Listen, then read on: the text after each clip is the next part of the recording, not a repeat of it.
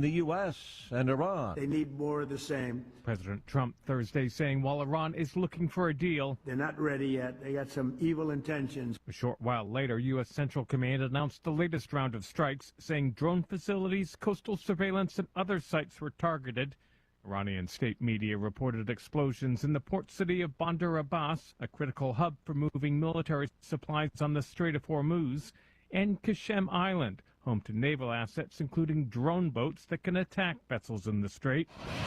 But Iranian state TV's also been airing footage it says shows missile launches at U.S. allies in the region. Correspondent Ben Thomas, at least 7 explosions have been heard near a military base hosting American forces in northern Iraq. No further details. Additional U.S. tariffs of 10 to 12.5% will be imposed on 60 countries accused of failing to enforce a ban on goods made with forced labor. Canadian Prime Minister Mark Carney says his country continues negotiating the tariffs issue with the U.S. We are united in direction and objective and purpose and seriousness about the response. We are going to support Canadian families, workers, businesses. Full stop. 2 men, one Jewish, the other of Asian descent, are hospitalized following separate knifings in New York City near Manhattan's Upper West Side, being investigated as a potential hate crime. The New York Post reports the assailant shouted Allahu Akbar prior to the attacks. Protests in Madison, Wisconsin following the fatal police shooting of a homeless man. Police say the man came at officers with a knife, injuring one of them before the shots were fired. On Wall Street this morning, the Dow futures are up 273 points. NASDAQ futures 64 points higher. More on these stories, townhall.com. Well, it's official. My friends have all switched to Pure Talk because I told them they could save a bunch of money on a super reliable high-speed network with unlimited data. And because they're my friends, they trust me. As for the rest of you, well, Pure Talk understands that even though you might like me, you're not just going to take my word for it, nor should you. For that reason, and for a very limited time, Pure Talk is offering any of their plans for just $15 a month for the first 3 months, including their top-tier unlimited plan that normally sells for $65 a month. Think of it like a test drive, a super simple way to save $150 while you kick the tires on Pure Talk's blazing fast network, and a fine way to see for yourself why I switched from big wireless, along with a few 100,000 of my closest friends. Dial pound 250, say Mike Rowe, and be connected to Pure Talk's friendly U.S. customer service team. Again, dial pound 250, say Mike Rowe, and let the savings begin. Democrats are hoping to exploit a growing rift within the GOP over the issue of AI data centers. The data centers are causing concern in rural areas and states due to their likely impact on land, water, and local life. It's an issue that resonates with states like Arizona and Ohio. In Texas, those data centers are rapidly expanding, while both Democrats and Republicans voice their opposition. Republican Governor Greg Abbott has promised to regulate the centers, but his critics say the actions lack urgency. It's still not clear which party would benefit the most from worries about the implications of fast-growing AI and the massive facilities needed to power its growth. Bob Agnew reporting. The Secret Service says a member of Vice President Vance's security detail being investigated over a suspected news leak. An agency official says the individual is facing an internal investigation as well as a potential criminal inquiry over allegations of the leak. News and analysis at townhall.com. Author Salman Rushdie back in court 4 years after being stabbed on stage. Salman Rushdie sat across a New York courtroom from his convicted attacker, Hadi Matar, at Matar's federal terrorism trial, telling jurors about the ambush that nearly killed him, blinding him in one eye, in the 2022 attack at a cultural center where Rushdie was scheduled to speak about threats to writers and artists. Matar is currently serving a 25-year state prison sentence for his attempted murder charge conviction. In the federal terrorism trial, prosecutors say Matar was acting on an Iranian leader's 1989 call for Rushdie's death because of Rushdie's novel, The Satanic Verses. I'm Lisa Dwyer. Rabbi Jeffrey Myers is retiring from the Tree of Life congregation in Pittsburgh. He led the community through the aftermath of the 2018 anti-Semitic attack that killed 11 worshipers. More on these stories, townhall.com. Everybody's talking about weight loss injections because the results are so dramatic. They work by lowering blood sugar and reducing appetite. So, what if you're looking to lose weight but not interested in painful weekly injections, especially when you hear about some of those intense side effects? That's why doctors created a weight loss supplement called Lean, and the results are remarkable. The ingredients studied in Lean have been shown to lower your blood sugar, burn fat by converting it into energy, and curb your appetite and cravings, so you're not as hungry. But listen, Lean is not for the casual dieter with only a few pounds to lose. The doctors at Brickhouse Nutrition created Lean for frustrated dieters with 10 or more pounds to lose. Get started with 20% off and free rush shipping so you can add Lean to your healthy diet and exercise plan. Go to takelean.com and enter the code Godzilla for your discount. That's discount code Godzilla at takelean.com. MyPillow's second annual mega sale is finally here. Get our patented premium MyPillows that adjust your exact individual needs to give you the best sleep of your life. When I got MyPillow, I'm asleep almost immediately. I stay asleep at night and I wake up more well-rested in the morning. I guarantee they're going to be the most comfortable pillows you'll ever own. King size only $24.98, queen size only $19.98. Giza Dream bed sheets, the best sheets in history, as low as $29.98. Luxpeer 6-piece towel sets, towels that actually dry you. What a concept. Now only $39.98. And our made in the USA mattresses and mattress toppers as low as $99.98. So go to mypillow.com or call the number on your screen. Use your promo code to take advantage of our second annual mega sale. Plus, free shipping options available when you order today. So don't delay, order now.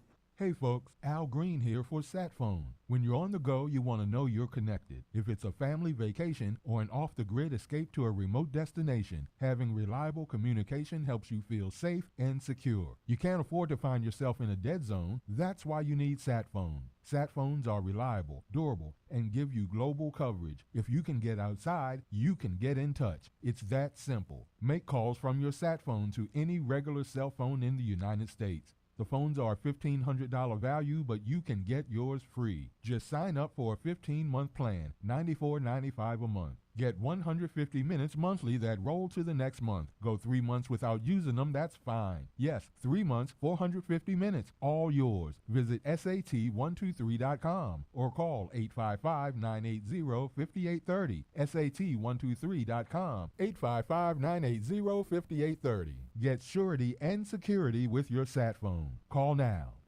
The Trump administration has brought positive changes when it comes to fixing our broken healthcare system. If we really want to make America healthy again, well, that starts at home. And that's where the Wellness Company comes in. You see and hear from the Wellness Company doctors all the time, and you know their products are the gold standard for keeping you and your family safe and healthy, giving you the opportunity to make sure you're prepared for whatever happens with their prescription medical kits. Additionally, the Wellness Company offers a variety of products, from parasite cleanses to methylene blue to weight loss and so much more. Make America healthy again starts at home. Do your part and protect the health of you and your family. Live a healthier, longer, and more satisfying life. Go to twc.health/Godzilla and order. That's twc.health/Godzilla. Use promo code Godzilla to save 10% today.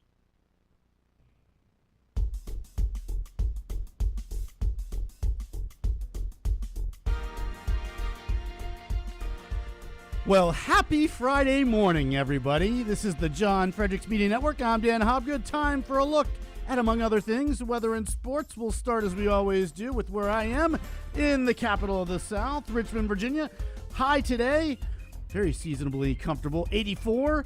A low tonight of 67. Right now, the temperature 66 degrees. Squirrels fall to Hartford last night 3-1 at Carmax Park on University of Richmond night. Don't I feel good as an alumnus? 7:05, first pitch tonight for the two teams. Moving on to the nation's capital. You're going to see a high today of 85, a low tonight of 64. Right now, the temperature in Washington, 63 degrees. The Diamondbacks are in town for the weekend to face the Nats. First pitch tonight at 6:45. In Atlanta, you're looking at a high today of 81 with possible storms, a low this evening of 74. Right now, the temperature is 78 with a touch of rain in Georgia. The Braves topped the Padres yesterday 6-5. They'll travel to Baltimore for interleague play this weekend. 7:05 first pitch for the Braves and O's. In Nashville, you're looking at a high today of 86 degrees, a low tonight of 69 with showers and storms, and right now the temperature in Middle Tennessee, 70 degrees. Philadelphia, looking at a high of 85 today, a low tonight of 65. Right now in the city of brotherly love, the temperature is also 65 degrees. The Phils welcome the Yankees to town this weekend. First pitch tonight at 6:45. Morgantown, shout out to all Yins.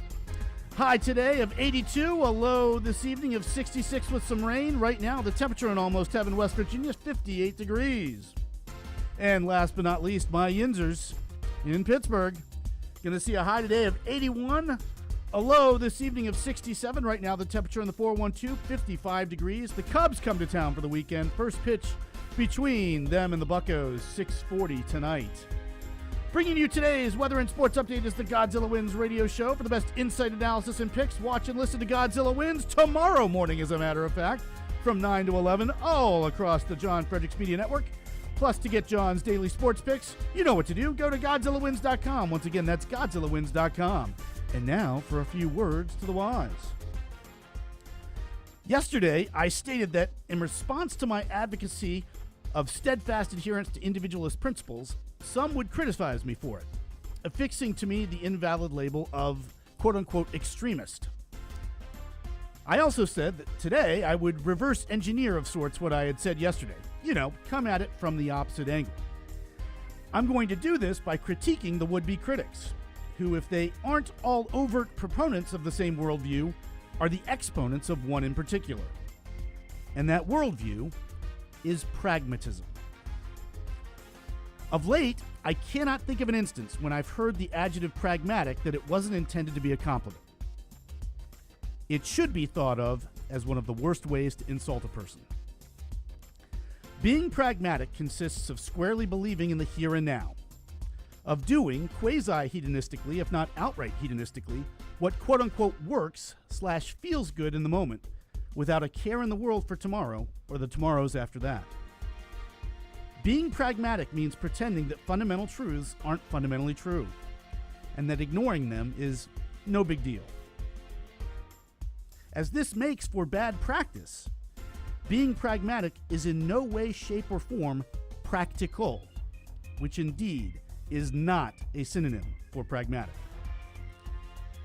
As noted yesterday, we're where we are today in American society because following initial quote-unquote harmless indiscretions were other, not quite so harmless ones, all of which together threaten to result in death by 1,000 cuts, with which each proverbial wound more injurious than the last. I'm not making the potentially fallacious case that pragmatism methodically leads to slippery slopes. Instead, I'm arguing that pragmatism automatically results in watery graves. You see, adhering to a valid principle is like standing on one line or one side of a line in the sand. Either we're abiding by the truth or to some degree not. And once we're not, once we're on the other side of that line in the sand, we're in arbitrary land, where pragmatically anything goes. This isn't a matter of chance, but rather causality. And the more that we indulge ourselves in arbitrary land disregarding truths, the harder that reversing the damage gets, to say the least. Akin to trying to put toothpaste back in the tube. Not altogether impossible, heck, it got there in the first place, but difficult and potentially pretty messy. Avoiding such a mess is the best plan for success. Alternatively, if this advice is too little too late, for example with America, we're looking, dental pun fully intended, to plan B. We'll pick up here next week. Might get more controversial, so hold on to your butts. But in the meantime, this has been Dan Hobgood for the John Fredericks Media Network.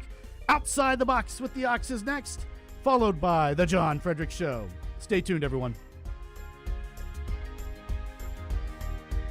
crazy as it sounds, kids are using AI to make sexual depictions of people. Like, hey Claude, make a picture of my English teacher naked, or something. A CNN story says 75% of teens have seen online pornography, but this new phenomenon freaks people out because no one has the ability to control it. No Hugh Hefner to first audition the image with a weekend at the mansion over oysters and drinks. The story says a fifth have even created AI-generated sexual content. Apparently, nudification apps are ubiquitous. While teens are making and looking at this stuff, most are also worried about being the victim of it. Aha! Hang on to that for a sec. The story admonishes parents to get ahead of this and not only have the talk with their kids, but have ongoing talks. A suggestion which could go south really quickly, right? You'll have a nice lady from the state knocking on your door one afternoon with a questionnaire for you and a squad car waiting in the driveway. But the story also emphasizes that, quote, AI-generated sexual content affects how they view what their body should look like. This is especially concerning considering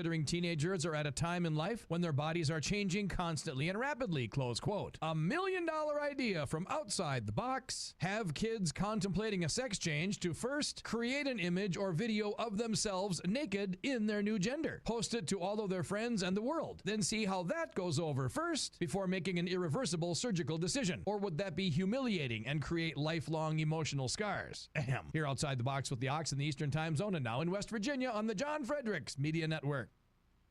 John Fredericks. It is the most egregious thing I've seen in a lifetime. President Trump. The whole thing is ridiculous. When politics start getting wild. They want to have every single thing that you don't want. Raise taxes, men and women's sports. They got to open up their border. Trump hits the speed dial. Thank you for calling in on such short notice. You came first, John. Wake up with the John Fredericks Show weekday morning, 6 Eastern, 5 Central on JFMN.TV, the massive J-Fred radio network, and all across the socials. You came first, John. Thank you very much, and you do a great job. Right now, download the new WV Sports Nation app from the Apple Store or Google Play and get the entire Mountaineer sports world in the palm of your hand. Right now, get notified when new stories drop about your favorite Mountaineers teams and athletes. Download the WV Sports Nation app right now. Get updates on next level Mountaineers like Weatherholt and Joe Mazzulla. All that and more right in your pocket right now. Download the new WV Sports Nation app from the Apple Store or Google Play. Download the app right now.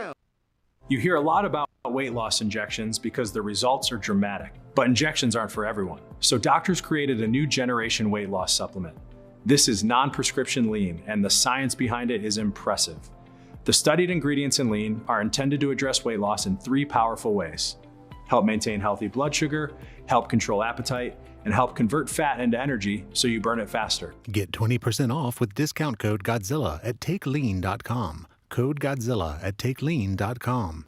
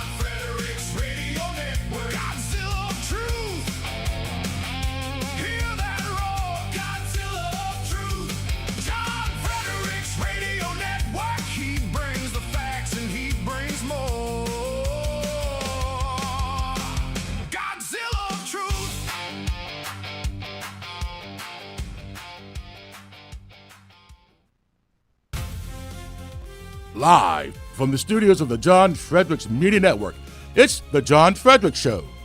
Grab yourself a cup of 1775 coffee, sit back, and get ready for the best 4 hours of talk in the universe. To be part of the show, just call our toll-free number, 888-480-5655. 888-848-46. And now, here's the Godzilla of truth, the Oracle of the Deplorables, the man who never has a failure to communicate, John Fredericks.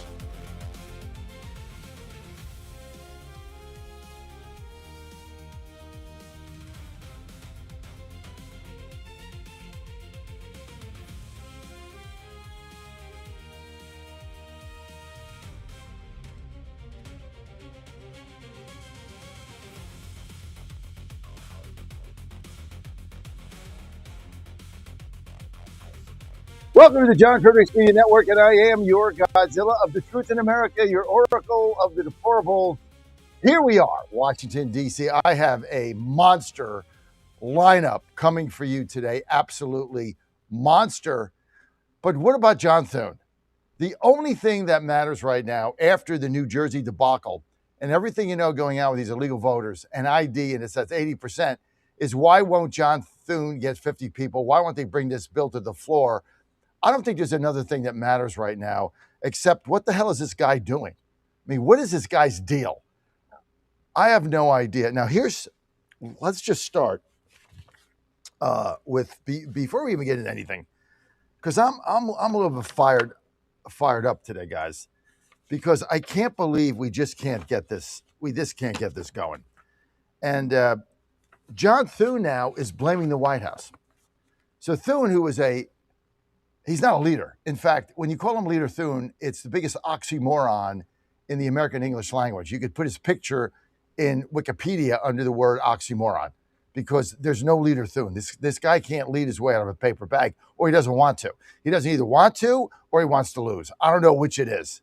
Probably a combination of the both. They're just riding out Trump. Been saying this for weeks, months now. They're riding out Trump. They just want him to go away, and then they can get back to Rove, Bush, McCain, Romney, George Bush, Jeb Bush, that Bush, who Bush. They just want to get back there. It's never going to happen. They're done. That party has been taken over by MAGA, and I'm focused on MAGA 2.0, grassroots level. Talk about that later. Now, let's get to cut one. Here's John Thune, the feckless weasel that he is, suggesting that, well, maybe the president has to get on the phone. Maybe this is the White House job, not mine. Even though you're the leader and you can't even get 50 of your 53 conference members to vote for something that 80% of the American people say they want, 90% are Republicans, 97% are Republicans. Go ahead. John Thune, feckless weasel that he is, roll it. A battle is brewing between the White House and Senate Majority Leader John Thune. The battleground? You just heard it, the Save America Act. The White House wants it passed now, as in yesterday, at least by the August recess. But in a 50-50 Senate, the bill is practically DOA. But that's not stopping the president from demanding a miracle before the August recess. Well, Leader Thune is firing right back. He tells the White House to stop complaining and start dialing. Maybe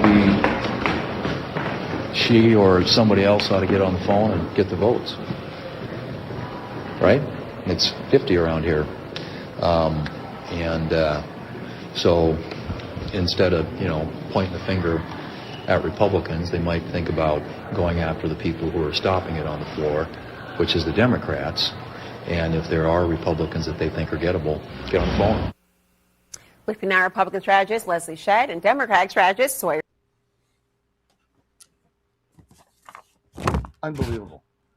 I just find this to be incredible that this guy can't do anything, and now he's blaming the White House. I guess maybe that would be Susie Wiles or somebody else, ought to get on the phone and get the votes right. Well, why don't you get the votes? Why do you keep telling us you don't have any votes? Why do you keep telling us you don't have 50 votes? Like, why are you here? What is the deal with this guy? I have absolutely no idea. Okay. The bottom line of this thing is we have got to get the SAVE Act passed. I don't know what you have to do. And if it takes the White House getting involved, if it takes the president getting each one of these wayward senators in his office in the Oval Office on a one-on-one. I don't know what it takes, but we are running out of time. Time is not on our side. We have to get this done by the August recess. That's what Carolyn Levitt said at the press conference yesterday. You have until the August recess to get this done. Once that's gone, we're cooked into 2026. You've seen the voter rolls. You know why these states won't now give these to the DOJ, because you don't know how many illegals are on there. You know, we had the New Jersey chairman on yesterday, Christine Hanlon. She said, we don't know if there's 6,600 or 66,000. Nobody will give us the voter rolls. So now we're depending on her lawyers. This is the governor of New Jersey, Mickey Sherrill, depending on her lawyers to do the investigation, whose job is to protect her. This makes no sense. And so I don't know who these senators are. You need 50. He said, I can't count to 50. Well, I tell you what, Thune, I got a news flash. You're not going to be able to count to 50 on primary day in 2028 either, when Kristi Noem kicks your ass 62-38 in a primary led by Lewandowski. When you get killed, you're not going to get to 50% there either. So if you want to get to 50%, you might start now trying to count. And stop the nonsense. This is nonsense. I can't do this. I can't do that. I don't have this. I don't have that. Go get it done. Or get out. Just get out. Okay, I got a better suggestion. Quit. Just give up your leadership post, because you're not a leader. Say, hey, look, I failed the president. See, I would have respect for him if he said, I failed the president. I failed the American people. I can't get 50 votes out of my conference. I'm going to give somebody else a shot here. Let's nominate Mike Lee for leader. Let's nominate Rick Scott for leader. Let's nominate somebody for leader. I would have more respect for the guy than to sit there and whine every day and then blame somebody else. Like now he's blaming the White House. It's not the White House's job. You know who the senators are. Set the meetings up. Call the president up and said, here are the 6 people I need in the meeting. Individually. Murkowski, Collins, the guy that's dying, Weekend at Bernie's, Tillis, Cassidy, whoever the no votes are. Rand Paul, who knows? Whoever they are, get them in the Oval Office, sit them down and say, here's the alternative. You're either going to vote for this, we'll never support you again, your career's over, even if it is now, you'll never get a job in D.C., you'll never get your $2 million lobbying job, and let me tell you the other thing. Do it for the country. Because if these communists win, there's no country. So do it for that. Instead, this tit for tat. I don't like tit for tat. I never did. It never works. That's why I don't like what's going on in Iran. They bomb, we bomb. They shoot an arrow, we bomb them. Just going to wipe them out. You know, this whole you do this, I'll do that. No, how about I'm going to do this. Good luck. And I'm not going to tell you, and I'm not going to certainly tell you on a Truth Social. I'm just going to take you out and then have a nice day. I don't like the way this is going. It's too mamby-pamby. It's too pussyfooting around. When you're losing your country to the communists, it's no time to pussyfoot. Put your big boy pants on. Thune, take off your crybaby diapers. Would you like some wine with that cheese? Would you like some cheese with that wine? It's basically all you do. And get out. I mean, if you can't do the job, get out of the job. No one's going to, no, we'd be better off. Say, look, I just can't do this. I can't get the votes. Maybe somebody else can. Give somebody else a shot. That's why you have relief pitchers. A starter can't get the job done. Is seam through the lineup 3 times, waiting for the, 1-2 curve ball over the outside corner. You got that twice. Now you're just waiting on it. I mean, they have no respect for this guy. He's a clown. Okay, he's a clown. And so they know it. Everybody knows it. And so what I'm looking for is action, action, action, action. I want to get something done. That's it. I want to get something done. And right now, we're not getting that. Let's go to cut 4. This is the absurdity of what we've going on. This is Andrew Colvin, who says, America is relying on the honor system for illegals not to check a box. I mean, this is what our This is what our voting system has come down to for the Democrats, hoping that illegals don't check the box. And even when they don't check the box, they get in the rolls anyway, and somebody admits them and then picks a party for them and sends them a ballot so they can vote for the Democrats. Why? Because the Democrats are going to give them money and let them stay here so they can vote for them. Of course they're going to do that. So of course they're going to vote for the big D. Who's ever got a D by his name? D for the illegals mean stay in the country, get welfare, get fraud, get money, get phone, get food stamps, get health care, get benefits. Hit that D button, I get all that. So we're relying on the honor system, and then we're relying on Democrats in charge of Board of Elections to kick the ballots out, which you saw in New Jersey. They did the opposite. They put them in, according to the software company. Roll it. How about the fact that New Jersey has like thousands of illegals on their rolls? Thousands. And, you think it's a coincidence that like the DHS came out and says we're going to punish any governor that is letting these rolls collect dust, and the next thing you know, she's like, all right, look what we just found here. Yeah, it was a coincidence, absolutely. We have political power right now, and I am begging Republicans in D.C., use it. What I see is 6,600 reasons more, as if we needed more, to pass the Save America Act. What most Americans don't understand is that 19 blue states have what's called motor voter laws, and they give them to illegals and non-citizens, driver's license. So when they go to the DMV, we are relying on the honor system for them not to check a certain box. That's all the Western civilization is hinging upon, Jesse. It's absurd. There needs to be laws passed that mandate you show an ID and you prove your citizenship, or these blue states are going to run roughshod over their democracy. And really, it's a constitutional republic. It's a joke. It's a laughingstock to them, and we have to make sure that it remains what it's always been, what our founding fathers intended it to be, Jesse. Well, they say in New Jersey they're supposed to check it, and I guess they just never checked. I mean, do you think they actually check? I have a feeling the strategy is don't check at all. No, Jesse, you're absolutely right. There is no consequences for this stuff. Their assumption is that if enough of them do it, they can't prosecute them all. We have sitting senators say we don't want the Save America Act passed because it'll make it harder for Democrats to win. The Washington Post did a whole deep dive into this, and it would be true.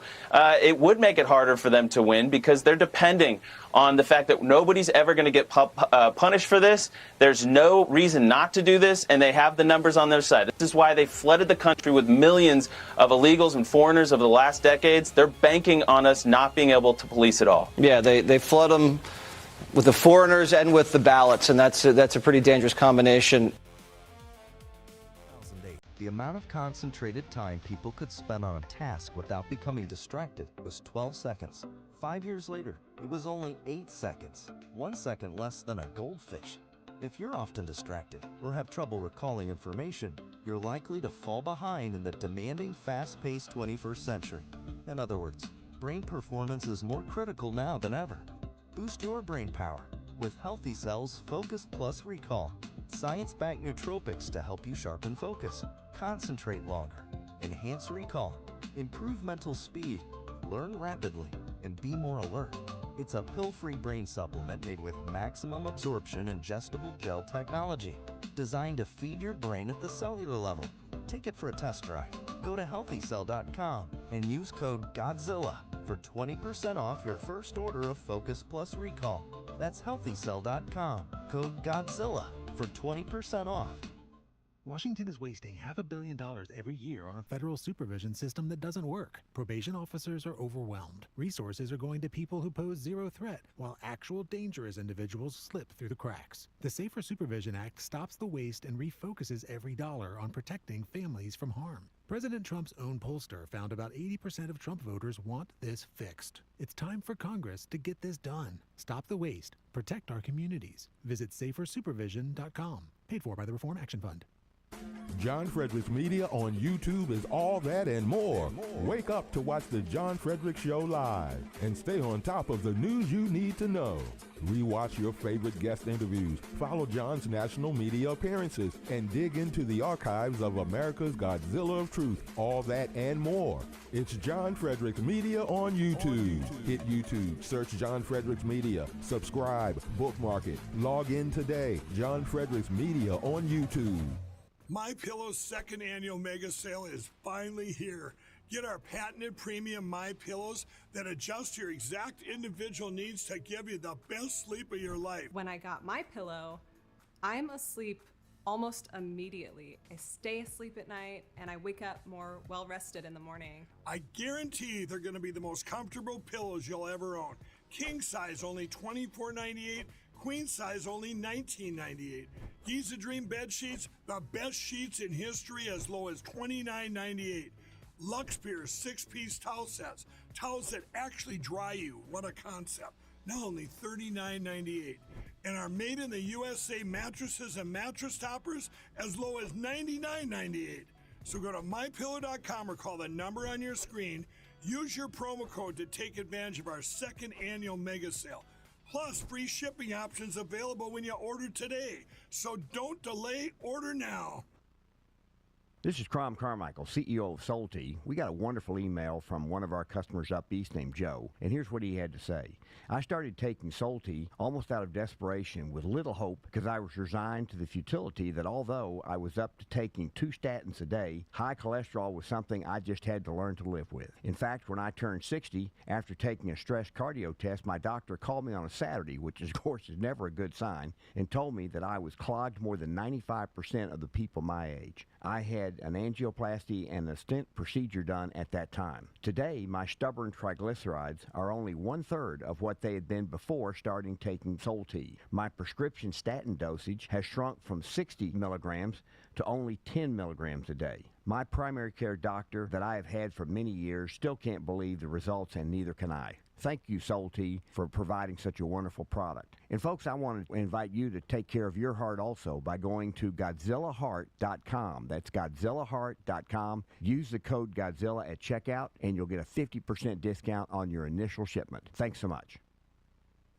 Back here live at the Waterfront Village with my friend, the zombie, Jonathan. You're looking good. Jonathan just got an awesome face paint job. What do you think? I like turtles. All right, you're great zombie. And don't touch that dial.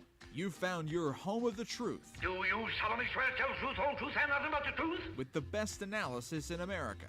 You can't handle the truth. And now back to the John Fredericks Show. All right, great to have you back. I'm John Fredericks, and I am your Godzilla of the truth in America, your oracle of the deplorables. Phone lines open, 888-480-JOHN, 888-480-5646. Great to have you with us today, as always. And we got great, awesome lineup today. We got so many people on. Let me just go through it very quickly. Colonel William Bernard Dunn is going to be with us at 7. Rich Butkus, New Jersey, 7:35. Rob Crilly and reporter McCabe coming to us live. Rob will be here. McCabe at the White House. They'll be live at 8. Majority Whip Tom Emmer, 8:30. The Virginia Gang, 9. And in the Virginia Gang, we've got a former senator, former governor, George Allen. Dave Williams is going to be with us, running for U.S. Senate. U.S. Comptroller Jonathan Gould will be here live in studio. And then an extra half hour till 10:30, we're going to have Admiral Brian Christine with us in the Department of Defense. So we've got a great lineup here. A lot of people coming live. We're looking forward to it. And again, you want to call in 888-480-JOHN, 888-480-5646. Okay, let's get to the phone lines where we've got Dave in Arizona. Dave, line 1, you're live. Appreciate the righteous indignation this morning, Godzilla. Yep. Love it. Thank you. So I think we need to fully remove the scales from our eyes, if you will, and not be naive. I'm not saying you are, but there are some people out there on our side of the football that are. This is not a bug in the system. This is a feature of the system. We have leaderless John Thune in the Senate. who is not thwarting the will of President Donald J. Trump. He's thwarting the will of we the people.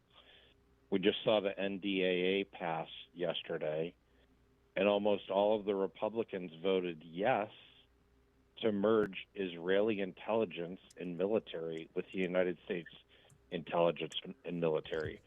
So we'll effectively not be a sovereign nation. Now BB-Net and Satan is going to get plans for the B-2 bomber? Come on. Totally unserious. Let's go to the next branch of government. Let's go to the Supreme Court, right? The judicial branch. Now birthright citizenship is actually approved. Oh, hey, by the way, you can cast and count a vote for 5 days after election day. That no longer means anything. Now let's go to the third branch of government, the executive branch. Where is J.D. Vance, member of the executive branch, not doing his duty as president of the Senate? I pulled up a month ago a list of the 36 at that point, 36 different Republican senators that gavelled in the Senate to prevent President Trump from having any recess appointments in his second term. And as you know, he never had a recess appointment in the first term. It's not that they don't trust President Trump. They know that he will do the will of the people. We are in the midst of a complete insurrection, full-fledged tyranny by the people that, quote-unquote, serve us. They've forgotten this dynamic. This is a very dangerous time. So I pray for our nation because I anticipate that very, very soon this is not going to end well for the people that laud their power over we the people. Thanks for letting me rant, sir. Well, listen, that's why we're here so that our listeners can rant, get something off their chest at 6 a.m. I mean, I get it. You're up all night. You're worried about this stuff. You care about the country. You never have to apologize on the show for your own rant. Okay, that's why we're here. This is a community, and so we do want to hear from you. And I get your frustration. The frustration right now is centered in the U.S. Senate because this has got to get passed or they're going to continue to cheat. I mean, we had a president that basically a week ago, yesterday, got on national TV, outlined all the voter fraud going on, outlined all the problems in the system, didn't rehash 2020, just told you what was going on right now and said, if you don't have a safe electoral system that people trust, you don't have a country. And 3 days later, we find out that there's all this fraud in New Jersey. And we don't even know where it is. We said 35,000. They said 7,000. Who knows? Maybe it's 70,000. No one knows. Then they lie about the software company who then says, well, look, we just gave it to them. And then somebody had to fill out what party affiliation they wanted. Like they didn't even do that because they didn't even understand it. But somebody had to do it to get it passed on the voter rolls. So this is a conscious effort to get illegals to vote, which is how the Democrats are going to win, which is why they let the 20, 30 million illegals in the first place, Dave. So, I mean, this shouldn't be a shocker to anybody. I mean, they let them in so they could impact the census and they could vote. That's why they let them in. That's why they gave them everything, so they'd vote for them. Because Americans, citizens, don't like the Democrats and they don't want communism, so they're not going to vote for them. So they just imported new voters, which is what Obama's vision was. And now you're seeing it laid out in front of you, and still we got people coming on TV saying, well, it's voter suppression. Yes, it is voter suppression. You know what, Dave, they're right. I've come to their conclusion. The SAVE Act is voter suppression. It's suppressing the act of non-citizens voting. That's what it is.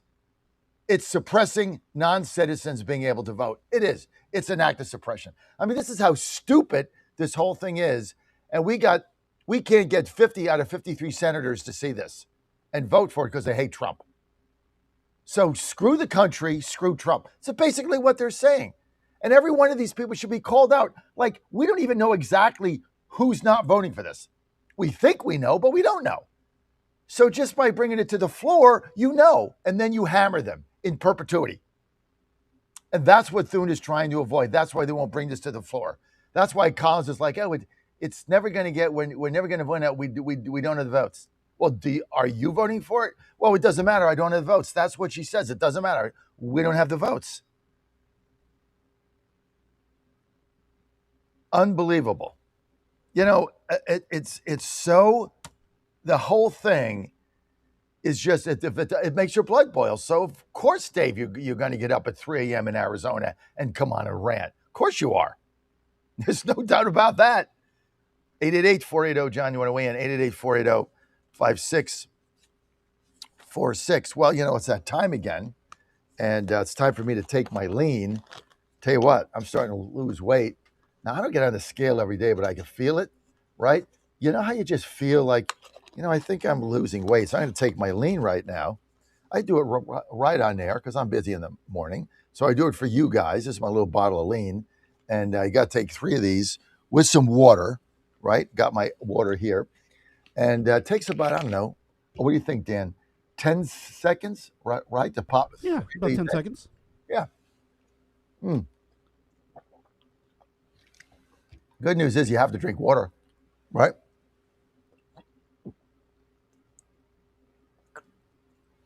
Can never get enough water. No.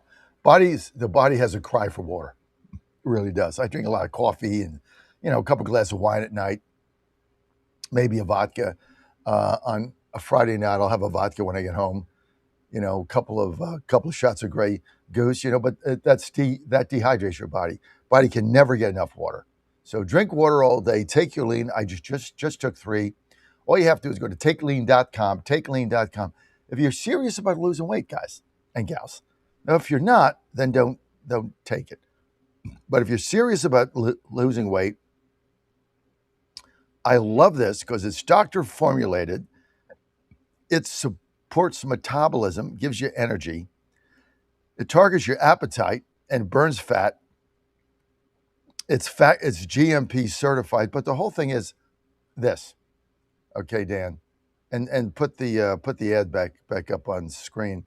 The great thing about this lean is that it's not an injection. I don't take injections. All right, they're synthetic. I don't like them. Your blood sugar spikes, and then when you get off it, guess what's going to happen? You're going to put the weight back on. So what are you going to do? Inject yourself until you're dead? No. Thing about lean is it's sustainable because it curbs your appetite by the day. You're able to sustain it. It's sustainable. And that's what I think is critical. So all you have to do is go to takelean.com, takelean.com. Promo code Godzilla is going to get you 20% off. You can scan it there on the screen if you want. Promo code Godzilla, 20% off. I got a lot of people taking it now. Take this journey with me because I'm 245. Now I'm 243, so I'm 2 pounds down. I'm determined to get to 225, which is, 18 pounds. And I think I'm going to be able to do that. I get to 225, game over. I mean, I'm just in great shape. I mean, from 285 in June of 25, right? Or 24, something like that. June of 24, right? I was something like that. I forget when I started PhD weight loss, but I was 285. I started in Cape Cod. So I just don't remember. I get mixed up. Last year was, what was last year? 25. So it would have been 24. So, 24 to 26, 2 years. So by the time I get to December, I'll be down to 225. That's 60 pounds. That's a life changer for your body and for your health. So check out lean. I think you're going to have success with it. Go to takelean.com, promo code Godzilla, 20% off. Larry, our announcer in Rich Vegas, line 1. Larry, you're live. Good morning, John. Good talking to you again, my friend. I first of all, I just want to say I agree with everything you said about the war and what's going on. But I want to just give you a shout out. I saw the numbers for June, and they're fantastic. You got a great staff. You have everybody that you need right now. And the only way this program, network, your show, and the show you have on here can go up. Your voice is becoming stronger and stronger every day. Just keep up the good work that you're doing right now. Thank you, Larry. And, look, thank you, Dan, for putting this up. Our monthly reach in June set a record 21.6 million, almost 22 million listeners, which is, I guess 6% of the entire nation. We heard us from some point during the month. That's a huge number. Now, is that sustainable every single month? No, right? Things go up and down. But as Ann said, it shows you what the potential is. Because if you can get to 22 million once, you can get there twice, right? So you kind of get through the ceiling. So, we're going to continue to do what we're doing. We got a lot of changes coming to our network. We've built this thing from the ground up. There's a lot of reasons why this thing has been successful. Our TV channel continues to grow. And I think we're on top of a lot of different things. But, here's one thing. We've proved two things. Truth is back. Truth is back. You can now sell the truth. For a while there, you couldn't sell it. Nobody was buying it. They want clickbait. They want sensationalism. They want splash. They want conspiracy. They want to hear what they want to hear. And if the truth didn't mesh with that, they tune you out. That's what was going on for a while. We've now proved truth is back. Clarity is back. And it's now selling. Selling, I mean, people tune it in. And 2 years ago, that was not the case. The other thing we've proved is the sports audience and the conservative America First audience is one and the same. And that was our theory 8 years ago when we started carrying the Steelers, or I think of the Ravens. And then the Ratbirds kicked us out because of Trump. So we went to the Steelers. That was our original vision 9 years ago. And now we've expanded that. And a lot of people mocked that. They said it was never going to work. People, they did one or the other. And I'm like, no, it's the same. So, that's kind of where we're at. So thank you. Thank you for that. Thank you for that. Anything else you got, Larry? Yes, John. I was talking about the sports as well because, you hit the nail on the head about sports and politics are the same people. We just want politics while we're watching sports. Exactly. Also, I have some good news. I have some great news. I had a CT scan done this past Monday, and as of right now, I'm still free and clear of cancer, and everything looks good. Great, Larry. Great. Happy for you and happy that you're feeling better, and love that you're our announcer. So good job. Good job, Larry. Thank you, John. I appreciate that. I did because, number one, you supported me so much through my cancer treatments, and when I got to meet you, you and your wife, I just felt like family. The people I sat with at the Republican dinner, they just make me feel like family as well. And the last thing I want to say is the reason why you're being so successful, John, also is if you go out and talk to the people. You get on your bus on your own dime or dime from our sponsors, and you get to the people, and that's what it takes. You've got to get to where the people are and give them the truth like you do every day. And you have a great day. Thank you. Thank you so much. Good to hear from you, and keep up the good work, Larry. Thank you so much. Let's see. My morning producer, Dan, wants to know why I call the Ravens the Ratbirds. I call them the Ratbirds because that's what they are. They're Ratbirds. Don't like them. Beat the Titans. We beat the Titans in the getting to the Super Bowl many years back. Didn't like that. But when we first started in athletics, the first team we carried was the Ravens in Virginia, and we carried them for 2 seasons, and then they wouldn't renew my contract because I found out later. I didn't know why, and then finally they called one of the people that I was friends with in the organization, felt really bad for the way I was treated, and so just called me up and said, I'm off the record, I'll deny it, but here's what happened. President of the Ravens doesn't want to be on your network because you're pro-Trump, and he doesn't think that's a good place for the branding of our team. So I said, okay. And then Saxman, I was like really upset because it was the end of August. I didn't have anybody to carry. Ravens wouldn't give me a new contract. So I was grousing to Saxman, and he said, call the Steelers. Just call them. Yeah. That's what it was. All Saxman said. Let's call go. the Steelers. He said, "They're Steelers Nation. Ratbirds, screw them.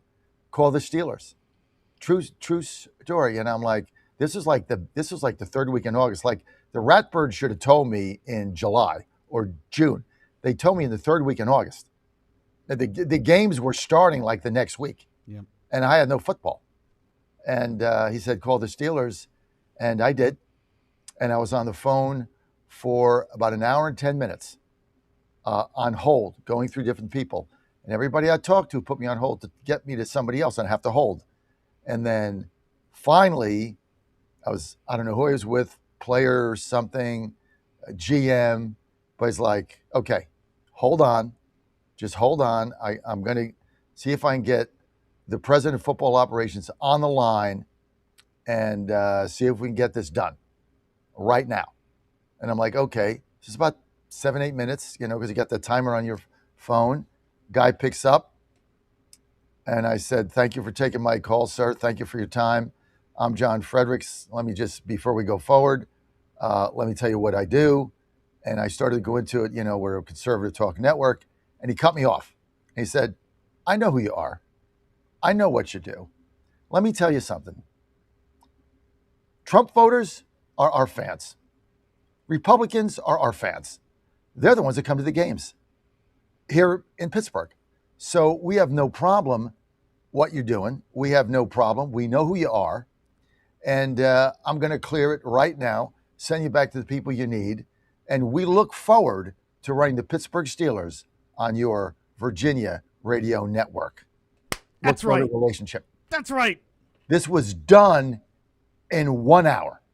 And then they got the other guy back on the phone, and then he sent me to Amy, to iHeart. Amy did all the agreements. I talked to the other guy, can't think of his name. We sent him to Ann. I started calling at 1 o'clock in the afternoon. This thing was done by 4 p.m. And they have picked me up wherever I go. That's a relationship. Fantastic. And that guy said, I know who you are. Doesn't matter to us. Wasn't Kevin Colbert, was it? It was Kevin Colbert, Mr. Colbert. Yep. Yeah, you talked to the GM. Yep, I told the He's GM. retired now, but yeah, Kevin Yep, Colbert's right on the phone. He was the first guy. Then he got me to the president of football, whoever that was, president of football operations. So it was his boss. This is how high this thing went. But the Steelers jumped on it. They're like, they said, Trump voters, Republicans, they're our fans. We don't have any problem with what you do. We know who you are. We checked you out. It's all good. Welcome. I love it. I love it. I wish you could see how wide the smile is on my face right now. Yeah, I mean, I'm so proud of my team right now. Ask Saxman. Saxman's the one that told me to do it. We should talk about it a little bit on Godzilla tomorrow. Well, normally this thing takes like weeks to do.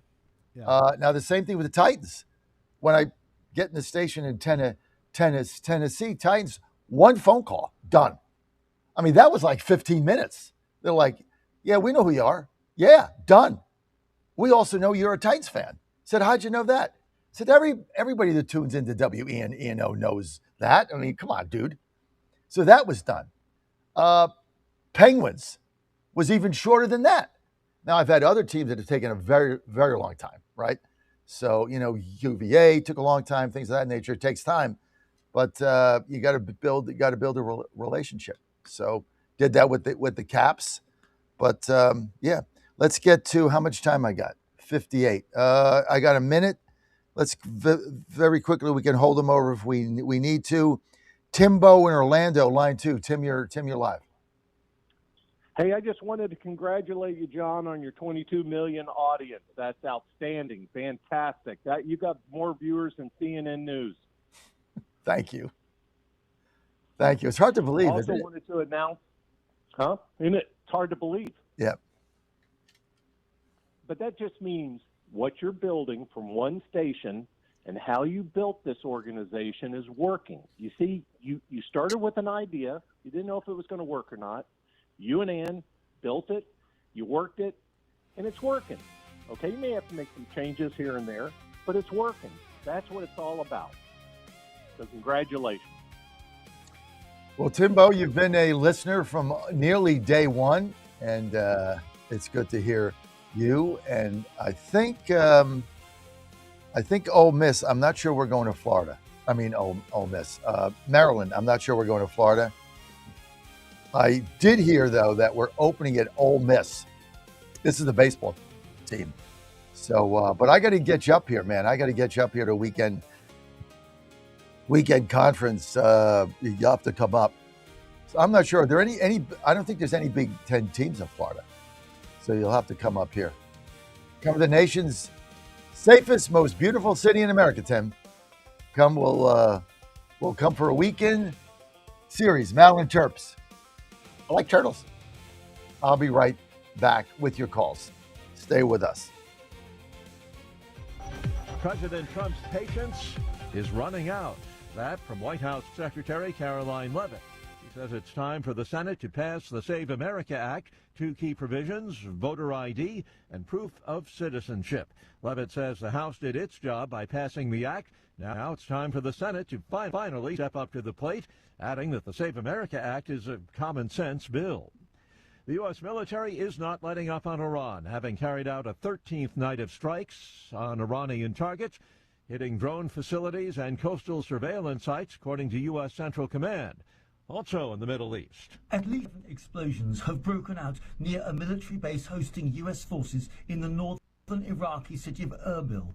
The city's in the country's semi-autonomous Kurdish region. The explosions began at around 9:30 a.m. local time on Friday, according to an Associated Press journalist in the area who heard the blasts. The journalist observed at least 4 plumes of black smoke rising into the sky from areas near or inside the base. There's been no immediate information on casualties or the cause of the explosions, and Iraqi and U.S. officials haven't immediately commented. I'm Charles Dillethesma. Ukrainian President Zelensky says he has met in Kiev with representatives of Raytheon to discuss the joint production of Patriot air defense systems. The meeting follows a recent pledge by President Trump to allow Ukraine to produce this American system itself.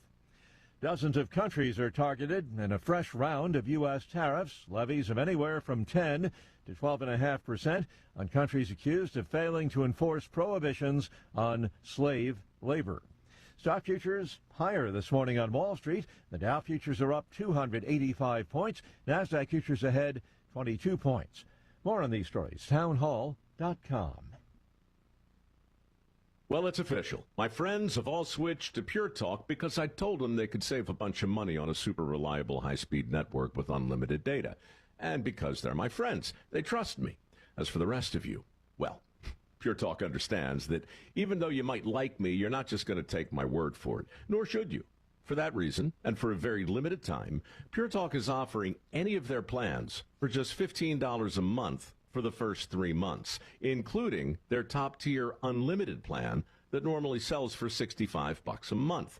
Think of it like a test drive, a super simple way to save $150 while you kick the tires on Pure Talk's blazing fast network, and a fine way to see for yourself why I switched from big wireless, along with a few 100,000 of my closest friends. Dial pound 250, say Mike Rowe, and be connected to Pure Talk's friendly U.S. customer service team. Again, dial pound 250, say Mike Rowe, and let the savings begin.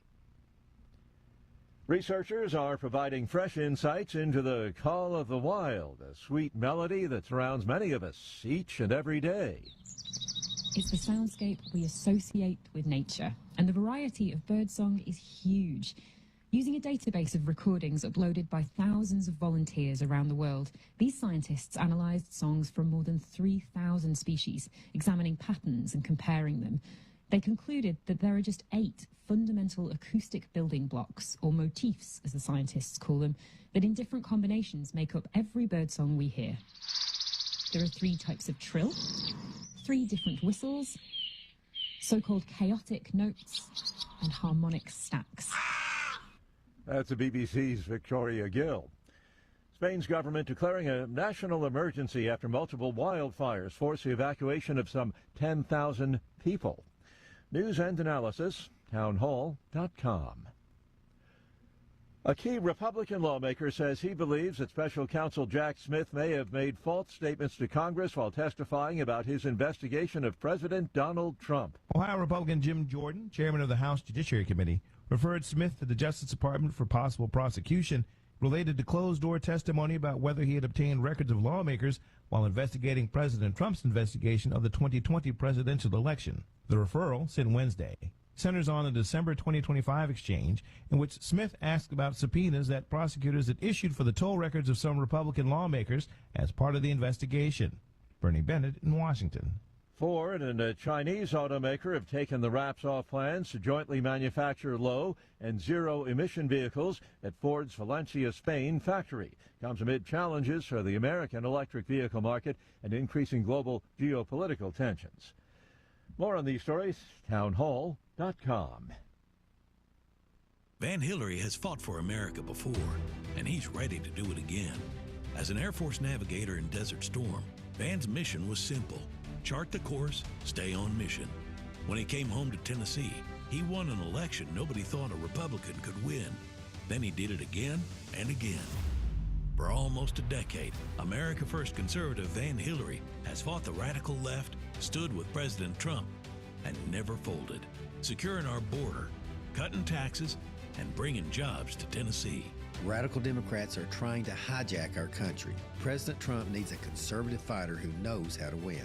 I'll keep fighting to help President Trump finish what he started, keeping our border secure, growing our economy, and destroying the woke agenda. I'm Van Hillary, and I approve this message because I'm standing with President Trump to get America back on mission. America First conservative Van Hillary. He's never folded, and he never will. Paid for by Van for Tennessee. What happens in Virginia doesn't stay in Virginia. It influences policy and policymakers nationwide. The VirginiaStar.com shines a light on the issues in VA that become issues for the USA, with insightful commentary that gets to the fact of the matter. The VirginiaStar.com is your source of wisdom and truth, locally, statewide, and nationally. Log on today and every day. The VirginiaStar.com. The VirginiaStar.com. And they're off. This summer, the Thunder returns to Colonial Downs Racetrack. Live thoroughbred racing June 25th through September 7th. Feel the excitement. Hear the roar of the crowd. Experience Virginia's premier horse racing destination every Thursday through Sunday all summer long. Bring the whole family for Family Fun Sundays, packed with activities for all ages. Parking, free. General admission, free. Memories, priceless. Make Colonial Downs Racetrack your new summer fun time tradition. Get tickets and race day info now at colonialdowns.com. Washington is wasting $500 million every year on a federal supervision system that doesn't work. Probation officers are overwhelmed. Resources are going to people who pose zero threat, while actual dangerous individuals slip through the cracks. The Safer Supervision Act stops the waste and refocuses every dollar on protecting families from harm. President Trump's own pollster found about 80% of Trump voters want this fixed. It's time for Congress to get this done. Stop the waste. Protect our communities. Visit safersupervision.com. Paid for by the Reform Action Fund. When you're learning something new, experience matters. At Lifestyles Unlimited, we've spent over 30 years teaching people how real estate investing works and how to build income with a clear, step-by-step strategy. Our program is designed to help you learn what to do, why it works, and how to take action at your own pace. Join today for just $297, a 60% savings off the regular price. Text radio to 88007. That's RADIO to 88007. Presented by Lifestyles Unlimited. Ponder this. How many times have you heard that freedom means doing whatever you want as long as we don't hurt anyone else? On its face, this sounds pretty reasonable. But when you think about it, everything you do has an impact on someone or something. Let's say we overindulge in drinking. The immediate impact may be that we cannot get to work on time the next morning or even at all. Let's say we eat whatever we want, whenever we want. When health problems ensue later in life, your family, your friends, and your community may be impacted. For every action, there is a reaction, and this is Newton's law of physics. But it applies to our spiritual life as well. Being truly free means doing God's will in every decision that we make. This means we must know God's will by following His commandments and talking with Him in our daily life. Pray, trust, and persevere in following God's will for you every day. I'm Susie Kelly, and I am passionately Catholic. Live from the studios of the John Fredericks Media Network, it's The John Fredericks Show. Grab yourself a cup of 1775 coffee, sit back, and get ready for the best 4 hours of talk in the universe. To be part of the show, just call our toll-free number, 888-480-56 888-486-4646. And now, here's the Godzilla of truth, the Oracle of the Deplorables, the man who loves the smell of napalm in the morning, John Fredericks. Well, you got him. I'm John Fredericks, your Godzilla of the truth in America, your Oracle of the Deplorables. Don't forget, we're on YouTube, we're on Rumble, we're on X, we're on Facebook, we're on Instagram, we're on Truth Social. We got it all. We also have our own TV network. That app is coming, but right now, if you got smart TV, Roku, Apple TV, that's right, you've got that, right? Or Fire Stick, just go to the App Store, download our app, John Fredericks Show. Boom, do it right now. You're on TV. In a couple of weeks, we're going to have our TV app coming out, and we're going to also be picking up Google TV, so we continue to expand, and it's a lot of fun.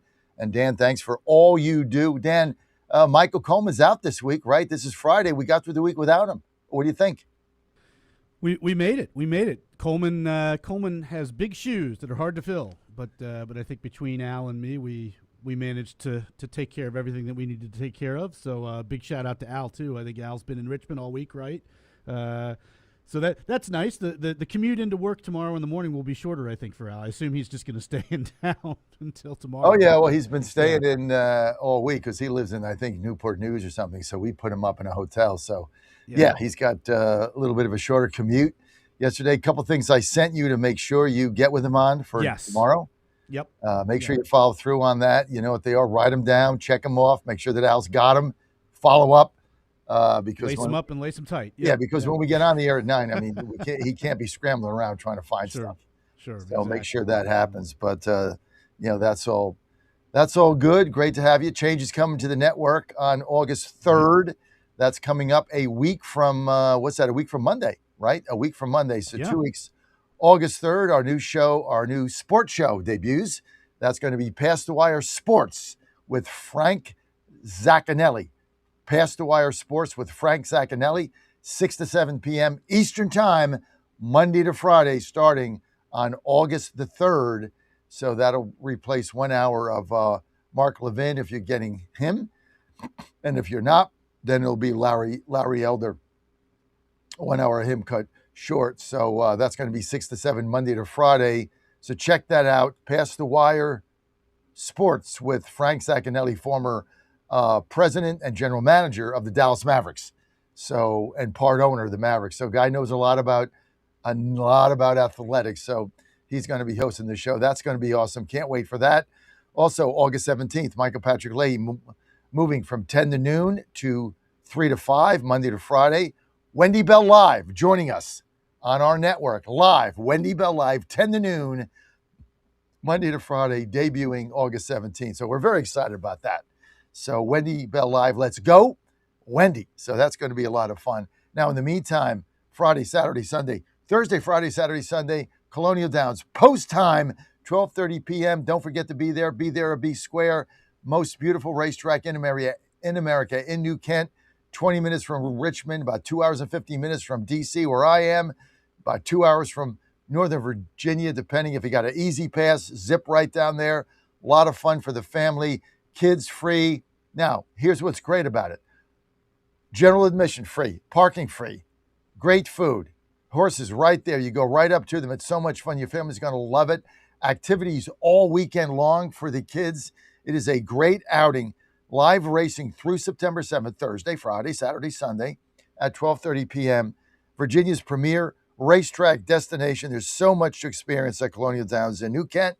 And, of course, our good buddy Dan was there on our big event on Saturday. So that was fun. And we'll let you know when our horse races there. Baytown Parfait should be in around, I think we're looking at a race for him, Dan, somewhere about the middle of August, about August 15th, somewhere August 15th to 20th. So we'll let you know when he's in. Certainly Ann and I will be there. From there, I think we're shipping him to Tampa, I think is the next step for him. So he'll be going there because the meet ends on the 7th of September. 888-480-JOHN, 888-480-JOHN. You want to weigh in? Let's get to a few callers. Let's get to, let's see, line 3, Kevin in Virginia. Kevin, you're live. Good morning, John. Hi. I I live in the 5th Congressional District in Virginia. I'm going to vote for John McGuire. I'm hearing with my political buddies in this area of a big split. I hear Melanie and I hear John and I hear some anti-John stuff. What are your thoughts? Oh, I'm a McGuire guy from day one. I mean, I love John McGuire. I think he's one of the most effective congressmen in there. He gets stuff done. He's championed the Keep DC Safe and Clean Act bill to codify the president's changes in DC. So I'm all for that. John has also had some other bills that are very effective. He's my guy on AM radio in every car. I think he's a great Trump supporter, great conservative. You can always count on him. Always there when your back's against the wall. McGuire's there 100% of the time. So I am an unequivocal, enthusiastic, 100% unabashed supporter of John McGuire. Votes are going to come out of this house for John, because I just don't get the anti-John talk that with his 100% MAGA voting record. 100%. Well, it stems from the Bob Good race. People are still butthurt over that. They're butthurt, let's just be honest. And so they're upset that he beat Bob Good, and I endorsed him. And so, as a result of that, Bob Good, he'll never talk to me again. Andy Biggs won't talk to me at the Freedom Caucus and others. So, some of them got over it, Andy Yogels, etc.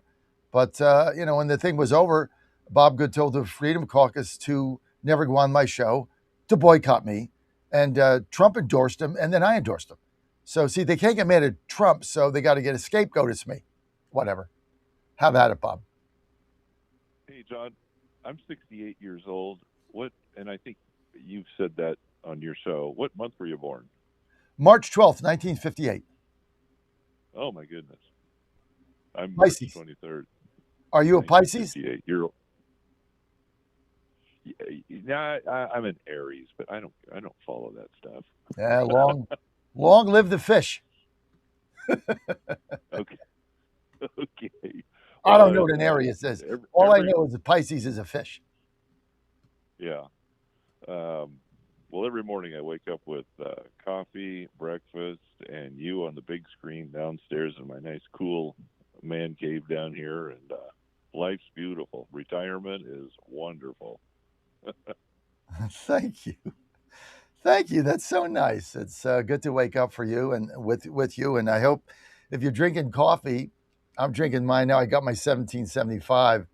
I'm into quality of life. That's what I keep telling Ann. She's like, when are you going to retire? I'm like, well, we just got 22 million listeners, so not tomorrow. But I tell you what, in the meantime, if you're going to work at 68, then you got to have a quality of life. And I have it with my 1775 coffee, best coffee ever made, freshly roasted every day from Bolivia.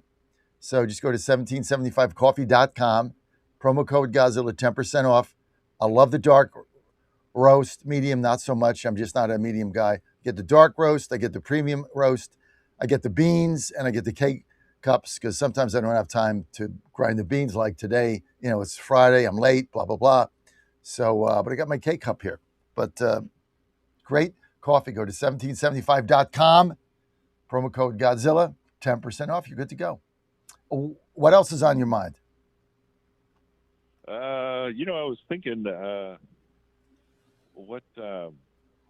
let's go to the Senate, because I met that, she was doing a show, and Carringer for U.S. Senate. In Virginia, I'm just not following it, because it doesn't matter. Okay. So when I look at the Virginia Senate, and I think I got Dave Williams on today. He's on today, isn't he, Dan? U.S. Senate candidate, Virginia, Dave Williams. I think he's on with the Virginia gang. Nice enough guy. Yes. Yeah, I think he is at 9:05, according to what I'm seeing. Okay, here. so what I look at in Virginia is this, okay? The U.S. Senate candidate cannot win. 0 chance. 0 times 0 is 0. So you have no chance of beating Warner. So what I'm looking at is I've got two House races that are in play. Whitman in the first, this is Virginia, and Kiggins in the second. So what I'm looking for in Virginia is what candidate can get enough votes in order to help Whitman and Kiggins, because they can't win. So like ideology doesn't matter to me. None of that matters because they're not going to be there anyway. So it's who can get the highest vote count that might help carry over to Whitman in the first or Kiggins in the second. And probably the general, Bert Mazerzewski, however I say his name, probably he's the best bet. Maybe not be as conservative as some of the others are, but it doesn't matter to me because I'm looking for, can Bert get more votes to help to carry over to Whitman or Kiggins? That's my calculus there. So if I was there, I'd vote for Bert, not because he's he's the best candidate or the best MAGA, but if Kiggins wins that second district and Whitman holds on to his first district seat, we're going to keep the House. If you want to look at three seats that are going to tell you what happens, Kiggins in the second in Virginia, Whitman, who I think is going to win in the first in Virginia, and Scott Perry in Pennsylvania. These are all tied. These are all swing. If we win those three seats, if Perry wins, that means Fitzpatrick will win in Pennsylvania, and the other guy, the guy that is in middle of Pennsylvania, I always forget his name. Dan, look it up. The guy that Trump does the rallies there. So they have a minor league hockey team. I think it's the Penguins minor league hockey team. So look up Wilkes-Barre? that. Yes, Wilkes-Barre. All you had to say was Penguins minor league hockey Right. team. Look, what's the name of the Republican congressman there? Look I it will, up. yeah. I'll look. By the way, Bert Mizusawa. Bert Mizusawa. I'd vote for him because I think he'll get more votes than the other guys or gals. And he's probably isn't as conservative. He's probably not as MAGA. I don't care because I got to get Kiggins. I got to get Whitman, Pennsylvania, you get Scott Perry. Those three win, we're going to keep the House. If all three go down and it's 10 o'clock, 9:30, and they've all gone down, we're in for a long, horrific night. John, is it Rob Bresnahan? Yes, Bresnahan. Thank you, Dan. So Bresnahan, Fitzpatrick, Perry in Pennsylvania, Whitman, Kiggins in Virginia. These are states I cover, so I'm very familiar with it. And these are swing of swings. We hold those by a nose. We're gonna hold the House. If we win two of them, it's going to be touch and go. If we get swept, it's going to be a horror story. And give me a wild guess on what you think the percentage of eligible voters will vote in Virginia in the primary, which is coming up real quick. In the primary, in the fifth, 10%. The primary as a whole, I know. I mean, the only primary now is for Republicans, right? There's no Democrats being primaried. I don't think. So I don't know why the Democrats would show up. There's nobody on the ballot, to my knowledge. There might be some local races, but 15% max, 20%. Yeah, it'll be small. I mean, our biggest problem is getting the vote out in November, getting the Republican vote out, getting the Southwest Virginia vote out. We got them out. We got them out for the referendum, which was shocking. That's why we almost won that, and we got a big early vote. But when you got a guy leading the top of the ticket running for U.S. Senate that's going to get 38% or 42%, it's not a competitive race. So the Congress election people have to do that on their own because there's nobody's going to lead them on the ticket. Bert probably gets, look, if Bert gets 45%, that's probably enough to maybe get Kiggins over the top, maybe to get Whitman if he gets 47%. But he has no money, and Warner's got $1 bajillion, so the thing's going to be a blowout. Yeah. Good news is how few people vote. They don't vote because nobody, it's in the middle of the summer. I mean, the whole thing was stupid. So, all right. Hope I answered your questions, and thanks for tuning me in, Kevin, in his man cave in Forest, Virginia. I love that. Godzilla in the man cave. Boy, there's something good about that. Good thing I'm taking my testosterone so I can measure up to Kevin. Let's get to Rob Areno in New York, home of Zohran Mandabi. He's going to be arresting Netanyahu. He's going to arrest everybody, including Rob. Rob, you're live. Good morning, John. Happy weekend. Congratulations on the $22 billion. But speaking of Mandami, and I'll get to him in a second, I want to thank you for another thing here. Do not let your foot off the gas when it comes to Thune. You got a large audience. Every one of your listeners needs to be reminded of this.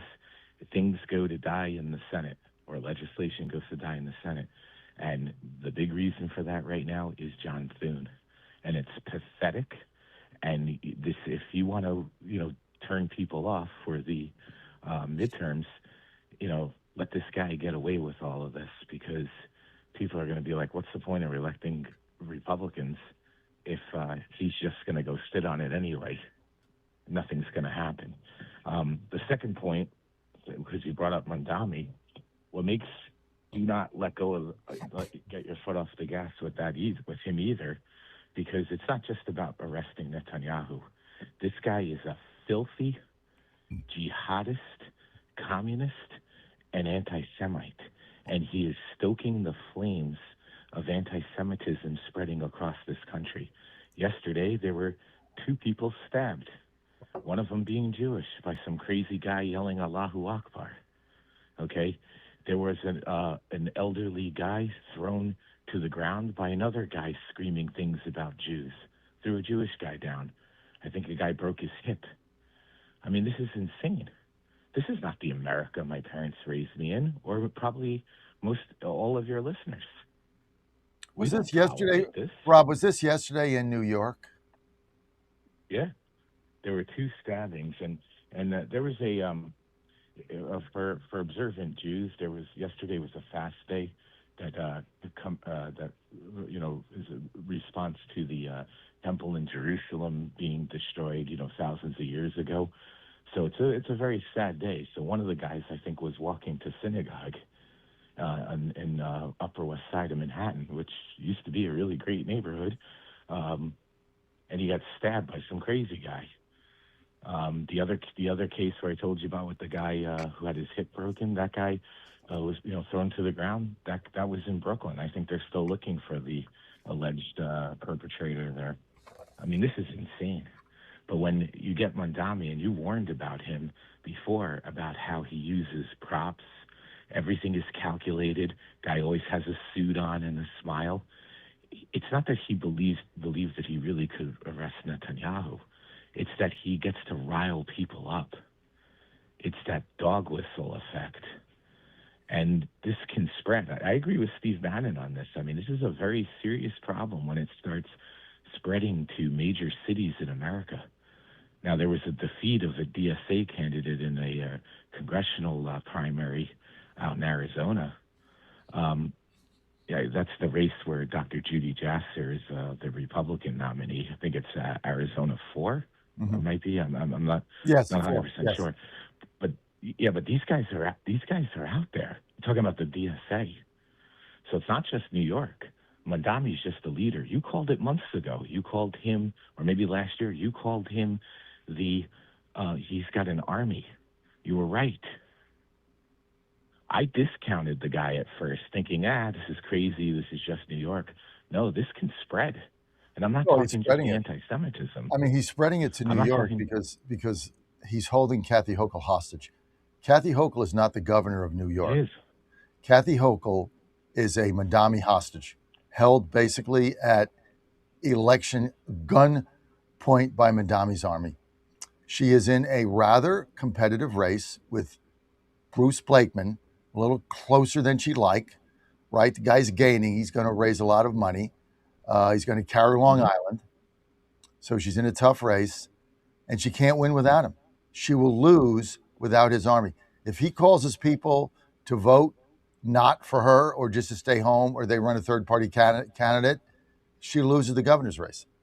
So she's her hostage. He wants money. She's got to find it for him. Whatever he wants.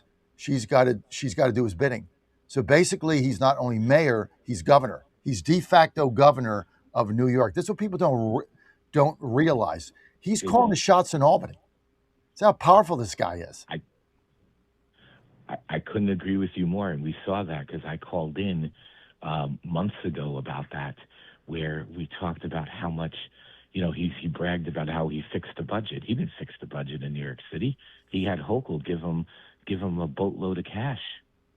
So that means every county outside of New York City, and there's a lot of them, they're the ones that are going to lose. They're footing the bill. To prop up this Marxist jihadi ideology, which is insane. And I got to stress this: it's not just the anti-Semitism. Right. It's these are fundamentally changing this country. Right. They will fundamentally change this country. They get their way. AOC the other day, she was asked about that, and she laughed. She goes, "Oh, we're not going to make it a communist country in 1 year." She chose those words carefully. We all know it's going to be. That's their plan. One election at a time. And what are we doing as on the right? We're blocking Trump. I didn't even realize that. He never had a recess appointment even in the first term. No. See, they just want him to go away. This is what I keep saying. This is why I'm so far ahead of everybody. This is all about riding out his term. They just want him to go away. And then they want to get back to Jeb Bush, George Bush, Joe Bush, Jack Bush, Barbara Bush, some Bush, Karl Rove, Mitt Romney. They want to get back to that. Meghan McCain, this is their comfort level. Do nothing, play footsie with the Democrats, stay in their nice office. Yes, Senator, no, Senator. Would you like a hot cup of coffee or a cold soft drink? Here's your limo, sir. Would you like us to open the door? This is what they live for. Not getting a damn thing done. They just want to ride this guy out. That's why they won't let him appoint anybody. That's why they won't put the Save Act on the floor. That's why they won't do jack crap. They're riding him out, which means they're riding out MAGA. And that's why we got to pick up the bull by the horn and act now. Get this guy out of there. And you got Hochul is a hostage of Mayor Mandami. Look, one of the greatest disappointments I had was how Elise Stefanik was treated. Because when Mandami got elected and she launched a campaign for governor, she had a vision. And I was aligned with that when I was going to run for mayor of Washington, D.C. And that vision is we were going to contradict everything he did. And she went out and she raised a ton of money.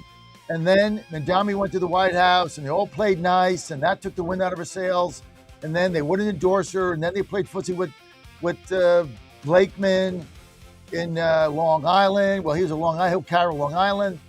And then, the whole thing blew up and she got out. Her vision was to be holding this guy accountable every single day. And without her, it's not being done. I haven't heard a word. Have you anybody heard from Bruce Blakeman? I got 3 emails a day from Stefanik. I've never heard of the guy from him.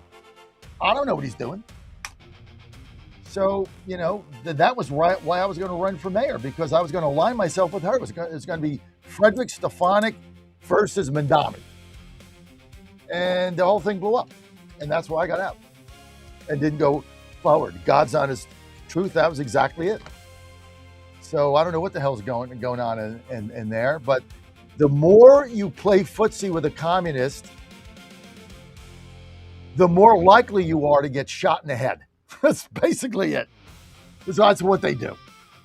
They're just tougher than we are. They're tougher. And this DSA thing is not going away. AOC is going to be the nominee. Deal with it. More on that when I get back. John Fredericks Media Network. Stay with us. When you order today, so don't delay, order now.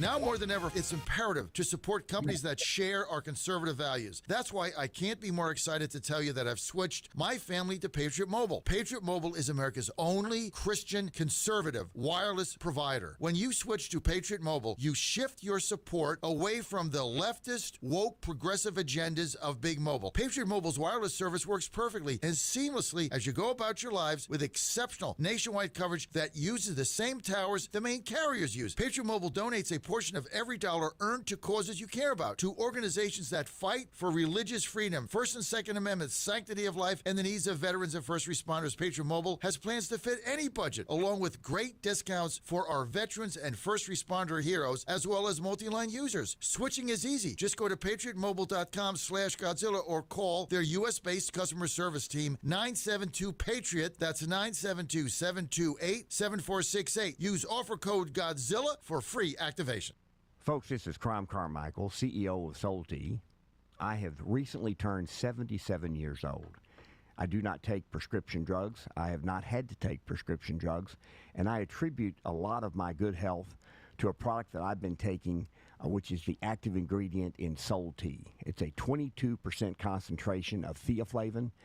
We did clinical trials on it 25 years ago and found that it helped lower cholesterol. We have had many, many hundreds of letters and emails from customers telling us how it has helped them not only manage their cholesterol, but lower their triglycerides and help them on their blood pressure. And I can't tell you how much I attribute to Solti for my good health at age 77. And I encourage you to go to GodzillaHeart.com. That's GodzillaHeart.com. And use the code Godzilla at checkout, and you'll get a 50% off on your initial shipment of Solti. And I promise you it will be a great help for your heart health. Thanks so much. Hey folks, Al Green here for SatPhone. When you're on the go, you want to know you're connected. If it's a family vacation or an off-the-grid escape to a remote destination, having reliable communication helps you feel safe and secure. You can't afford to find yourself in a dead zone. That's why you need SatPhone. SatPhones are reliable, durable, and give you global coverage. If you can get outside, you can get in touch. It's that simple. Make calls from your SatPhone to any regular cell phone in the United States. The phones are $1,500 value, but you can get yours free. Just sign up for a 15-month plan, $94.95 a month. Get 150 minutes monthly that roll to the next month. Go 3 months without using them, that's fine. Yes, 3 months, 450 minutes, all yours. Visit SAT123.com or call 855-980-5830. SAT123.com, 855-980-5830. Get surety and security with your SatPhone. Call now. MyPillow's second annual mega sale is finally here. Get our patented premium MyPillows that adjust your exact individual needs to give you the best sleep of your life. When I got MyPillow, I'm asleep almost immediately. I stay asleep at night and I wake up more well-rested in the morning. I guarantee they're going to be the most comfortable pillows you'll ever own. King size only $24.98. Queen size only $19.98. Giza Dream bed sheets, the best sheets in history, as low as $29.98. Lux Pierce 6-piece towel sets, towels that actually dry you. What a concept. Now only $39.98. And our made in the USA mattresses and mattress toppers as low as $99.98. So go to mypillow.com or call the number on your screen. Use your promo code to take advantage of our second annual mega sale. Plus free shipping options available when you order today. So don't delay, order now. The Bears are who we thought they were. And that's why we took the damn field. Now, if you want to crown them, then crown their ass. But they are who we thought they were. And we let them off the hook. Don't touch that dial. You found your home of the truth. Do you solemnly swear to tell the truth, whole truth, and nothing but the truth? With the best analysis in America. You can't handle the truth. And now back to the John Fredericks Show. You got him back. I'm John Fredericks, your Godzilla of the truth in America, your Oracle of the deplorables. Hey, thanks for being with me today. We've got Rich Butkus coming up, New Jersey. Got the scandal going on there. I tell you what, I don't know what I would have done this week. The whole family was sick, but I tell you what, we got over it because we have our medical emergency kit. We got ivermectin, we got Z-Pack, we got antibiotics. Joe, fine. He's got a bullpen today, completely recovered. Ann's feeling better. I haven't missed a day. work. I got sick over the weekend, traveling all week, airplanes, whatever, was close quarters, got sick, new, boom. We all got our own medical emergency kit. I got to get replenished today. It's all gone. But I tell you what, you don't need it until you need it, and then you don't have it. Like Joe said, the greatest thing about this, Dad, is like when I've got sick before and I'm traveling or something, like I'm out, I can't pitch, right? I got to order something. It takes 3 or 4 days to get there. I travel with my medical emergency kit. I feel a cold coming on. I got a flu. I got a virus. Boom. Right in here, I take everything. I'm back on the mound. Help my team. Same thing with us. This is the greatest investment that you can make it for you and your family. And I've got 3 of these. I got one in the bus, got one at home, travel with one. That's just me. Ann's got one. Joe's got one. That's 5. Jack's got one. Everybody's got one of these. Why? Because when things get tough, right here, everything is here. So why suffer when you can knock this out immediately? And if something goes down, spider bite, snake bite, you get a tick, something of that nature. Everything is here right in the guidebook. All the medications are here. You knock it out immediately. You get in front of it. This is the beauty of your medical emergency kit. Get it now. This is how easy it is, folks. Just go to twc.health/Godzilla, promo code Godzilla. You're going to get 10% off. twc.health/Godzilla, promo code Godzilla. Put that in. Get your 10% off. You got the QR code right there on the TV screen. You can just do the QR code. It goes right there, promo code Godzilla. Now, obviously, these are prescription meds, so you got to fill the form out, engage with the TWC doctor, obviously, right? Because these are prescription meds. But once you do that, it takes a couple days. You'll get it. And then when you get sick, it's right there. This is such a game changer for so many families. Why everybody doesn't have one, I do not know. So check it out. Check it out today. And go to twc.health/Godzilla, promo code Godzilla. And you, my friends, are good to go. Okay, we got a lot going on. Let's. I want to get over this New Jersey debacle. Joining me now, Rich Butkus, businessman based in New Jersey and owns a lot of different companies and kind of very involved in politics there on the Republican side. Rich Butkus, great to have you with us today, Rich. Oh, it's great to be here, John. Thanks so much for having me. I want to get right to New Jersey and 6,600 illegals on the voting rolls. The governor made a fool out of herself. Mickey Sherrill comes on Monday, says, okay, well, it's a software glitch. Really nothing to see here. We got to get new software. No problem.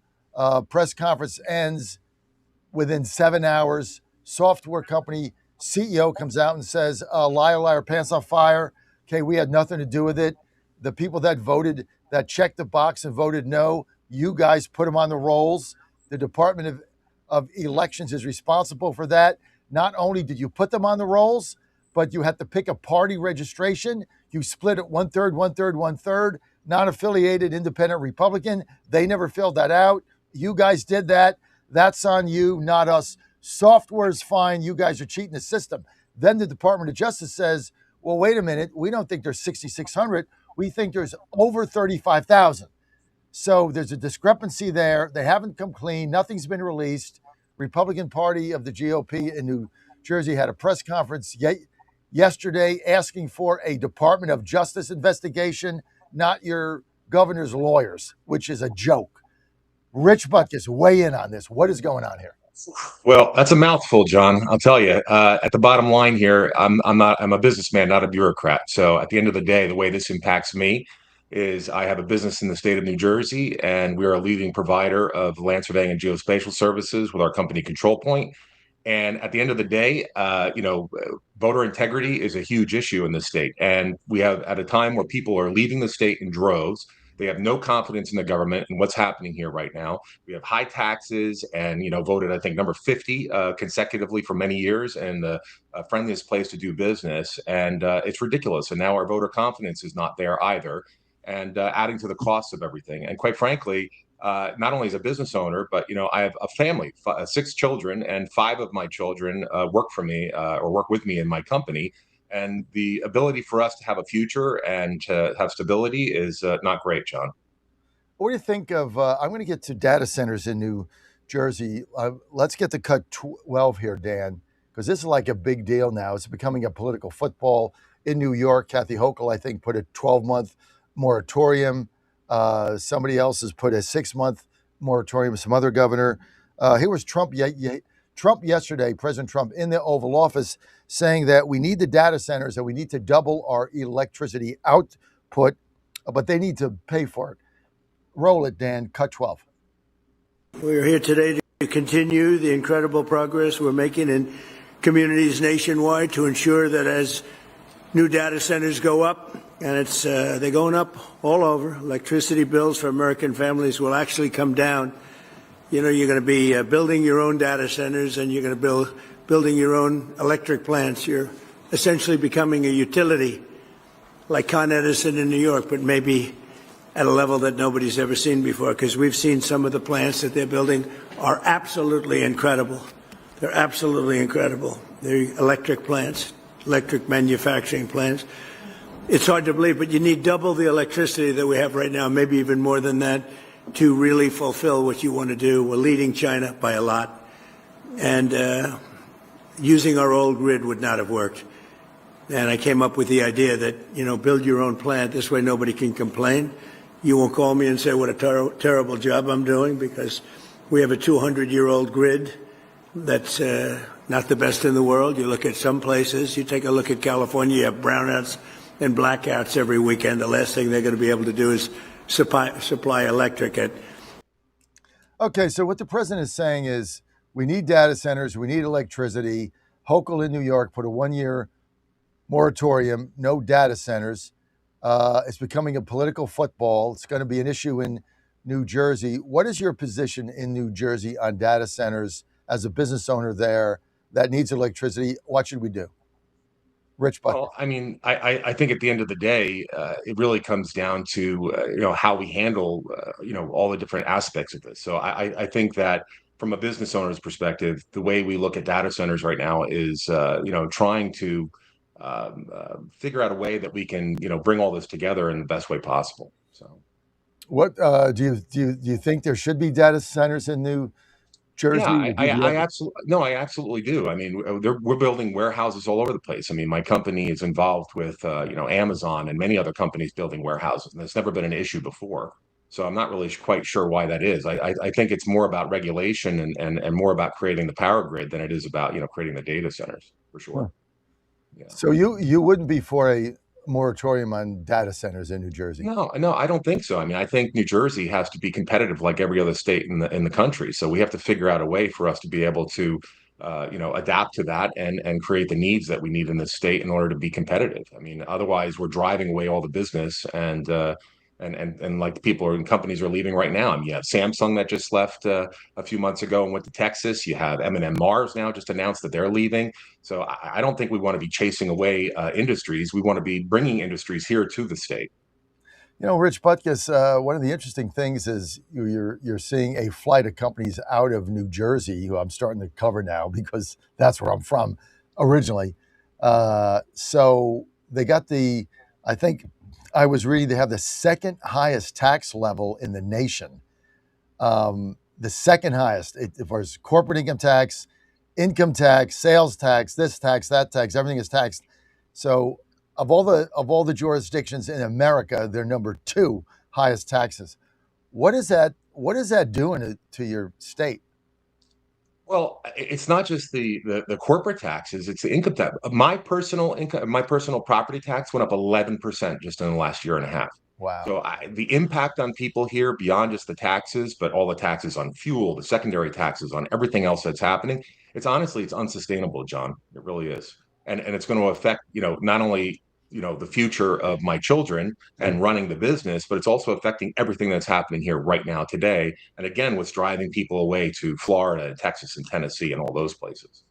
So, is there going to be a flight, like a corporate flight, a people flight? I mean, property taxes going up 11% in 1 year. I mean, that's a tremendous increase that nobody's budgets for, right?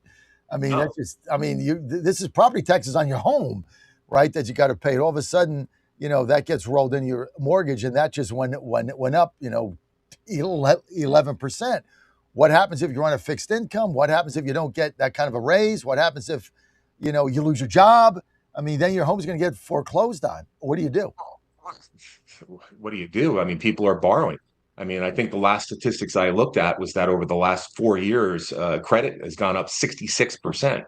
So people are still trying to maintain their same lifestyle. They're still trying to survive, but at the same time, they're doing it by putting it on credit cards, and that's a huge problem. I mean, that's going to get us back to where we were back in 2008. We're with Rich Butkus, New Jersey businessman, CEO of a company called CPAM Global, which he does a lot of real estate, spatial analysis and things of that nature for people to buy property and industrial plants or whatever. So as a businessman... So John, we're a professional land surveying and geospatial firm. And I'll tell you why that's important, because we're the canary in the coal mines of what's happening in the state and around the country, because we're working with private commercial developers, we're working with businesses, we're working with federal and state agencies as far as the production and building of what's happening, within the state of New Jersey. And I can tell you, people are struggling. I mean, money is expensive right now. People aren't wanting to build. Developers aren't building. If developers aren't building, people and the majority of what we're building right now, by the way, aren't homes. They're apartment buildings because people can't even afford the homes anymore. I mean, the homes in New Jersey are just ridiculous. The cost is just out of control. And my children, I mean, they're looking to buy homes. They're renting apartments. They're trying to figure out how do they save a home here and buy a home here. And most people don't, And then you have people going to college. And then when they go to college, they're leaving the state to go to college, and they don't come back because they can't afford to.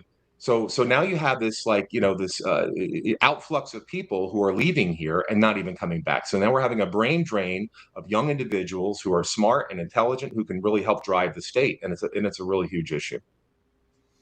So I mean, how bad is that? We deal with the same thing in West Virginia, where the young people there, they graduate from West Virginia University, they leave the state, or they go out of state to go to college, they never come back.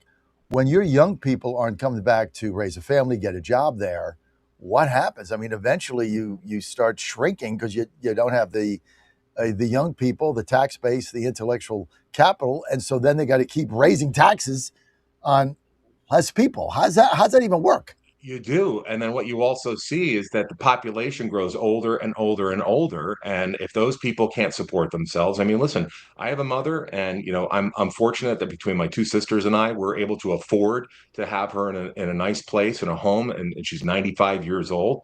But the majority of people can't do that, and they're struggling, and the majority of people don't even have the money to be able to survive like that. And that it's a major issue for us. We need to get people back into New Jersey. We need to get people to stop leaving New Jersey, and the way to do that is to lower taxes and have voter confidence, and that's something that we don't have right now. Well, your governor is doing everything but lowering taxes, but what's interesting, Rich, is if you both Mickey Sherrill and Abigail Spanberger got elected in 25 in landslides. I think Spanberger won over a horrible candidate by 17.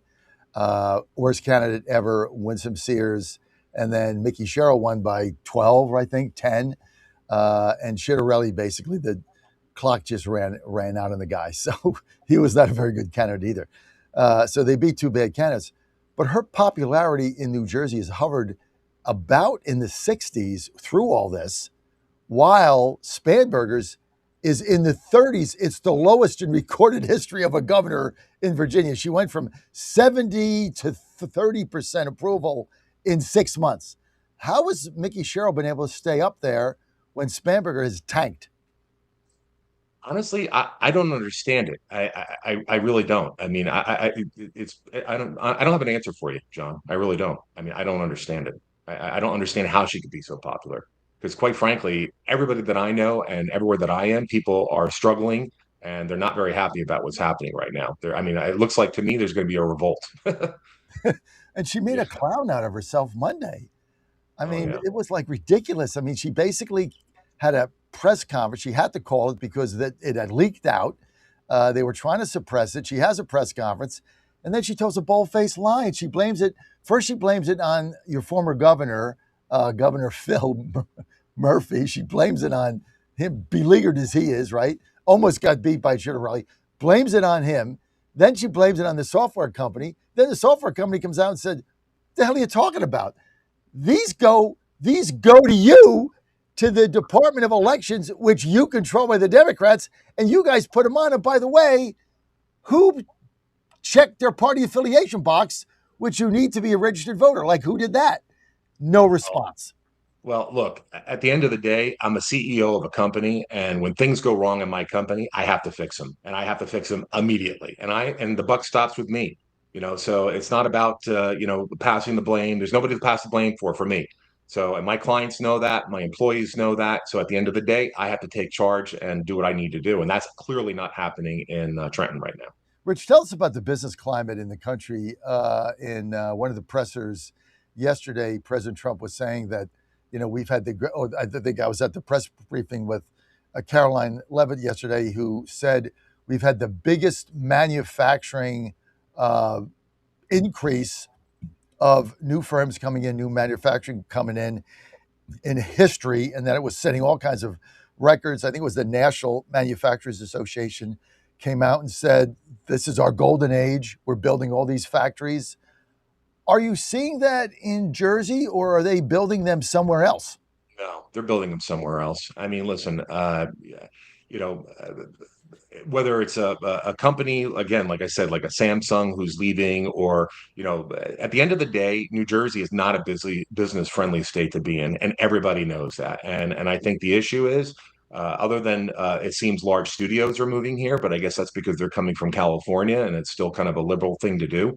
But at the end of the day, people don't want to do business here, and they are fleeing. They're going to Tennessee, they're going to Georgia, and quite frankly, my company has offices up and down the East Coast, and I'm spreading south because I need to geographically diversify my business out of the Northeast.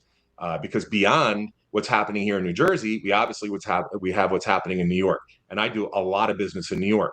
And as New York goes, the entire Northeast goes from Philadelphia to Boston. And if New York is doing well, Giuliani years, everything is great. If New York goes like the Koch-Dinkin era, which is, I think we're even going way beyond the Koch-Dinkin era right now in New York City, then things aren't so great. And you can see the entire economy is just kind of stifling right now, and it really is a sad thing to see. And it affects me because that's my business. The majority of my business Northeast. I'm a Northeast company, so. Well, you got to get your taxes down in New Jersey to get your businesses to go back there. But the first thing you got to do is get these fake voters off the rolls. I mean, they're not even legal voters. They talk about voter suppression. The only voters the SAVAX wants to suppress are illegal voters that are not citizens. Let's get to Levitt yesterday, 19, blasting Mickey Sherrill, New Jersey, the whole thing. Let's take a look. Thank you, Caroline. Secretary Mullin said that election officials that knowingly allowed non-citizens to vote could be prosecuted and fined. Is this option being considered in New Jersey after the governor revealed that thousands of non-citizens were registered to vote there? Well, for any process, obviously, I would always defer you to the Department of Justice. But what I will say on New Jersey and this governor, the fact that she just all of a sudden decided to put out a press release saying President Trump and Republicans have been right about non-citizens on our voting rolls is not a coincidence. I think this governor is saying this because she realizes this administration is serious about getting to the bottom of illegal aliens voting and being on our voter rolls in our country. The Secretary of Homeland Security, as you know, sent a letter to several states, including New Jersey, requesting that non-citizens that are on their voter rolls need to be reported to DHS and need to be removed from those voter rolls. So that's why all of a sudden she is speaking truth about the fact that this does take place in states across the country. It is completely unacceptable to have non-citizens on American voter rolls voting in U.S. elections. And she says it's 6,600. We suspect it's a heck of a lot more, not just in New Jersey, but in states across the country. The president is hell-bent on getting to the bottom of this, and it's also why we need to pass the Save America Act to ensure that only U.S. citizens are voting in U.S. elections. And I understand the House had a great accomplishment yesterday with passing the budget resolution, which has as much of the Save America Act as possible, and we encourage the Senate to move forward with passing that resolution into law so the president. They ain't going to do crap. I mean, your governor embarrassed herself, right? What a joke. I mean, it's a complete scandal here because we don't know, Rich, if it's 6,600 or 66,000. Nobody has any idea. And they control the voting rolls, and they won't release the files. They won't tell you where these people voted. And they can't bridge the discrepancy gap between 6,600 and 35,000 that the DOJ says are illegal. I mean, your state's a mess. Oh, I agree with you on that one, John. It's a shame.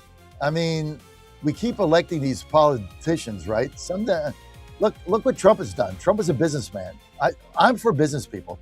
That's why I think Vivek Ramaswamy, who's a business guy in Ohio. What a great guy. Yeah. I think he's going to be an extraordinary governor because these guys gonna get do it. amazing. I mean, they built businesses. They signed the front of paychecks. I mean, they get it.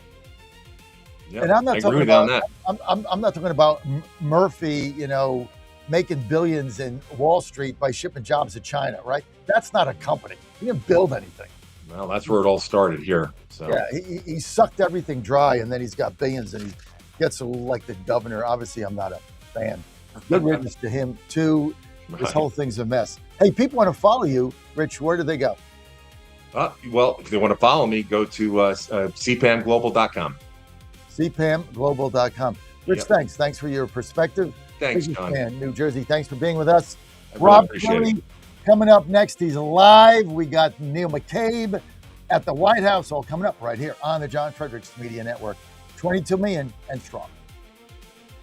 A statement from U.S. Trade Representative Jamieson Greer says the action will begin to correct what is both a human rights abuse and distortive trade practice. Jennifer King, Washington. AI data centers are rapidly becoming the hottest of hot-button issues in communities around the country. President Trump says elected as well as business leaders have a big sales job. You have to convince your community how great these things. You can't fight it. You have to go with it. And you're going to have all that protection, and we're giving you automatic protection, but you're going to make a tremendous amount of money. You're going to reduce taxes, and you're going to have something that if you don't have it, everybody else wants it. The president hosting a forum at which governors and utility company brass signed on to a voluntary pledge to shield consumers from higher utility bills resulting from data centers. Local and, in the case of New York, a state ban on data centers have been imposed.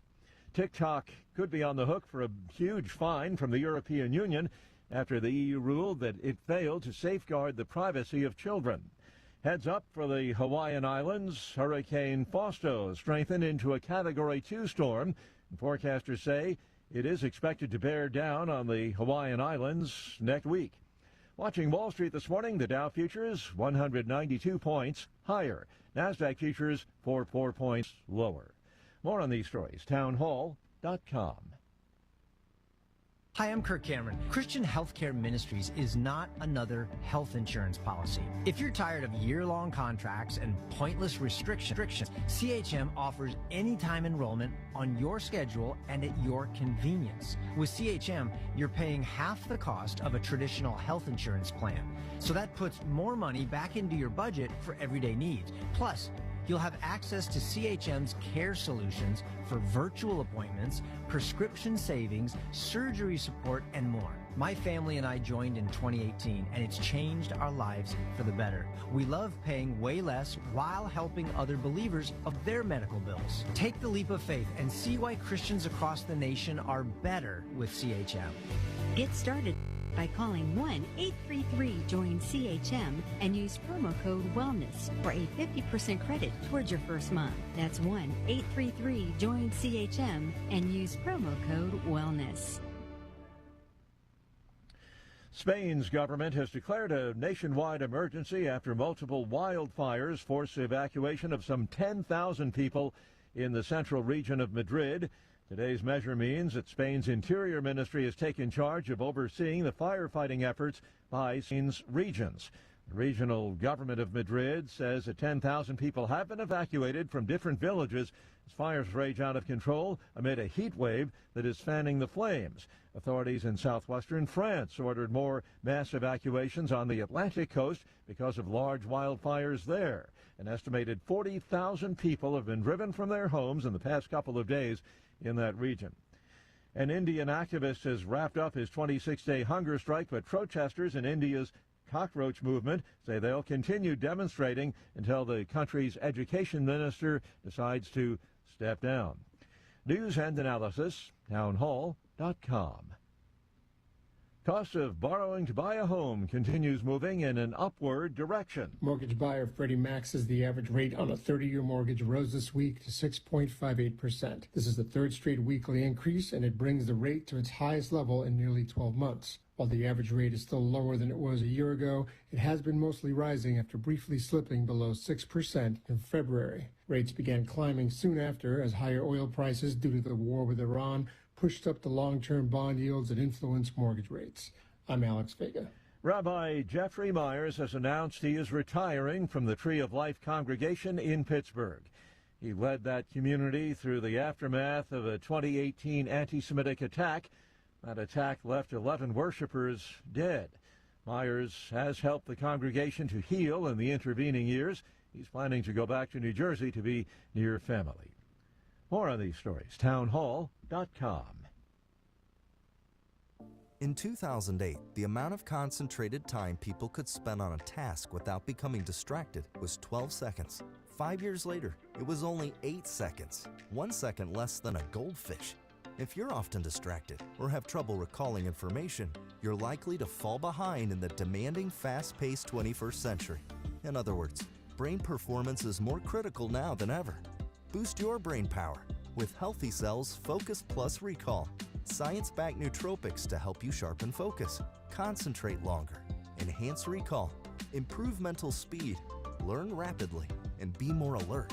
It's a pill-free brain supplement made with maximum absorption ingestible gel technology, designed to feed your brain at the cellular level. Take it for a test drive. Go to healthycell.com and use code GODZILLA for 20% off your first order of Focus Plus Recall. That's healthycell.com, code GODZILLA for 20% off. The Trump administration has brought positive changes when it comes to fixing our broken healthcare system. If we really want to make America healthy again, well, that starts at home. And that's where the Wellness Company comes in. You see and hear from the Wellness Company doctors all the time, and you know their products are the gold standard for keeping you and your family safe and healthy, giving you the opportunity to make sure you're prepared for whatever happens with their prescription medical kits. Additionally, the Wellness Company offers a variety of products, from parasite cleanses to methylene blue to weight loss and so much more. Make America healthy again starts at home. Do your part and protect the health of you and your family. Live a healthier, longer, and more satisfying life. Go to twc.health/Godzilla and order. That's twc.health/Godzilla. Use promo code Godzilla to save 10% today. Everybody's talking about weight loss injections because the results are so dramatic. They work by lowering blood sugar and reducing appetite. So, what if you're looking to lose weight but not interested in painful weekly injections, especially when you hear about some of those intense side effects? That's why doctors created a weight loss supplement called Lean, and the results are remarkable. The ingredients studied in Lean have been shown to lower your blood sugar, burn fat by converting it into energy, and curb your appetite and cravings, so you're not as hungry. But listen, Lean is not for the casual dieter with only a few pounds to lose. The doctors at Brickhouse Nutrition created Lean for frustrated dieters with 10 or more pounds to lose. Get started with 20% off and free rush shipping so you can add Lean to your healthy diet and exercise plan. Go to takelean.com and enter the code Godzilla for your discount. That's discount code Godzilla at takelean.com.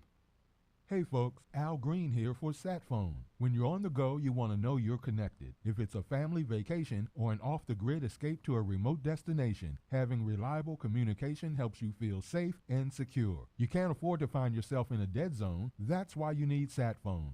SatPhones are reliable, durable, and give you global coverage. If you can get outside, you can get in touch. It's that simple. Make calls from your SatPhone to any regular cell phone in the United States. The phones are a $1,500 value, but you can get yours free. Just sign up for a 15-month plan, $94.95 a month. Get 150 minutes monthly that roll to the next month. Go 3 months without using them, that's fine. Yes, 3 months, 450 minutes, all yours. Visit SAT123.com or call 855-980-5830. SAT123.com, 855-980-5830. Get surety and security with your sat phone. Call now.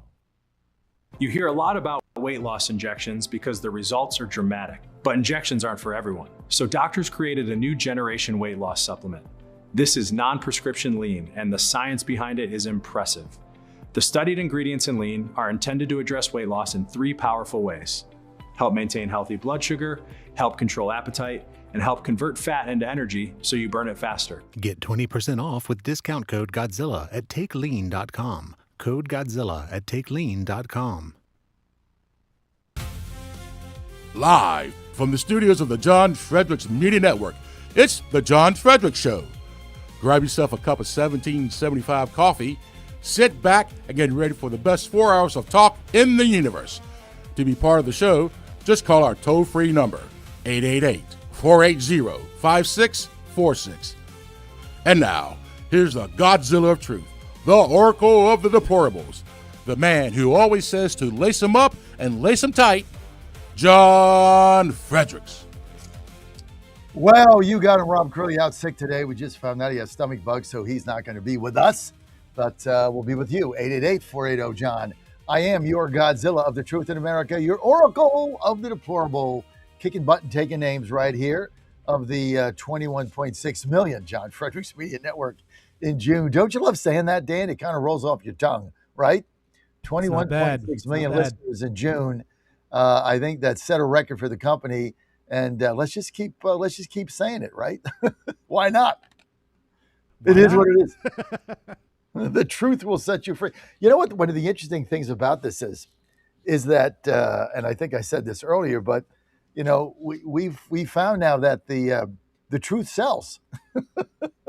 It really does sell. Like, we were concerned there for a little while that, you know, if you're telling the truth and clarity, like just news and truth and analysis, just straight up, like, it doesn't sell, like nobody wants it. And I think we've now shown that there is a market for it. I think we're about the only ones out there that are doing it. So we found the lane. We have a space. It's all good. And talking about space, you know, the Vapor Technology Association bringing you this segment. And there's so much politics surrounding the vaping industry. It really shouldn't be politics. It should be, if you want to vape, you vape. Got to be over 21. Like, if you want to get a beer, you're over 21, you get a beer. I mean, you want to smoke a cigarette over 21, you smoke a cigarette. You want to go to the casino over 21 and place a bet, you can do that. It's about freedom. And so why they're trying to put vaping at, the Biden administration was determined to eliminate the vaping industry. 2 reasons. One, they were slaves to the tobacco money, the cancer stick lobby. And number 2, they hate vapes because they're small businesses. And of course, small businesses are the bane of the Democrats. Democrats get none of their votes. They don't like small businesses. They want big, where they can control the money. So, you know, they get the money from big tobacco, too many small businesses, boom. They did everything they could to get rid of vapes, but people vape. And a lot of people like me use vape to get from point A, cigarettes, to point B, no cigarettes. And so, look, I smoke once in a while. Everybody knows that when things go south. I've got my pack of American Spirit right up there. Normally it's on my desk, but yesterday we had so many people and I had to move it, but it's still within eye shot just in case things go south. Dan knows that. Larry knows it too. Sometimes Larry and I, man, the bus tour, things are going bad. We just got to step out, open up that pack, have a smoke. It's the way it is, right? Calms your nerves, and then you go on, you know, you solve it, whatever you got to do. But big tobacco, they want you to smoke. That's why they hate vapes. And they're not protecting Americans. They're protecting their market share by demonizing vape, crushing independent U.S. vape companies while quietly maintaining its own cozy ties with the money-grubbing politicians. That's what this whole thing is about. Big tobacco doesn't care about you or your health. They care about their own market share and their bottom line. Then they care about saving American lives, right? Because they're in the cigarette business. You got to smoke with them to make money. That's why they hate the vapors. Now, more information, all you have to do is go to vaportechnology.org, vaportechnology.org. We got Big Dog coming, I think, next week. Vaportechnology.org. This message sponsored by the Vapor Technology Association. Go to vaportechnology.org. Okay, we've got your phone calls. We've also got a lot of clips here coming up. I want to start here with cut 17, if I can. Mr. Hobgood, Mr. Producer, right? Well, what is it? Levin never calls his producer by his first name. Yeah, it's like Mr. Producer, yeah. See, I don't really get that. Like, my producer's Dan, Right. and Yeah. when it's not Dan, it's Mike. And before it was Mike, it was Derek, I think. And before Derek, it was somebody else. It was what's her name? Yeah, you told me at one point. Yeah, 'Cause you said she was a neat freak like I am. Yeah, she was a neat freak. The studio was neat until the guys came along. Yeah, until Derek came along, and then what was his name that left the company? I can't think of his name either. Tyler? Yeah, Tyler. Yeah, Tyler. Nice enough guy, but he did a good job for me. But Courtney, I think. Well, Courtney was way right. back. That sounds right. Yeah. Yeah, Courtney was way back. But I had a bunch of them. But all nice people. But I always call them by their names because they're human beings doing a job and they need to be recognized. So this whole Mr. Producer thing, I just, that's like it's all about me, and you can't even say their name. People have asked me, do you mind if he calls you Danny Boy and this that? No, I love it. I love Danny Boy. Yeah, I love Danny Boy. It's great. I love the nicknames. I'm a big nickname guy. I'm a Danny sports Boy guy, so everybody in sports loves nicknames. Yeah, you got to get Danny Boy. Like you Yeah, called me absolutely. Godzilla, right? Yeah. Yeah, and I call you JF. And I love nicknames. I call Brendan Statler on the weekends. I call him Statman. I come up with nicknames for people. Saxy for Saxman. I love nicknames. Danny Nicknames Boy. are great. Yeah. All right, let's get to 17. Here's Levitt saying that President Trump's patience with John Thune is running out. With respect to your first question on, remind me? And if his Yes. patience is running out. Look, the president spoke about this directly yesterday. His patience is running out. He wants to see as much of the Save America passed as possible by the August recess. He knows that's what the American people want to see passed. He was just traveling on the road yesterday, spoke about this, and there was a very loud applause from the people in the audience, the everyday Americans, because voter ID is common sense. They want proof of citizenship in our elections, and the president feels very strongly about that. And I would just add, the American people elected overwhelmingly Republicans to lead not just this White House, but also the House and the Senate. The House did its job. The Senate needs to do its job, too. I know it's a brief briefing today, but you're going to hear from the president directly twice today at 2:30 and also at 4:30. And we will see you all tomorrow night at the Correspondents' Dinner. Thanks, guys. Wow. Correspondence dinner, I guess that's tonight. Excuse me. I'm not going. So we gave her a ticket away because I only got one ticket. And there's no way I'm going to that without Ann. So you can forget that. So, we'll tune in, I guess, if we have time, or we'll be doing something else. It's all good.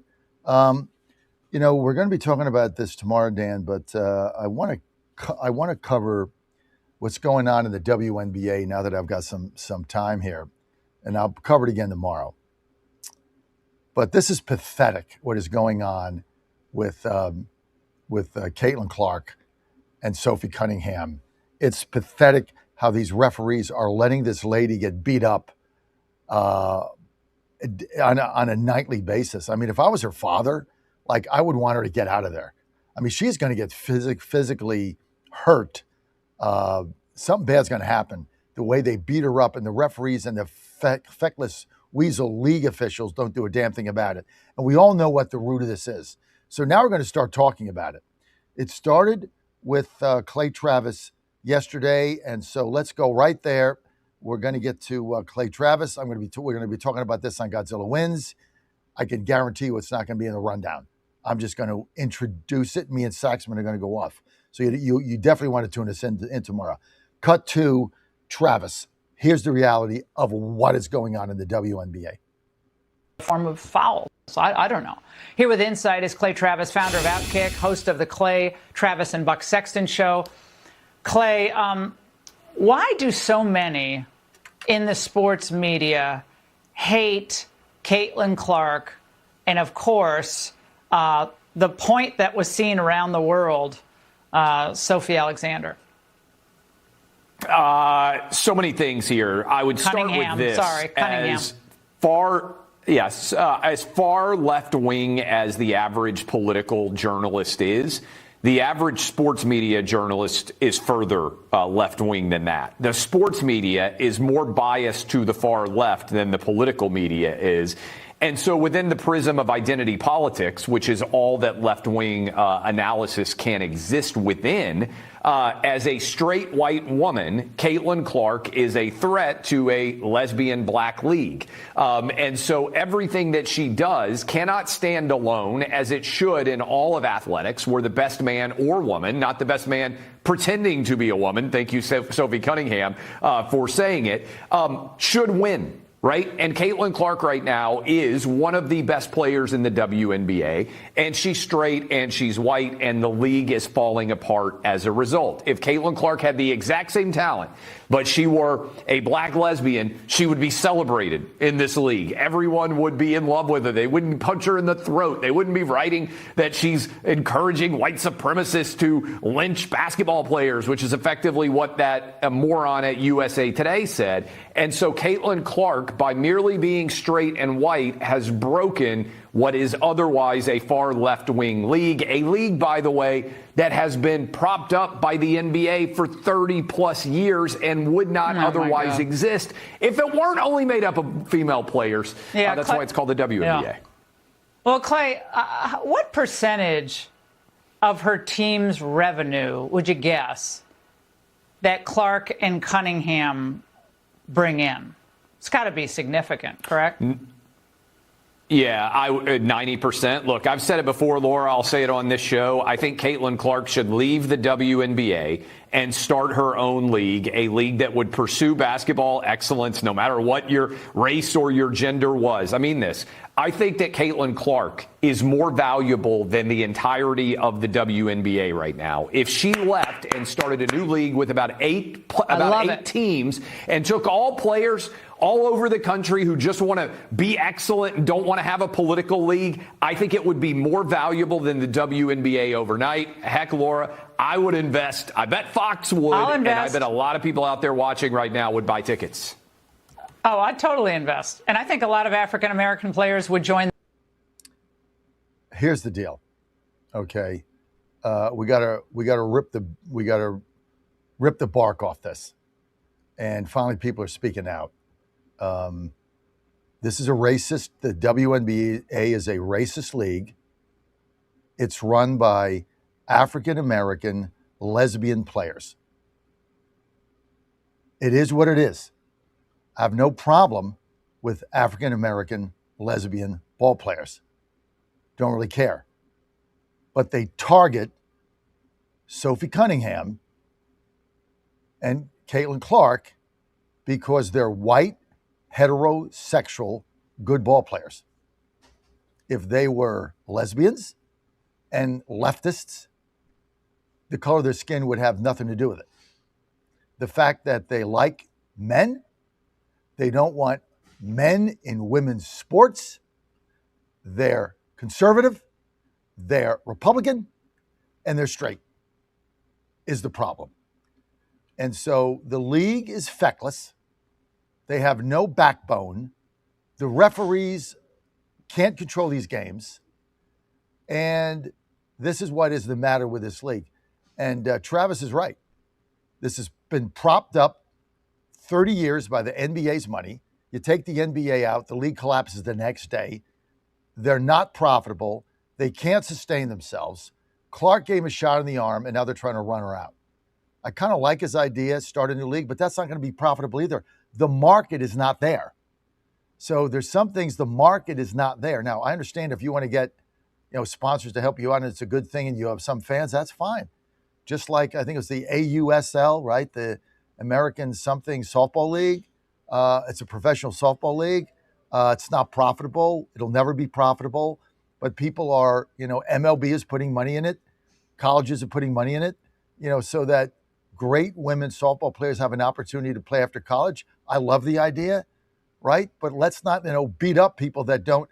Look, it's the WNBA has turned into a political organization. It started when Kelly Loeffler owned the Atlanta Dream She owned the team. She was running for Senate again. And the team came out in the warm-up with Raphael Warnock jerseys on. See, if I was Loeffler, now she ended up selling out. If I was Loeffler, I'd have cut every one of them the next day. I'd have cut them all. And I'd have said to the coaches and the GM, find me 12 women that want to play basketball. I don't care what color they are. I don't care. But you know what? I own this team and I sign their checks, and they're going to disrespect me. That's not the way it works. I don't care how good they are or what league. Cut them all. Pay them. I've got the money. I'll pay them out. Let other teams pick them up. I don't care if we win one game or no games. I'm going to give 15 other women a chance that want to play ball, and they want to play for me. And they're not going to disrespect me. She didn't do it. She let him go on. She ended up selling the team. If she did that, she's U.S. Senator today. Now, people are just looking for courage. And she didn't do it. And they're looking, look, these two women, Cunningham and Clark, they should do that. Hey, why nothing about Paige Buchers? Why don't you ask yourself that? She's Caucasian. Why isn't she getting beat up every day? Right? She was a top pick. Why isn't it only Clark? Ask yourself what the difference is. Ask yourself. Now, Clark does bring some of this on herself, to be fair. She taunts. She trash talks. Okay? But that has nothing to... Trash talking and taunting has been going on in basketball since day one. It goes on in baseball. It goes on in football. It goes on. Anybody that's played the game, that's what you do. You trash talk. Okay? It's nasty. I get it. But if you want to play at that level, that's part of it. I don't condone it, but it is what it is. I mean, I've had kids on my team. They trash talk to them. They trash talk back. I never said a word. A lot of parents would be on me. Oh, you can't do that. No. You know what? I'm going to let my boys be boys. They're going to do it to them. They're going to do it back. Sometimes there's a fight. There's going to be a fight. I had fights in practice. I probably had more fights in practice because I ran tough scrimmages. And you played for me.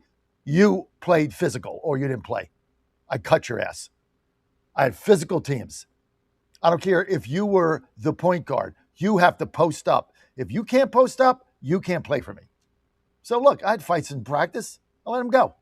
Parents come in, administration comes in, it's a big hullabaloo. Look, two boys are fighting. It's what they do. Nobody's dead. Somebody's got a black eye. I'll get over it. So I get tough. Old school. Couldn't do that today, get fired. All that stuff that I did back then, I get fired for all of it. Right? Can't do it now because we're turning out wimps. But the bottom line to this thing is unbelievable. Okay. Neil is late. We got him for a couple minutes. What time is it? Here, let's see. 8:26. I got you for 6 minutes or so, right? No, yeah, 6 minutes. Neil McCabe live at the White House. Neil, good to have you with us. Hey, John. Sorry I'm late. No worries. Give us an update. I was just talking about the WNBA debacle going on, and basically the reason why they're beating up Collins and Sophie Cunningham, very simple. They're white, straight, heterosexual women that vote Republican. That's why they're getting beat up. Yes, and it's a gangster league. It's this weird sort of gangster lesbian league, and it's not like a real league because it's only set up because these NBA, the NBA teams that own the WNBA teams, they just want to keep the revenue going through the year, and you can't really hire people for 8 months, right? So what do you do with them? So you basically just keep them going. The same thing with Major League Soccer, right? With the NFL teams. And so, it's a weird culture. Nobody has ever actually watched a WNBA game unless they had to. I mean, that's an interesting way of putting it. And I'm laughing because there's some sliver of truth to that. The league has never made money for 30 years. It never will. And right. So, it just doesn't have the fan base. So I get that. All right. Yesterday, we were at the press briefing yesterday. Carolyn Levitt, basically, we just played this clip earlier, saying that she's had enough President Trump has had enough with John Thune. Thune says he can't get to 50. They can't count there, but they do nothing. What's the next step here, Neil McCabe? Well, the House Republican leadership has attached the Save America Act, or at least the House version of the Save America Act, to the Pentagon budget. And there's two piles on Capitol Hill. There's the must-pass bills and the not must-pass bills. And what usually happens is all the conservative or MAGA priorities are attached to the not, we don't care pile. And then there's a ton of stuff that Thune and his friends want. And Thune has, they want their contributors and their old law school classmates to become judges, and they want bridges, and they want swimming pools in all these senior centers in their, in their states. Like, there's a lot of stuff that Thune needs from the White House, and the Republicans need from the White House, and the White House should just cut them off. It says, if you can't figure out how to pass the Save America Act, we're not giving any of when your constituents come to D.C. for a White House tour, you don't get it, right? It's like you just cut them off. Nixon closed every military facility in Massachusetts after he lost Massachusetts in the 72 election. It was unreal. Like, the facility, there had to be like 10 active duty bases that Nixon just closed, right? When President Johnson was upset with Bobby Kennedy, he closed the Brooklyn Navy Yard. And that's it. Okay, you want to fool around? I'll just close the Brooklyn Navy Yard. And he did it, and it was gone. And it's like, people get the message. Thune needs to be taught that the president of the United States of his party has to be taken care of. And John, they're using tactics against President Trump that you would use against a president of the other party. And so it's like, literally, they are undermining the president of their own party. President Reagan got more than 230 recess appointments. President Trump has gotten none. What's going on, right? Vice President Vance is the presiding officer of the United States Senate. He does not have to be recognized, right? So one of the powers of the majority leader is, as soon as he walks on the Senate floor, he's automatically recognized, right? And then he does whatever he wants. He can bring up bills. Thune, as the majority leader of the Senate, could walk on the floor and bring up the Save America Act today. It doesn't have to go through some committee. He doesn't need some special rule. He can just do it. Well, the vice president doesn't even have to be recognized. The vice president could walk into the floor, take the gavel, say, we are now in recess, and you could get 100, 200 appointments done. Why won't J.D. Vance do that? Why won't Vance do that? Who knows? It's, he could do it tomorrow. He's got time to go on today. Joe Rogan. He's got time to go on Rogan. He's got time to go on The View. He's got time to fly around and make speeches. He's on paternity leave, John. Whatever. It'll keep. We'll see after his attitude says. We'll see after Labor Day. Like, they're all going home anyway. So nothing will get done till after Labor Day. And then we'll just basically be sand dancing till maybe in the lame duck session, something will pass because people want to secure their retirement and private life. The House Republicans, Neil, worked their tail off. They worked their tail off. And the Senate tough votes. Nothing. The House Republicans are taking tough votes. I don't know how Johnson gets this stuff passed with a 2-vote majority. I just don't get it. That guy is working nonstop. Emmer, who's coming up, whip has got to be the greatest whip in the history of the globe. I don't know how he's doing this. I mean, he's got a 2-seat majority. They pass everything. Well, the natural majority for House Republicans is 240, 250. So there's a lot of House Democrats who know, for all their big talk about the midterms, there's a lot of House Democrats who know that they're standing on borrowed land. We'll see what happens. John Thune does nothing. I mean, it's got to be frustrating if you're Tom Emmer. By the way, greatest whip ever. I mean, because how do you whip all these votes day in and day out? You got a 2-seat majority. You pass them all. Oh, look at John Thune's deputy whips. The guy, Tom Tillis, Todd Young, right? Literally, John Thune's whip team is made up almost entirely of Trump haters. Mitt Romney used to be a deputy whip for Senate leadership, right? Oh, it's anyway, it's a whipping post. You think they just elevated the new deputy whip as Mitch McConnell? He's on it. Yeah. Well, he shows up just as much as everyone else, I guess.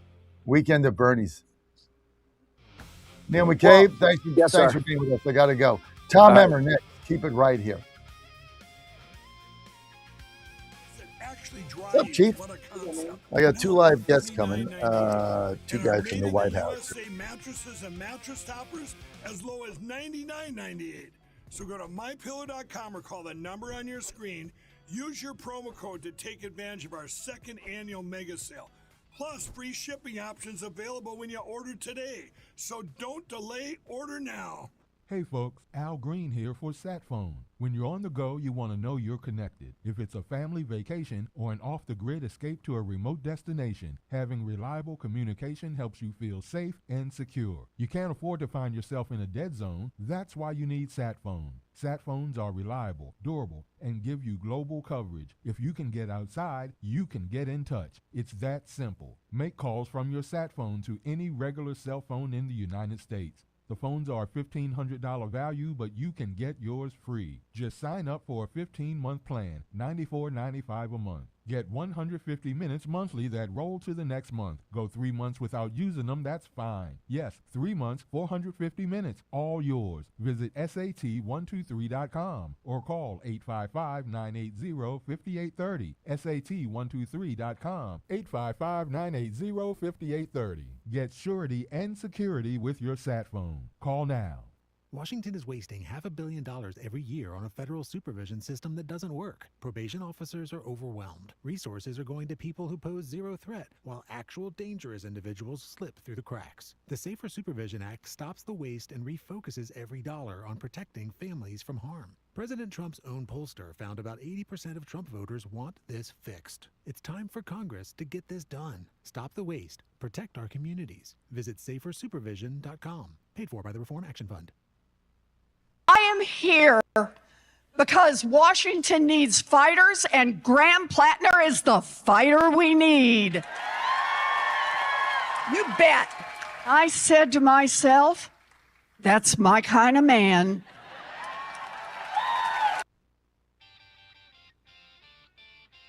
He's your Godzilla of the truth in America. No gibberish or nonsense, just common sense. And now back to the John Fredericks Show. Okay, you got him. Good to have you with us. I am your Godzilla of the truth in America, your Oracle of the deplorables, coming live in Washington, D.C. Tom Emmer, greatest whip in the history of man. How this guy gets this stuff done, passes these bills with a 2-seat majority, and Thune can't do anything is unbelievable. You know, when you think of the greatest House whips ever, they got to make a statue of Tom Emmer, put it right outside the Capitol, right outside of his district there in Minnesota. Majority House Whip Tom Emmer with us, Congressman, Minnesota. Tom, thanks for being with us today. Well, thank you, John. But all I could think of, a statue, really? You know, the lefties will pull that one down right away. It's going to be over. I appreciate all the compliments, but you and I have gotten to know each other a little bit. You know that I'm a team guy, right? Yes. Yes, we have the job of majority whip in the House, but we got a big team. We got the greatest deputy chief ever, Guy Reschenthaler from Pennsylvania. We've got a whole bunch of deputy whips that, unlike maybe another body, are totally on board with the Trump agenda that 77 million people voted for. And you keep asking, how do we do this? We respect every single member. They've been duly elected by at least 700,000 people or more, give or take, that those people, that's their voice. And we need to respect not just the member, but the people that voted for that member. And I think we've earned it over the last couple of years. People know that when we talk to them and we tell them where we're at, where the team's at, that we're telling them the truth. and whether it's good, it's bad, or indifferent. And the results show when you see the votes, John. And this week was amazing because we had 3 major whipped bills, which doesn't happen. I was told that they've never had 3 in the same week. And let's just say it was fun and it was wild. And at the moment of truth, it all came through. Just remember, the whip team's job is to make the speaker and the leader look good and to make sure that we're honoring the promises that Donald Trump made to the American public. Donald Trump and our Republican majority. By the way, your previous guest, I'm going to add one more thing. While I love his enthusiasm, a large majority is not 240.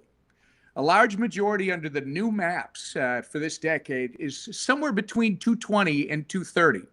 Donald Trump may have changed that, right? Because he brought over regular Democrat voters in the last election, black voters, Asian voters, Hispanic voters, liberal Jews, young people, working men and women. He literally cracked the code on the Democrat voter that was left behind by their own party. They're not ours yet. They didn't sign up as Republicans, but because of Donald Trump, they're willing to look at our candidates, John, and they're willing to vote for them. So that 220 to 230 over this decade might actually start to grow. So to hold the House, you guys need what, 218, right? Yeah. You need 218 to hold the House. I'm probably one of the only guys in media that think you guys are going to pull this out. I think you're going to win Whitman in the first district in Virginia. I think you got the greatest candidate you could possibly have. I'm sorry, in the second district, Kiggins, I think she wins. I think Scott Perry, who'll be on with us Monday, I think he pulls it out. I think Bresnahan pulls it out. Fitzpatrick pulls it out. You win those seats, you guys are going to win the House. Well, and we are going to. I mean, not only are the people that you just named exceptional representatives and incredible campaigners. I mean, you want to win campaigns. We got 435 pieces of geography in the House. Each one has unique demographics. You need the member or the candidate to look and sound, be from the district, right? And then they need to know the message that resonates, and they need to be in touch with their people. So whatever the national pressure is, John, that comes down from above, our guys can fight their way through it. And you talked about Fitzpatrick. Jen Kiggins is amazing.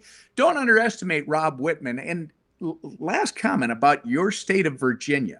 I just want to throw out, I'm going to be surprised if they don't show their anger at being lied to in a governor's race last election. You now have Tim Walz in a dress in the governor's office in Virginia. Abigail Spanberger lied to Virginians. She projected herself as a moderate, left of center Democrat that would reach across the aisle and get things done for Virginians. And the second they put her in, she took her mask off and she became the wild-eyed, crazy Marxist, communist leftist that some of us already knew she was. So I think that is going to help not only drive turnout, John, I think it's going to help those people in their elections get reelected. I think Virginians have a tendency, it's a very educated state. I think they have a tendency to exercise their concerns at the ballot box. Majority House Whip Tom Emmer with us, Minnesota District 6 Republican. Whip Emmer, I agree with you 100%. Spanberger's approval ratings in Virginia have tanked more in 6 months than anybody in history, in recorded history. It's now under the worst governors that we've ever had. I don't know how she gets out of it, but she's been a disaster. So I think that's going to help Kiggins. It's going to help Whitman. I think they win those seats, and that's how you guys are going to hold the House. Now, you got the reconciliation bill you got the SAVE Act and the reconciliation bill that's going to the Senate. Walk our audience through, Tom, how this gets to be law, what exactly has to happen in the Senate. Well, the reconciliation bill came directly from Mike Johnson has talked about doing Reconciliation 3.0. He's already talking about doing Reconciliation 4.0. So people who are paying attention know that the House, and especially led by our Speaker, is totally invested into using whatever tool is available to advance the America First agenda that Donald Trump has advocated for, and we promised to do. 3.0 ended up being very narrow, right? You've got 10 to 12 billion in there for ag. You've got money for the intelligence community because they're going to need it. You've got defense money in it. People can be critical of that, but they need to understand when it comes to those things, the reason it's so narrow, John, is if we started throwing in the other stuff, it would open up an amendment process in the Senate that literally they would offer hundreds of amendments to do what? To unwind all the reforms we got in the big, beautiful bill, the Working Families Tax Cut bill a year ago that Donald Trump signed into law. So it was a conscious decision that we have to keep it narrow. So we can't allow the Elizabeth Warren et al., Chuck Schumer, all these crazy lefties, Bernie Sanders, to come after the reforms that the American people are now enjoying. So it's narrow. The other thing that was an issue, and it was always going to be, it's not paid for. What does that mean? We sent over a little less than $100 billion in this budget resolution. This is not the bill yet. People who are listening need to understand this is just the first step in the process. They pass it in the Senate. We both instruct the relevant committees as to what their limits are and what they can do, and then the committees will draft it. Once the Senate passes the budget resolution, if they do, then the House and the Senate will get to work, the relevant committees. We're trying to keep the Finance Committee out of it and others that could blow it up over in the Senate. They will get to work, and then you have a bill that actually has the language.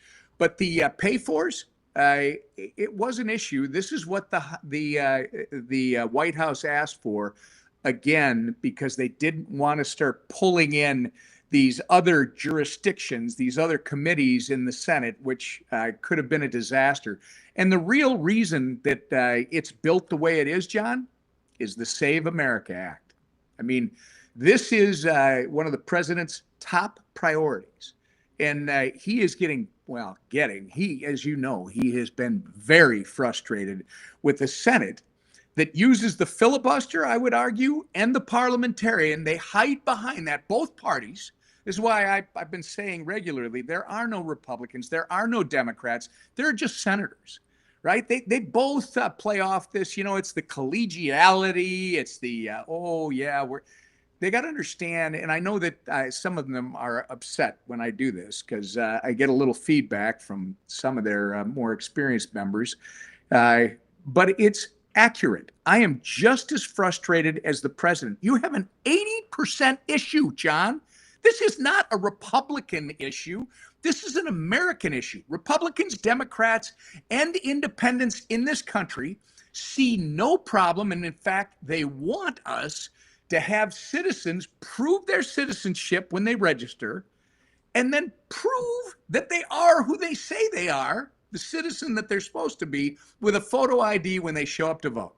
That is an 80-20 issue.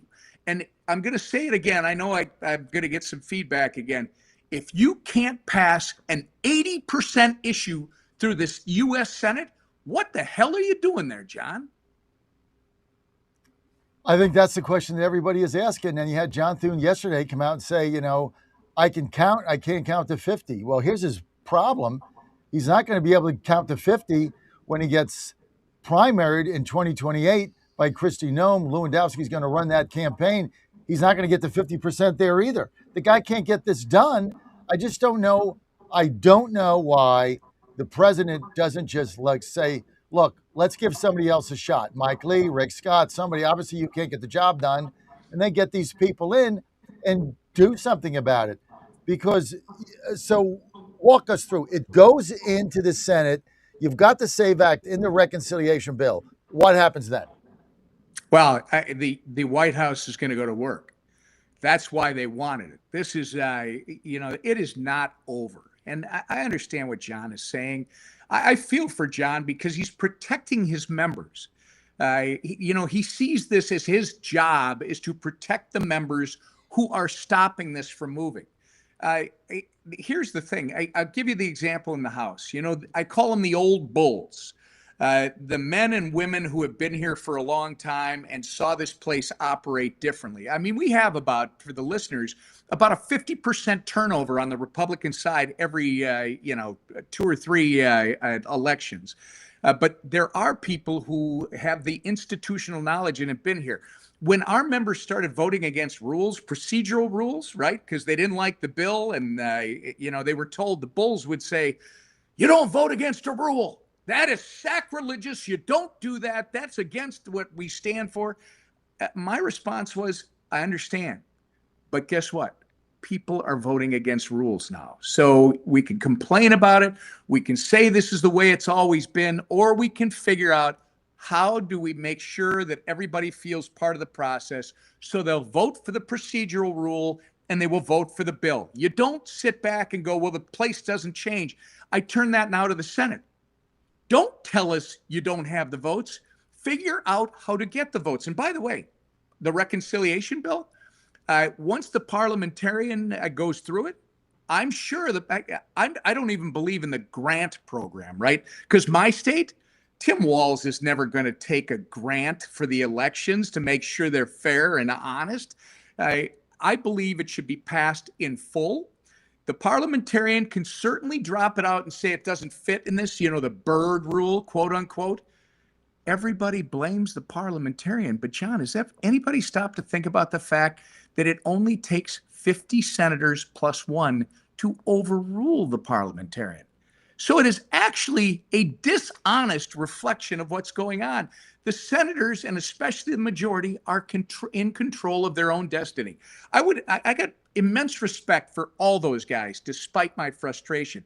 But I would ask every one of them that's like on the fence or is blocking this, why? Why would you block something that 80% of America agrees with? And by the way, I'm betting that the ones that are a no right now, they all supported it when they ran. And since they've been here, what's the issue? I mean, is it Donald Trump? Are you just mad at Donald Trump? Please take your anger, take your frustration, put it to the side and work for the American people. It's Trump derangement syndrome is all it is. And the fact of the matter is they're not going to overturn the parliamentarian because he can't get the 50 votes because then he would have to go on the record. Right now, they can say things on whatever news channel they're on or whatever video they put out, but they're not on the record. Once you get this bill there, you got to vote yes or no, and they don't want to do that. I mean, that's why this thing has never gone to the floor of the Senate. You've never had a vote on it because they don't want to put themselves in a position to vote against 80-20. I mean, that's really what the problem is, and they hate Trump, and so they see this as giving him a black eye. Look, I want you to comment on what you saw in New Jersey on Monday after the president's speech. Then you get Jersey. They say 6,600 people are on there. They're illegals, shouldn't have voted. They say, thousands of them voted. Then the Department of Justice says, no, it's not 6,600, it's 35,000. Turn over your voter rolls. They won't do it. What's the deal there, Tom Emmer? Well, I'm living it in Minnesota. And by the way, before we leave it, your statement about the Senate, they have to put up a vote. This is why I'm so grateful for my teammates, Mike Johnson and Steve Scalise. The only way you get anything done in Washington, D.C. is if you put people on the record. You bring the bill to the floor and you say, this is the moment of truth. You are going to show all of America and your constituents where you're at. And guess what? People tend to do the right thing when you do it that way, and they're just not doing it in the Senate. New Jersey, I think, is a microcosm. It's amazing to me. The President of the United States goes on a national broadcast. NBC and these other folks won't carry it, right? And he talks about the serious international election interference here in the United States of America. He talks about the proof that they have uncovered since he came back into office. And it's like our left-wing media, John, just sits back and tries to pretend it doesn't exist. They write stories that these machines are that they're so good you can't do anything with them. Really? Whether it's 6,600 or 35,000, this is a problem, especially in blue states across this country. Minnesota is a classic example. You look at Minnesota. Pam Bondi, when she was the attorney general at the beginning of Donald Trump's second term, requested all the voter rolls and the voter history over the past several elections. That's the federal government asking for documentation so that they can verify the elections that Minnesota is responsible for. And the state is the one that administers elections at the local level, and they are responsible to administer the federal elections. Member of the U.S. House, members of the U.S. Senate, and the president, right? The federal government is entitled to see that they are doing that in an open, honest, and fair manner. And you know what? I got a Secretary of State that I knew when I was serving in the Minnesota legislature, Steve Simon. I don't know what has happened to Steve. Steve has become a hardcore Trump-hating partisan that said, no, I'm not going to provide it. And my state frustrates me, John, because every Minnesotan, I'm sure the partisans on the left would disagree with me, but every reasonable Minnesotan, and there are a lot, they should be furious. If you don't have anything to hide, give them the voter rolls. They're clearly, New Jersey, I think, is just the tip of the iceberg. Minnesota has, Donald Trump wins Tim Walz's hometown by 30 points, John. And you tell me he lost Minnesota by 7 after he lost it by only 2 in 2016? Yeah, really? I want to see your homework. I want to be able to go through your homework. And clearly, they don't want anyone to look at their homework because I can only assume it's crooked. So the parliamentarian throws out the SAVE Act, which is what she's going to do. She's going to throw it out. Doesn't matter if it makes sense or not. And then Thune does nothing, right? I mean, then there needs to be a vote on the parliamentarian.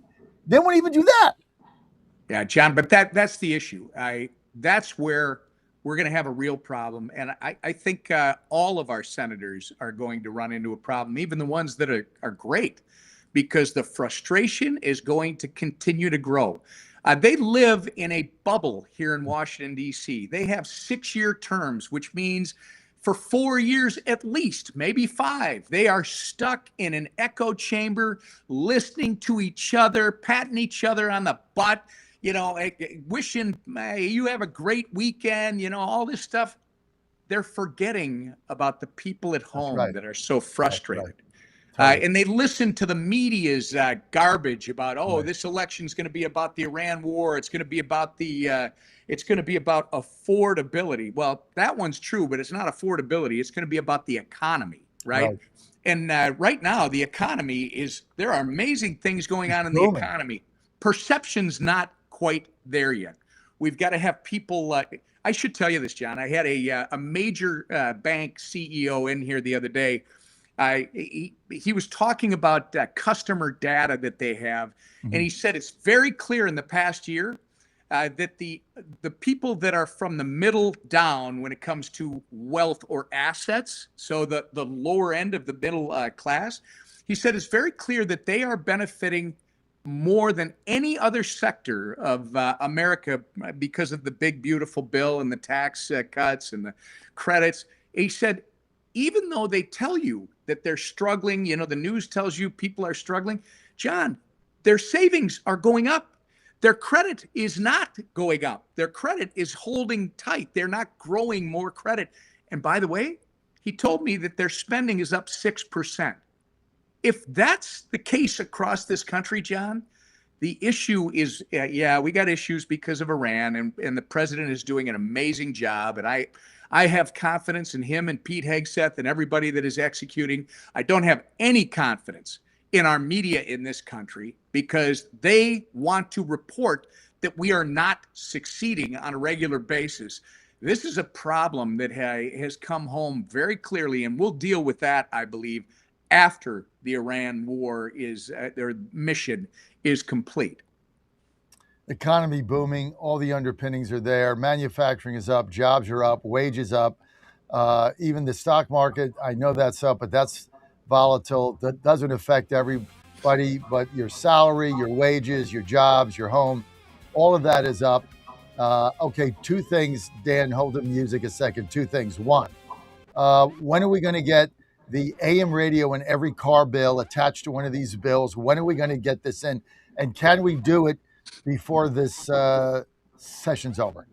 So I have a group of our members. I don't know how big it's going to be, but it's going to be a significant number that are going to sit down with leadership and make it. Obviously, I'll make it clear. I've been supportive of the AM radio bill from before it was offered, right? I actually, I not as well as you do, but I did your job before I came to Congress. I was one of the talking heads on talk radio back in the Twin Cities. This is a national security issue. It really is. I mean, when you look at it, AM radio not only needs to be protected, it needs to be promoted, and especially for rural communities, outstate, non-urban. This is how they get their news. And when you have natural disasters, I got news for people who don't understand how radio works. AM radio many times is the only thing that is working after the tornado destroys a huge swath of the state, or a flood is taking out, causing major damage. So this group, which includes two broadcasters, Mark Alford from Missouri and Jeff Crank from Colorado. You would love these two guys. Crank was a conservative radio talk show host in Colorado before he came to Congress. And Mark Alford was one of these TV pretty faces, which I'm saying that to you. I haven't said that to him. But Mark, I love what he says. He goes, I came from one of the most least trusted professions to run for another untrusted profession. But these guys are committed to putting together a large group of our conference that already supports this and make sure that the leadership in the House understands this needs to be passed this year. Whether it's a standalone bill, whether you're going to put it on something, the time has come. And I do believe it'll get done this year. Well, I tell you what, a lot of people are saying that, so I'm gaining more confidence. I know we're running very short on time. We both live in Washington, D.C. I'm Ward 2 chairman, as you know, in my district here. One of the only elected Republicans in the district. We got a communist mayor coming in that all she wants to do is stop Trump. Like, that's her whole agenda. I don't know how that helps your life in D.C. get better. Are you guys going to look, if she comes in and starts unraveling what we've done here, which is make it the most cleanest, most safest, beautiful city, are you guys going to look at pulling home rule? I would have done that with Bowser or anybody else. I will tell you, the outgoing mayor, who has a lot of very strong rhetoric, which maybe you have to do that in the party of communism and Marxism and anarchism, but she clearly understands economics, because she's making sure that whether it's the UFC fight over the 4th of July or the Indy car race that is going to take place here incredibly on the Mall, she understands that brings people to the District of Columbia. And guess what? 200,000 people a day to watch the racing that's going to be here. John, they got to pay for lodging, they got to pay for food and fun, and they're going to do that. She's smart. I don't know about the incoming. I've seen all the rhetoric and all the awful things. Maybe the incoming mayor is going to have some understanding.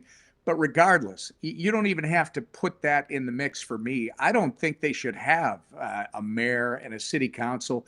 I think the Congress should go back to running the District of Columbia. All right, I'm going to get with James Comer, your colleague, just jettisoned out their tax increases. I mean, this is you can't make this stuff up. So congratulations. But I'm going to call Sally and get to your office. I know you got to go. Let's end on a high note. Twins won 2 in a row. They got 2-game winning streak, right? 3 games back in the wild card, only 4.5 out of the division. Everybody knows the White Sox are going to fold. It's just a matter of time. They're really not that. They're really not that good. Either is Cleveland. I think you guys got a shot to win the division. I think you got a shot to get in the wild card. And you had a little bump there, but you just won 2 games. And the Twinkies are right there. I love this part of the discussion. Your Astros and my Twins climbing up the ladder after they were down in a bit of a hole. The Twins were not as far as Houston, but Houston has done a good job climbing back. Baseball this year is amazing. There's so much parity, and I love what you're saying, and I'm so happy for the Minnesota Twins. They are punching above their weight. The pitching, the coaching deserves huge credit. But I got to tell you, the team that concerns me are the Detroit Tigers. The Detroit Tigers should have started out much better. If you look at what they've done over the last month and a half, look out. The Tigers are coming. Yeah, and the Tigers are tested compared to those other teams. You're right about Cleveland. Cleveland is just a hat with nothing under it. And, the White Sox, I think, are a team of the future. I could be wrong. Maybe they'll gel right through the end and then make a run in the playoffs. I don't think they're there yet, though. I'm very impressed by how they're rebuilding. But the Central, everybody's like 500 or under 500 in the division that you've got with Houston. Whether it's the Mariners, whether it's like nobody wants to win it. It's like they get a little roll and then they take a couple weeks off. We're 5 games. We're 5 games under 500 and 2 games out of first place. I mean, don't figure that. And but I agree it sounds like the U.S. Senate. Exactly. It's like the Indians, the Guardians, whatever they are. Cleveland.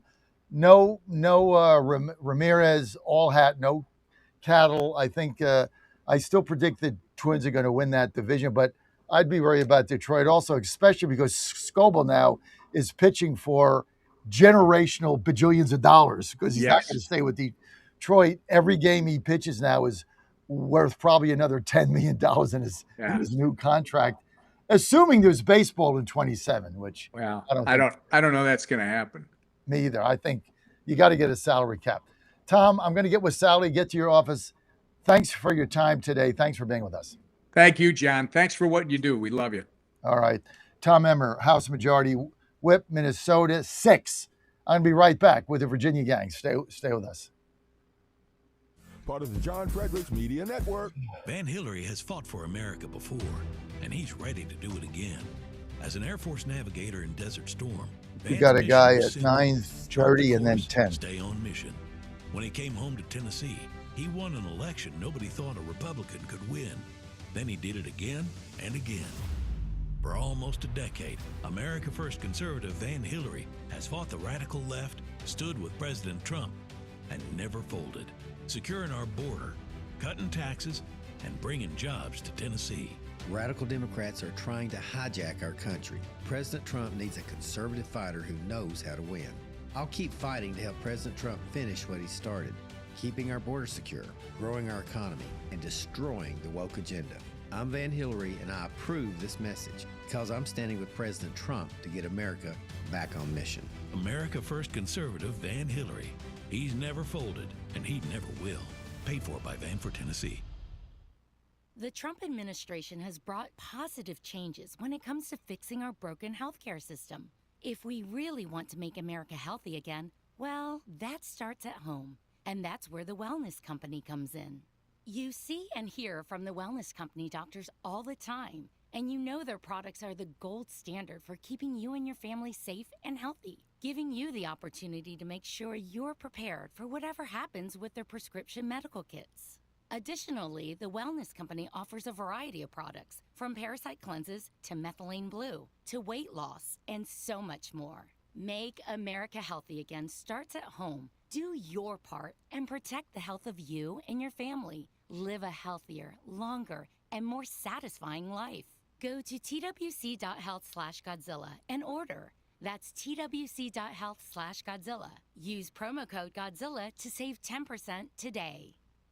Now more than ever, it's imperative to support companies that share our conservative values. That's why I can't be more excited to tell you that I've switched my family to Patriot Mobile. Patriot Mobile is America's only Christian conservative wireless provider. When you switch to Patriot Mobile, you shift your support away from the leftist, woke, progressive agendas of Big Mobile. Patriot Mobile's wireless service works perfectly and seamlessly as you go about your lives with exceptional nationwide coverage that uses the same towers the main carriers use. Patriot Mobile donates a portion of every dollar earned to causes you care about, to organizations that fight for religious freedom, First and Second Amendments, sanctity of life, and the needs of veterans and first responders. Patriot Mobile has plans to fit any budget, along with great discounts for our veterans and first responder heroes, as well as multi-line users. Switching is easy. Just go to patriotmobile.com/Godzilla or call their U.S.-based customer service team, 972-PATRIOT. That's 972-728-7468. Use offer code Godzilla for free activation.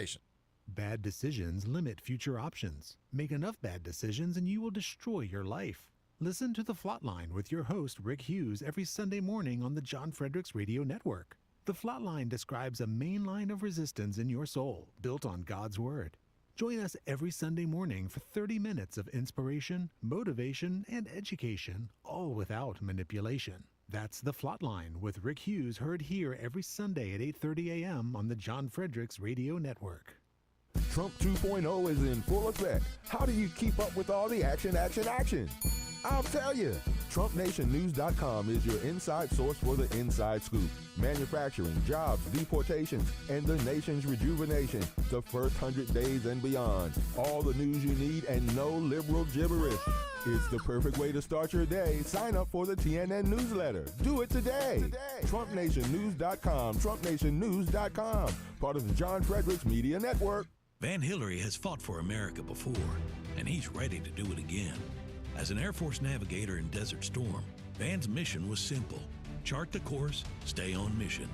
When he came home to Tennessee, he won an election nobody thought a Republican could win. Then he did it again and again. For almost a decade, America First conservative Van Hillary has fought the radical left, stood with President Trump, and never folded, securing our border, cutting taxes, and bringing jobs to Tennessee. Radical Democrats are trying to hijack our country. President Trump needs a conservative fighter who knows how to win. I'll keep fighting to help President Trump finish what he started, keeping our border secure, growing our economy, and destroying the woke agenda. I'm Van Hillary, and I approve this message because I'm standing with President Trump to get America back on mission. America First conservative Van Hillary. He's never folded, and he never will. Paid for by Van for Tennessee. Live from the studios of the John Fredericks Media Network, it's the John Fredericks Show. Grab yourself a cup of 1775 coffee, sit back, and get ready for the best 4 hours of talk in the universe. To be part of the show, just call our toll-free number, 888-480-5646. And now, here's the Godzilla of Truth, the Oracle of the Deplorables, the man Jack Nicholson knows can handle the truth, John Fredericks. Great to have you with us, John Fredericks Media Network. This is the Virginia Gang. I'm live in Washington, D.C. David Williams is joining us, candidate for U.S. Senate, Republican primary. Was that August 11th? August 4th. August 4th. Okay, I'm a August 4th. week behind. It's coming up. It's in a week from Tuesday. So good to have you with us, David. First time we've met, first time we've talked. Yeah, it's a pleasure. And you're on the Virginia Gang. Who do we got on here? Who's in studio? Dan, let's bring everybody in so I know where we're at. Let's see. Well, former Governor George Allen is with us. Governor, thank you for being with us today.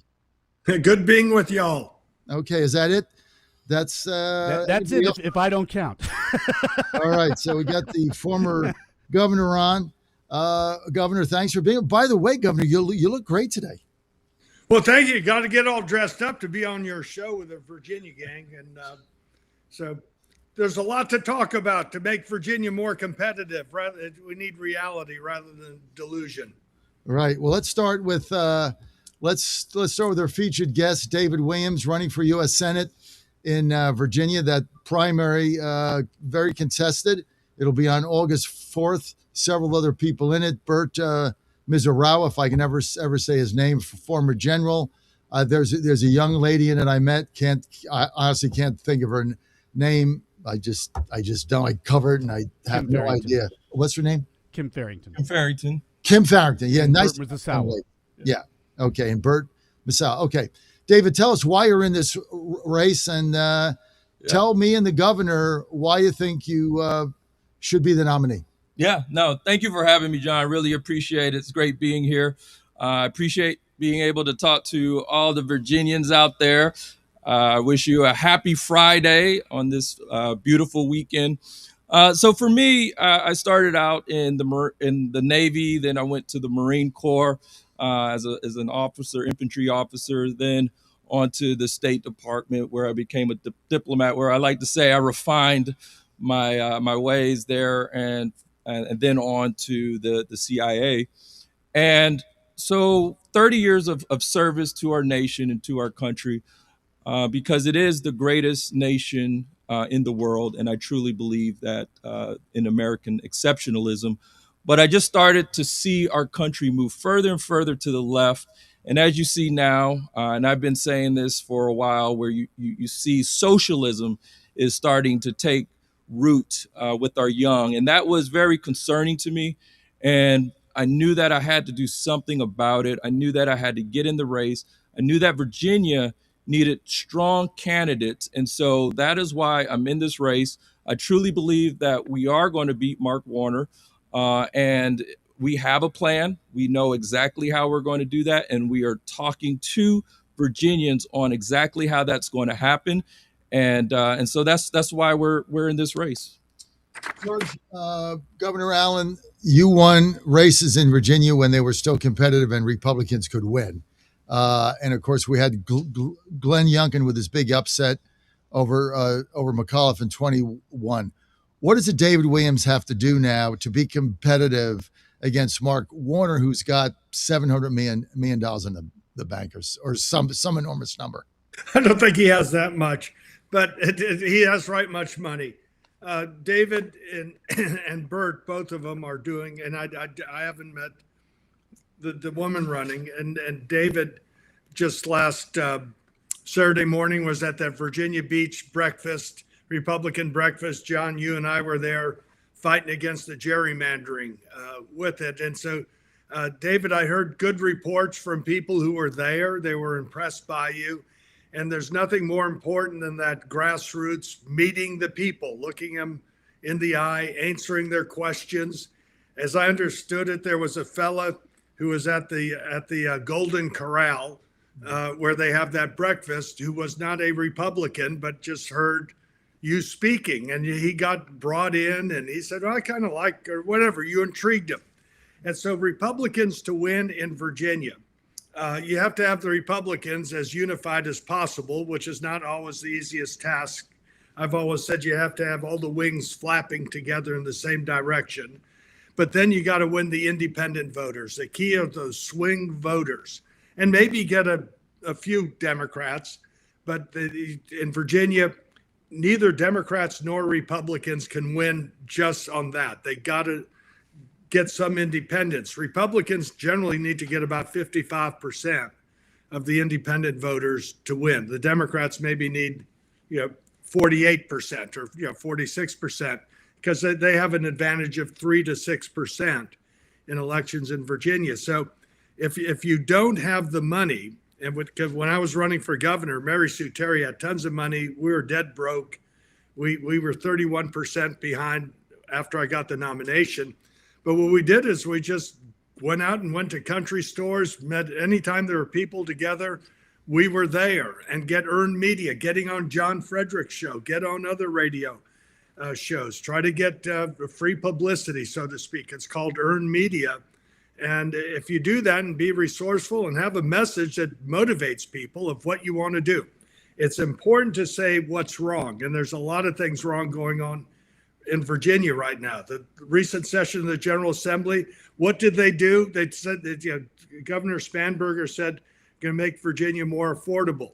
Well, what did they do? They raised taxes. They're raising people's electric bills. and they gave themselves, they tripled their salaries to $50,000 for part-time Unbelievable. legislature. That is not making Virginia more affordable or attractive. No, it's the opposite. It's the exact opposite. And David, let's start here. You've got two of the candidates, somewhat. One's people think Burt might be the favorite, but differentiate yourself from the other two candidates. Why should people vote? Why should Republicans? Let's start there. Vote for you on August 4th, a week and a half away. Because I can win. Period. Point blank. I could beat Mark Warner. Because just as the governor was saying, so we have to look at what we need here in Virginia. So the last race, we haven't won a Senate race since 2002. So we have to look at this strategically. Who won that race? That was John Warner. And so what we have to do is look at this strategically. We need votes. The last election we lost by 400,000. That was between Hunkow and Kane. 400,000 votes. How do we get those votes? Just as the governor was saying, we have to first unify the Republican Party behind our president, President Trump, and then a good candidate. I've talked to President Trump twice. The first time I let him know that we were running. The second time I gave him an update just recently. And so we are getting the national attention that we need. And so that's the first thing. Second thing, I'm out talking to Southwest Virginia. Those folks, that's 75% of the base. I won the straw poll handedly by 70% in the 9th district. The reason that's important is because if Southwest, if they don't get excited about you, then they're not going to come out and vote. And so they are excited about us because I'm out there, I'm talking to those folks about what's the issues there, the agriculture, the farming, the overreach of EPA, all of these things. And so they're behind us. And then we talked about the independent vote. That is a major, huge vote. If we look at Ed Gillespie, he won by, or he lost by just 0.8%. So he was able to get the rural areas. He was able to get the independent voters, which we'll be able to get the independent voters because Spamberger is just going crazy in Richmond, and people are looking for some relief. And then the third thing is we're going to have to get the minority vote. So Ed Gillespie, he lost. If he would have had 15% of the African-American vote, 15 to 20%, he would have won. And so that is the closest that we've seen. And no one has been able to get the African-American vote, which is the second largest vote here in Virginia. No one has been able to do that except Winsome Sears. And so we have to look at this strategically. We can continue to keep putting the candidates out there that's not going to be able to connect with the voters. And then they just go on and get, these cush jobs in the administration and this rotating door. But then the people in Virginia are the ones that suffer.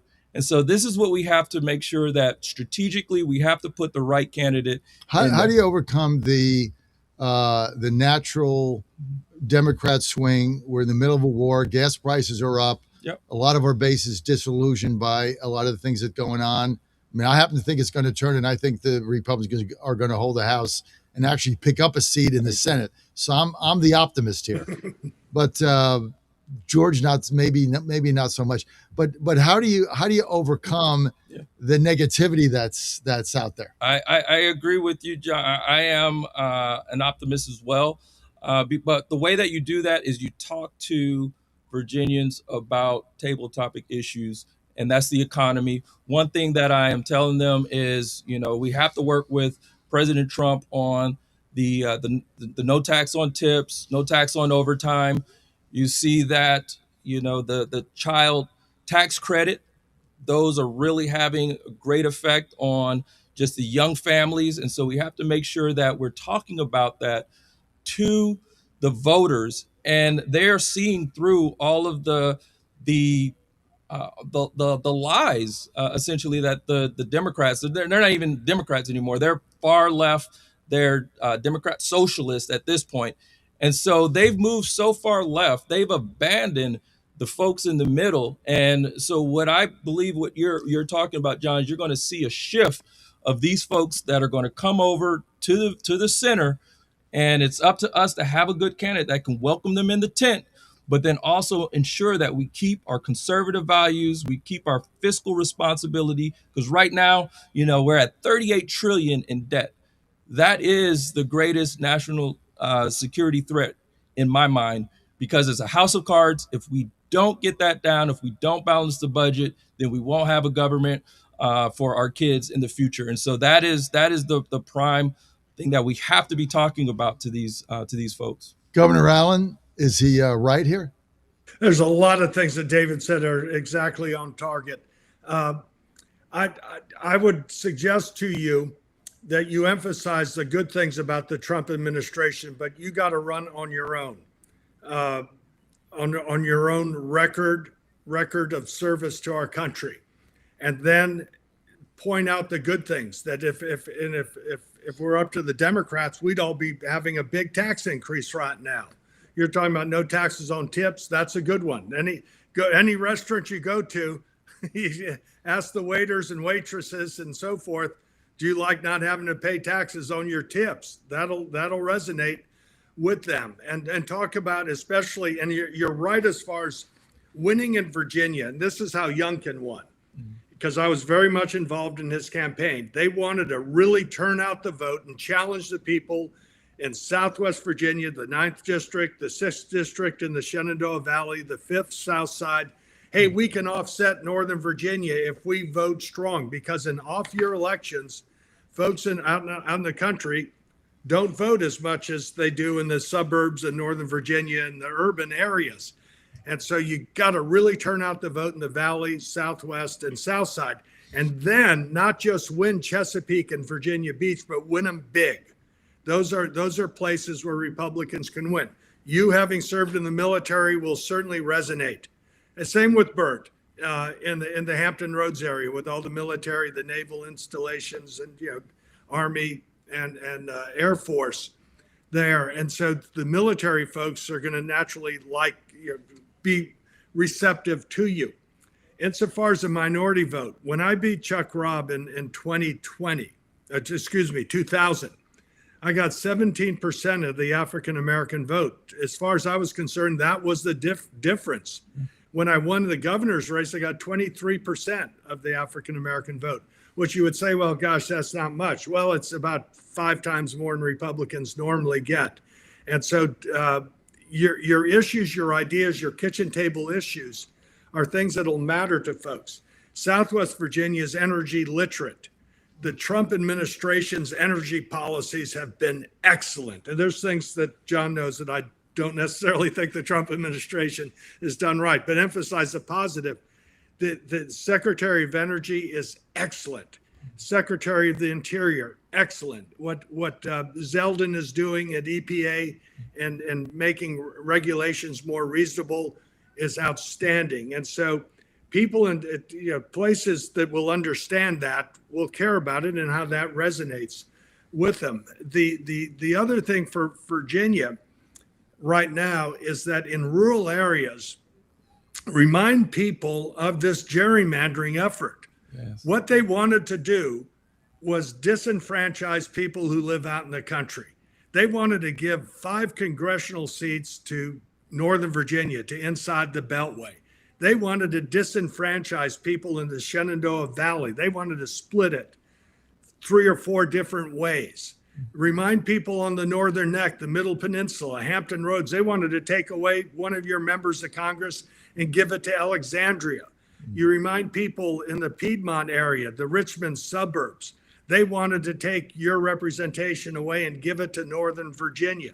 So try to make it relevant to some extent what the Democrats in Virginia were doing, and Mark Warner supported all of it. Yeah, he supported all that. Yeah, and they're continuing to do that, and so what they're using is they're disguising the truth, and that's a nice way of saying it. And that's what because I remember talking to a young lady at the polling booth, and she said, "Yes, I voted yes for free or fair elections."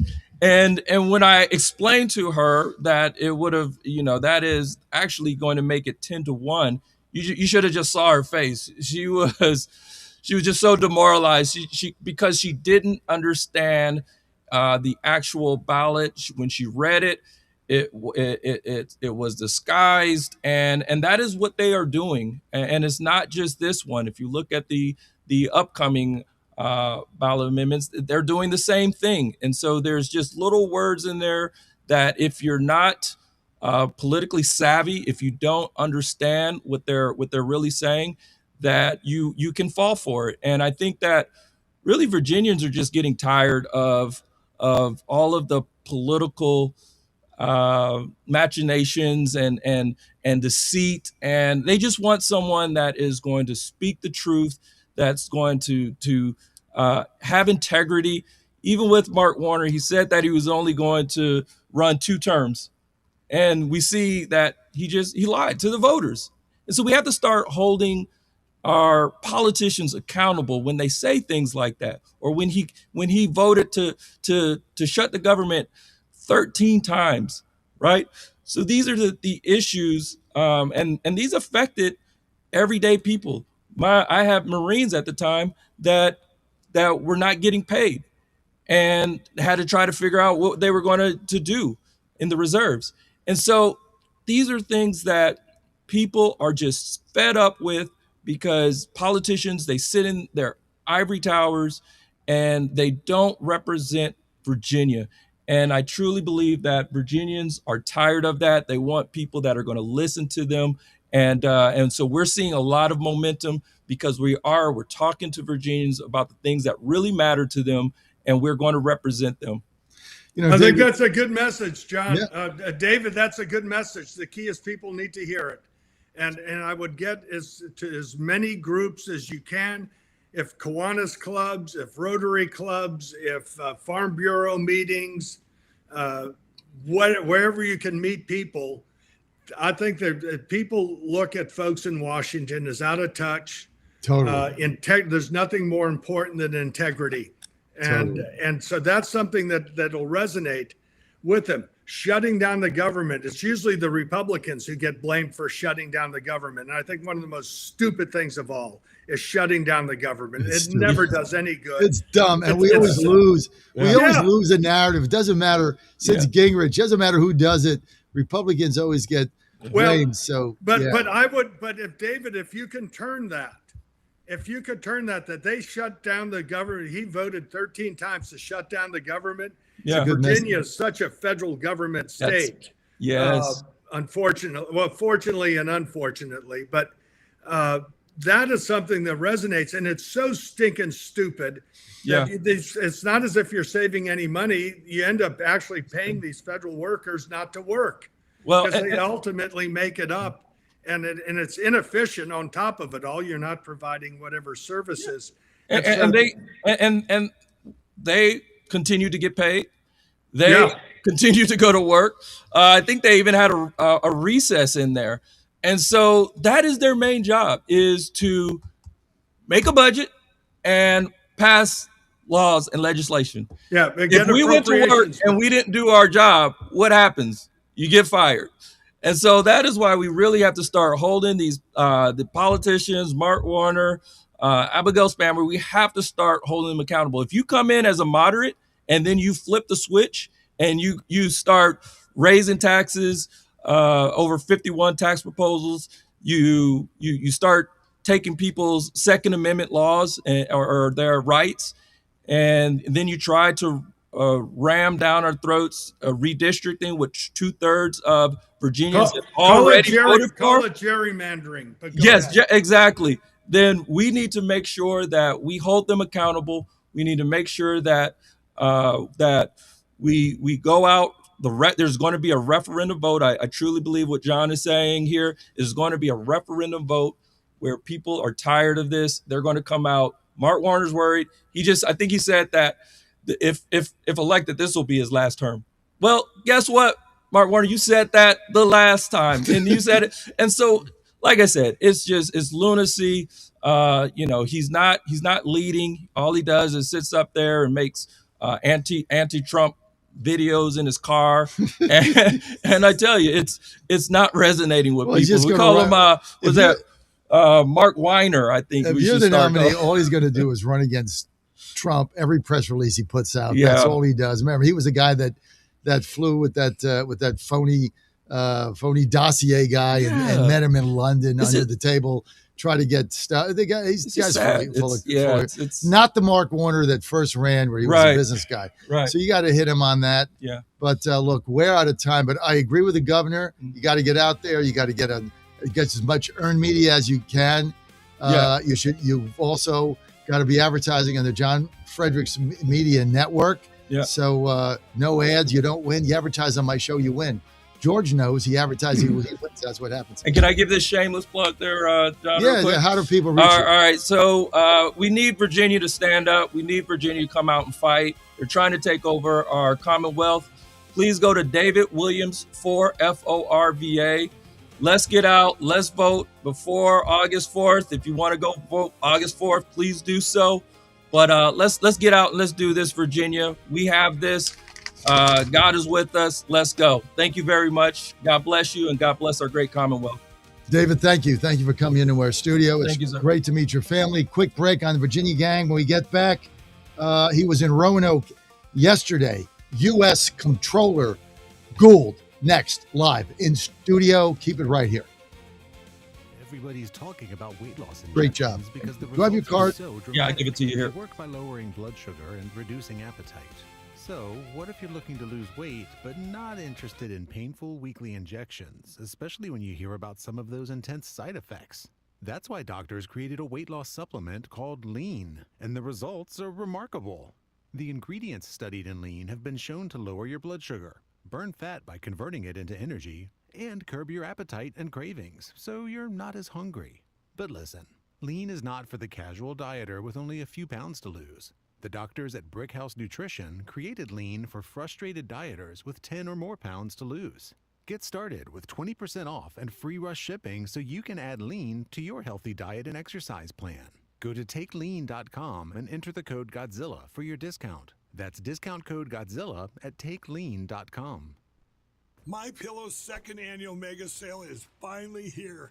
Get our patented premium MyPillows that adjust your exact individual needs to give you the best sleep of your life. When I got my pillow, I'm asleep almost immediately. I stay asleep at night and I wake up more well rested in the morning. I guarantee they're going to be the most comfortable pillows you'll ever own.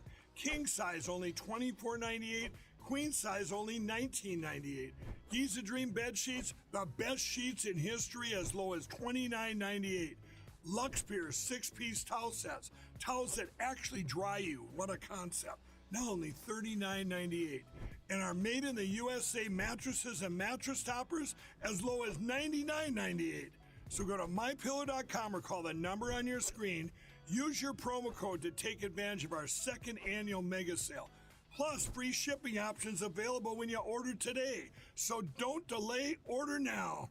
Washington is wasting $500 million every year on a federal supervision system that doesn't work. Probation officers are overwhelmed. Resources are going to people who pose zero threat, while actual dangerous individuals slip through the cracks. The Safer Supervision Act stops the waste and refocuses every dollar on protecting families from harm. President Trump's own pollster found about 80% of Trump voters want this fixed. It's time for Congress to get this done. Stop the waste. Protect our communities. Visit safersupervision.com. Paid for by the Reform Action Fund. This is Crom Carmichael, CEO of Solti. We got a wonderful email from one of our customers up east named Joe, and here's what he had to say.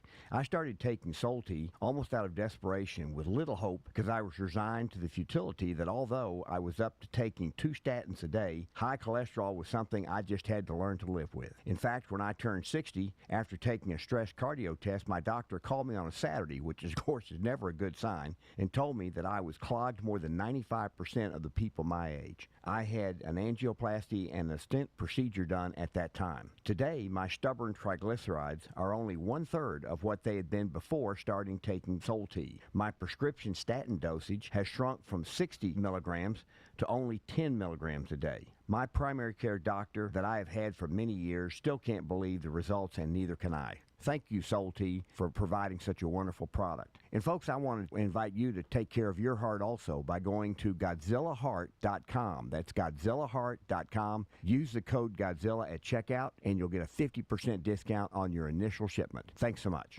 And they're off. This summer, the Thunder returns to Colonial Downs Racetrack. Live thoroughbred racing June 25th through September 7th. Feel the excitement. Hear the roar of the crowd. Experience Virginia's premier horse racing destination every Thursday through Sunday all summer long. Bring the whole family for Family Fun Sundays, packed with activities for all ages. Parking, free. General admission, free. Memories, priceless. Make Colonial Downs Racetrack your new summer fun time tradition. Get tickets and race day info now at colonialdowns.com. If you want to go after an athlete, one of my athletes, you go after one that doesn't do the right things. You don't downgrade him because he does everything right and may not play as well on Saturday, and you let us make that decision. That's why I don't read the newspaper, because it's garbage, and the editor that let it come out is garbage. Attacking an amateur athlete for doing everything right. And then you want to write articles about guys that don't do things right and downgrade them, the ones that do make plays. Are you kidding me? Where are we at in society today? Come after me. I'm a man. I'm 40. He's the voice of Virginia. No, you can't. You have one of the worst voices I've ever heard in my life. And the commander of common sense. Fire at will, Commander. Now back to the John Fredericks Show. Virginia Gang, Governor George Allen with us. You get to meet with Governor George Allen. He's going to be joining us here on Virginia Gang. And we are with one of the key members of the U.S. Treasury Department under Scott Besson, who's doing, I think, one of the most phenomenal jobs ever. And that is Jonathan Gould, the comptroller, with an M, the comptroller of the U.S. government. And part of the OCC. We're going to explain that in a minute. A lot of people don't know what this is. He was in Roanoke yesterday. You're with Governor George Allen with us, and it's good to meet you, Jonathan, and good to have you here with us. Let's just start. Tell our audience, what does the U.S. comptroller do, especially with a $40 million debt, trillion dollar debt? Sorry, me and being trained. And what is OCC? How does this fit in? What is your overall job functionality, and how does it affect everyday Americans? Well, thank you very much for having me on your show. The OCC is a bureau, as you noted, of the United States Treasury. We are actually the oldest federal regulatory agency in existence. We date back to 1863, where then President Abraham Lincoln, during the Civil War, together with his Treasury Secretary, Salmon P. Chase, created us to charter, regulate, and supervise the national banking system. The national banking system exists to ensure the rise of and facilitate the rise of nationwide banking markets, whether we're talking about mortgage markets, consumer credit markets, et cetera. We have been tremendously successful over our 163-year existence. We now supervise over 1,000 banks across this country, with over 18 trillion in assets on their balance sheet. So that's about 2/3 of the entire commercial banking system. I like to think of us as the eyes and ears of the Treasury Secretary into the U.S. banking system.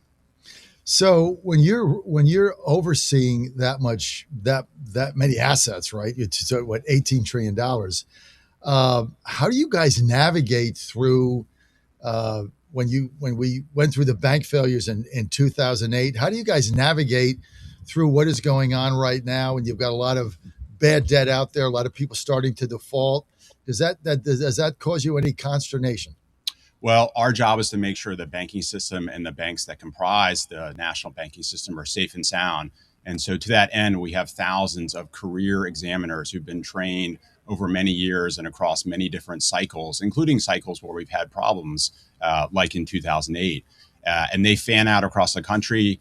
In some cases, with our larger banks, they're actually in the banks every day. With smaller banks, they're in there more periodically. One of the things that makes our agency, I think, relatively unique among Washington, D.C. agencies is that we have 49 other offices across the country, which again embeds us all over the all over the country's geographic reach and puts us in touch with local communities and community bankers to see on the ground what's going on. So that's how we deal with that. Again, having a great and well-trained examiner workforce and being proactive in terms of cutting back compliance burden that doesn't make any sense and focusing on what really matters. So material financial risks to the system.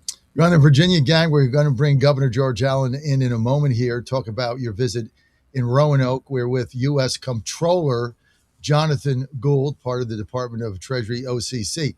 So when you're talking to bankers right now, right? Bank CEOs, just bankers, people that are running community banks, which we're involved in. Our entire company debt is funded by a conglomeration of community banks and SBA loans. Thank you, community banks. We have no business from any big banks. It's all the small ones.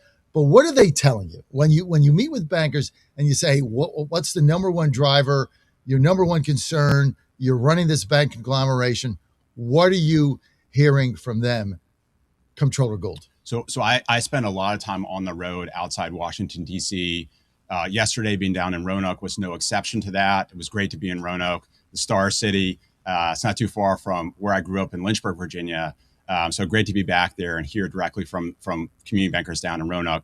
But across the country, when I visit with community bankers, I mean, one of the things that I hear loud and clear is just over the last 18 years, so post that 2008 financial crisis that you mentioned, really a lot of supervision and regulatory decisions that, frankly, unelected bureaucrats like me have made, some of my predecessors have made, was an overreaction to the 2008 financial crisis and really put a lot of burden on our community bankers. And so, every hour they have to spend on unnecessary compliance is an hour they can't spend with helping their customers to help realize their kind of economic aspirations. Likewise, every dollar that they've got to keep on the sidelines is a dollar they can't lend to support local economic activity. Thank you. And so a lot of what we're doing under President Trump's leadership and, consistent with what we're seeing Secretary Bessent coordinate across a lot of the federal banking agencies is right-sizing that regulation, allowing banks to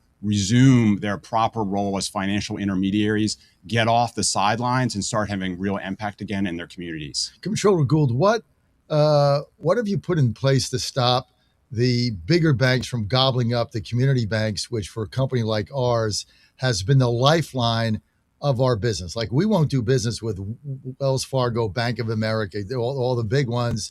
They don't care if we live or die. Our whole company is built on local community bank and lending. What is your assurances that they don't continue to get eaten up by the bigger banks to get their asset growth? Well, so one of the things we are trying to do is particularly tailor regulation and supervision such that smaller banks aren't subjected to the same kind of regulatory and supervisory framework as their larger competitors. One of the interesting things about the OCC, and this is unique among the banking agencies, is that the largest banks that we regulated are literally 100,000 times the size of our smallest banks. So that's a huge range. So we see kind of the top end of the spectrum, as well as the bottom end of the spectrum in asset size and everything in between. And we're very focused on making sure that our regulation is tailored so that we don't have the same expectations for a small bank as we do for a big bank. Now, there are statutes in place that prevent certain of the very largest banks from getting bigger and bigger through acquisition. So obviously, we respect those statutes and make sure that doesn't happen. But again, we are focused on the community bank regulatory and supervisory framework, doing everything we can so that those banks can take control of their destinies again, choose what path makes the most sense for them, for their customers, for the markets that they serve, whether that's through organic growth, through acquisition, whatever it might be, so that they have a fighting chance to survive and continue to provide kind of the lion's share of ag lending, CRA lending, small business lending that propels America. Governor, Jonathan Gould makes way too much sense to be in the U.S. government, don't you think? No, I loved listening to him. In the previous segment, I was commending the excellent Secretary of Energy and the Interior and EPA, and was talking about regulations. Comptroller Jonathan Gould is another excellent appointee that, but for your show, I would not have been able to listen to his leadership and his manner and his purpose. I just know from community banks, when you had all these regulations after the financial crisis, they put in all these regulations and they thought, oh, the big banks and this, that, and the other. And what's happened is even more consolidation and fewer smaller community banks, and the bigger banks got bigger. And the main reason for it is the economies of scale, the cost of these regulations and oversight. But there are regulations, and some are reasonable, and some, as Comptroller Gould said, are excessive and not material. And why make them go through these costs? It's just like in manufacturing. The cost of manufacturing, of regulations for small manufacturers is twice as much for a small than a large, because they don't have the economies of scale. So Comptroller Gould, recognizing that and making sure that the regulations are reasonable, is something that you rarely, as you say, John, hear from the federal government. And so I think that's vital. And a lot of the small community banks, generally speaking, they either have to expand and merge and get larger. So you do have that efficiencies of it. So you spread those costs out over many branches, so to speak. So I'm really glad to hear what the comptroller just had to say. That's the kind of leadership you really would want in it. And you care about these community banks. You care about the depositors, the safety of their deposits. You want them making those loans in their communities. I always, generally speaking, use community banks that can make decisions quicker. Exactly. Than the bigger ones. And I generally like, it's just like, I'm not against chain restaurants, but you do like to go to restaurants that, this is mom and pop. These are people who are the Texas Tavern in Lynchburg, well, you can meet the owner. Yeah, the owner and other families. It's nothing wrong with it. Franchises are owned by individuals as well. But you do like that local color, and you like to support community banks. But the main thing is you want community banks. You did nothing against big banks or regional banks or community banks, but let the people decide. And the more choices in a free market that you have, the better. Well, Jonathan, I can tell you that Ann and I, my wife Ann and I, have built this company from the ground up. And we now own 23 radio stations. We started with one show in Norfolk some years back and built it up. We've never would have been able to do that without building relationships with community banks, building relationships with their CEO that took the time to sit down with us, understand our business plan, understand how we were going to pay it back. You go to one of the big banks. I mean, the first couple of times we did that, we got mocked out of there, laughed out, and they kicked us out and said, come back when you have a real company. So you have no shot as a small business owner if you can get to the community banks and you can build a relationship and they can take the time to understand what your vision is. You've got a real opportunity for that. That's why I'm so excited that you're focused on being able to, that they can survive, not get taken over, and they don't have the same regulatory paperwork that some of the bigger banks have, John. Yeah, and then they have to hire the staff for all this compliance. Exactly. And so you end up with a bigger percentage of their employees in compliance than what big banks would have. Right. Jonathan, President Trump has made an edict just about a week ago, and he doesn't want banks to be giving loans to illegal aliens because they're illegal. And so every time you give a loan out to an illegal alien, that loan fund goes down because it's a percentage of your time deposits, which means you can't give a loan to a U.S. citizen. What is your position on that, and how are you going to enforce that, Jonathan Gould, going forward? Well, thank you for raising that point. So obviously, prior administrations, specifically the last one, embraced an open borders policy and then ignored the consequences of having that approach. And in contrast, under the president's leadership, obviously he and his administration very focused on addressing some of those consequences that flowed from those misguided policies. And so, as you note, the president issued an executive order which charged the Treasury, of which we're part, so Secretary Bessent and a number of us, including the Financial Crimes Enforcement Network, the OCC, as well as a number of other federal banking agencies, which with attempting to address some of the issues, again, that flowed from this misguided policy over the past years.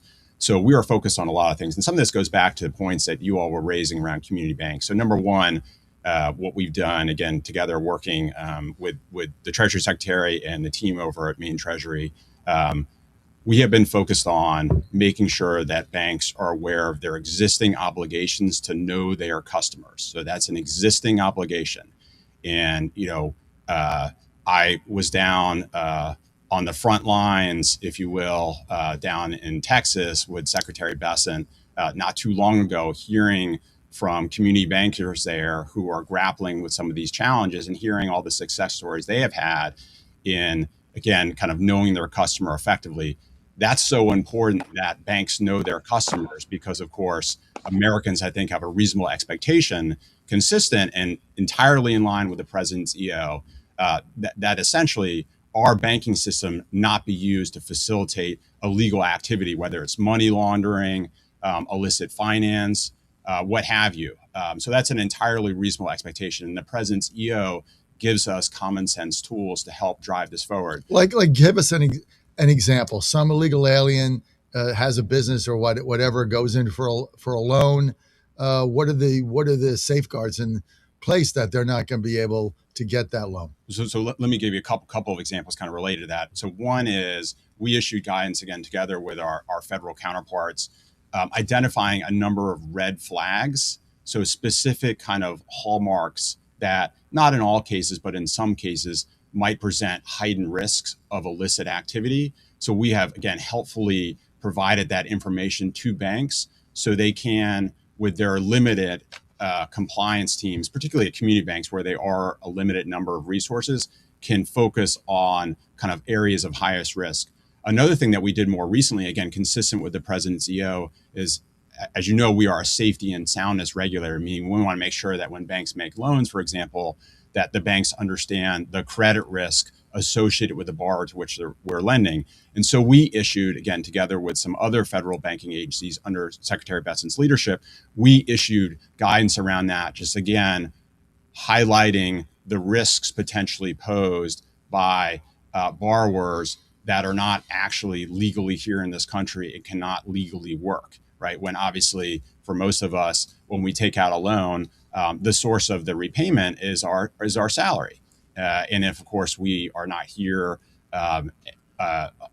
or have the legal right to work here. If you've been deported, you can't pay it back. And so, again, some of what we're highlighting here, I think, is just kind of common sense observations, but we're trying to be as constructive as possible, really support banks in their efforts, both from a know your customer basis. So making sure they understand kind of the potential kind of heightened risks associated with of illicit finance associated with illegal aliens. And then on the flip side, too, focus on the safety and soundness and the potential credit risk. So, Jonathan, when I got, we're just getting another loan now. It's called an SBA Express loan. We're in the middle of buying another station just outside of Nashville, right? So we go to our local bank. They understand this. They bought the first one for us. It's basically how this thing works. So, but my banker there, Michelle Koss, great lady, been there forever, said under Biden, like they were strong arming us to fast track SBA loans that we had no business giving people, that they were their cronies or they were their friends or there was a pet project. And they were actually, calling us, administration people are calling us up, because we're still responsible for 10% of it. They were actually calling us up to get these loans through for their cronies, even though, they didn't meet our qualification standards. But then she said when Kelly Loeffler came in, that stopped. Is that part of what you guys have done? Well, look, I can't speak to the specific facts, what was going on in the last administration. I think what I can tell you is that, we are focused on safety and soundness. We want to make sure our banks are safe and sound. That's what our statute says. That's what our mission is. We're not here to play partisan politics and play games. Right. Our examiners are well trained. They call balls and strikes, and we are focused relentlessly on safety and soundness. Trump accounts, which I think is one of the most amazing things that's ever been done, where children that are born between, I think, December 2025 and December 31st, 2027, the government, under one big, beautiful bill, donates $1,000. Then it gets into an account. Then it's tax-free. Then grandma can give money. George Allen can give money to his grandkids or whatever. That's all tax-free. That grows. How are you guys involved in that? So this is obviously a transformational program, which is going to turn, our youngest generation and over time future generations into having a stake in the greatest economy on earth. So this is utterly transformational. Obviously Secretary Besant, together with others, has been kind of leading the charge here. I think there are over 7 million accounts already created, $1.5 billion already put in there. I've opened an account for one of my children. Some of my children are too old, unfortunately, but for my one son that is, already opened an account. So it's hugely exciting and transformational. And I would note too, it's an antidote to some of the bankrupt ideologies that we're seeing in certain cities and on colleges' campuses. This is a potential antidote to that, teaching all of us at a young age what we have at stake in America and its future. Governor George Allen, we're going to give you the final word here on the Virginia Gang with U.S. Comptroller Jonathan Gould. Go ahead, Governor. Well, Jonathan Gould is an outstanding leader, and I agree on the Trump accounts. I think it'll improve economic literacy of the next generation because they apparently are not learning about free markets and free enterprise in their schools or even in their colleges when they think socialism is somehow as attractive when it's a failure. The final thing, and Jonathan, it's not your fault, but the biggest concern for me is our debt. And you've brought it up, John Fredericks, a lot on this. We are now, the interest on the debt, paying interest on the debt is going to be larger than the entire Department of Defense budget. And national security is our paramount responsibility for the federal government. And we need to grow the economy and cut back on wasteful, unnecessary spending. But I'm really glad, John, you bring it up. And Jonathan Gould, thank you.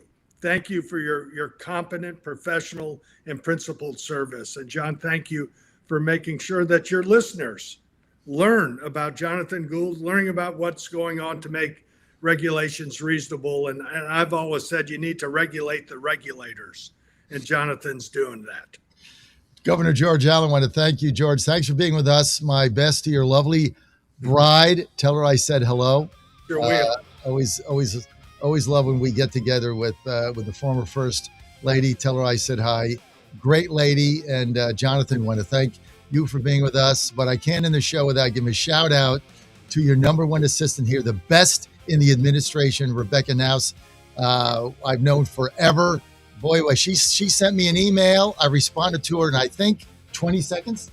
I don't even know what I was doing. Well, I saw her name pop up. I'm like, this is a serious lady. If she wants something, I'm getting it done. Great hire. Great. She is going to be such a important part of your team. Patrick, I don't know you. I'm sure you are, but I love Rebecca. So sorry for that. Sorry for the slight. There's only one Rebecca. Jonathan, thanks for being with us. Thank you very much, sir. Really Thank you. I never even knew there was a comptroller of the United States. This is what you learn when you're here on our show. So thank you. And thank you for your visit to Roanoke. And thank you for working with our small community banks. Thank you for giving them an outlet. Thank you. All right. Got another guest when I get back. We're going back to the Trump administration, and we'll be right back. Let me just be sure. I'm getting a little bit older here. Coming up is Admiral Brian Christine is going to be with us, and we're going to take a half hour of Michael Patrick Leahy show until 10:30. We'll be right back. Stay with us on the John Fredericks Media Network. I am your Godzilla of the Truth in America, 22 million and growing. Thanks for being with us. Be right back. Are you tired of feeling lousy? Maybe you had a scare at your last checkup, or just walking hurts? When enough is enough, call PhD Weight Loss. When am I supposed to stay on, or am I? 3 pounds ago, I knew I couldn't do it alone. I'm Mike Gallagher for PhD Weight Loss. Best phone call I ever made. They were right with me. They still are today. Right now, mention Mike. You'll get 2 free weeks added to the program, and they'll pay for the cost of your food. $1,500 value. Call 864-644-1900, 864-644-1900, or visit myphdweightloss.com. Hi, I'm Kirk Cameron. Christian Healthcare Ministries is not another health insurance policy. If you're tired of restrictions, CHM offers anytime enrollment on your schedule at half the price of traditional marketplace plans. See why believers across the nation are better with CHM. Get started by calling 1-833-JOIN-CHM and use promo code WELLNESS for a 50% credit towards your first month. That's 1-833-JOIN-CHM and use promo code WELLNESS. Democrats are hoping to exploit a growing rift within the GOP over the issue of AI data centers. The data centers are causing concern in rural areas and states due to their likely impact on land, water, and local life. It's an issue that resonates with states like Arizona and Ohio. In Texas, those data centers are rapidly expanding, while both Democrats and Republicans voice their opposition. Republican Governor Greg Abbott has promised to regulate the centers, but his critics say the actions lack urgency. It's still not clear which party would benefit the most from worries about the implications of fast-growing AI and the massive facilities needed to power its growth. Bob Agnew reported. The Secret Service says a member of Vice President Vance's security details under investigation over a suspected news leak. An agency spokesman says the individual is facing an internal investigation and a potential criminal inquiry over allegations that he or she compromised operational and information security. Townhall.com. Author Salman Rushdie back in court some 4 years after being stabbed on stage. Salman Rushdie sat across a New York courtroom from his convicted attacker, Hadi Matar, at Matar's federal terrorism trial, telling jurors about the ambush that nearly killed him, blinding him in one eye, in the 2022 attack at a cultural center where Rushdie was scheduled to speak about threats to writers and artists. Matar is currently serving a 25-year state prison sentence for his attempted murder charge conviction. In the federal terrorism trial, prosecutors say Matar was acting on an Iranian leader's 1989 call for Rushdie's death because of Rushdie's novel, The Satanic Verses. I'm Lisa Dwyer. Rabbi Jeffrey Meyer is retiring from the Tree of Life Synagogue in Pittsburgh. He led the community through the aftermath of the 2018 anti-Semitic attack that killed 11 worshipers. More on these stories at townhall.com. You hear a lot about weight loss injections because the results are dramatic, but injections aren't for everyone. So doctors created a new generation weight loss supplement. This is non-prescription lean, and the science behind it is impressive. The studied ingredients in lean are intended to address weight loss in 3 powerful ways: help maintain healthy blood sugar, help control appetite, and help convert fat into energy so you burn it faster. Get 20% off with discount code Godzilla at TakeLean.com. Code Godzilla at TakeLean.com. John Fredericks. It is the most egregious thing I've seen in a lifetime. President Trump. The whole thing is ridiculous. When politics start getting wild. They want to have every single thing that you don't want. Raise taxes, men and women's sports. They're going to open up their border. Trump hits the speed dial. Thank you for calling in on such short notice. You came first, John. Wake up with the John Fredericks Show weekday morning, 6 Eastern, 5 Central on JFMN.TV, the massive J-Fred radio network, and all across the socials. You came first, John. Thank you very much, and you do a great job. Right now, download the new WV Sports Nation app from the Apple Store or Google Play and get the entire Mountaineer sports world in the palm of your hand. Right now, get notified when new stories drop about your favorite Mountaineers teams and athletes. Download the WV Sports Nation app right now. Get updates on next level Mountaineers like Weatherholt and Joe Mazzulla. All that and more right in your pocket right now. Download the new WV Sports Nation app from the Apple Store or Google Play. Download the app right now.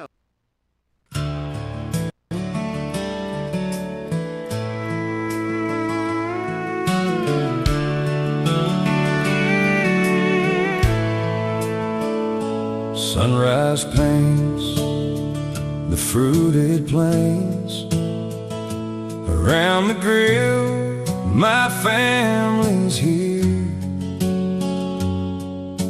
reflected in my grandchild's face.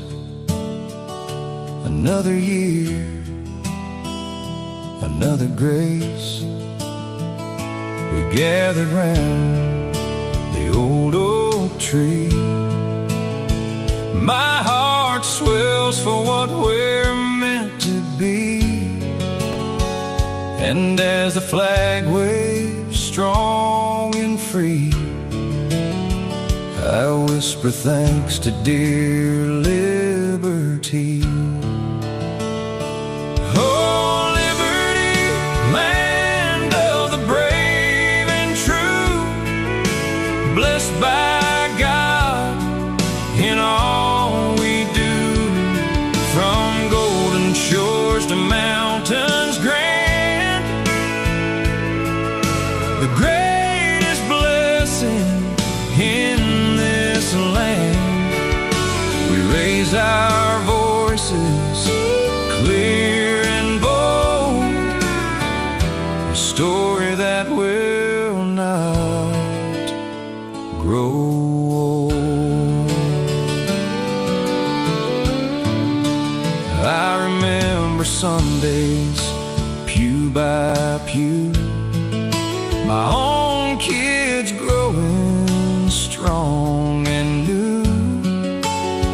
We'd sing the hymns, then talk of right, of justice shining ever bright.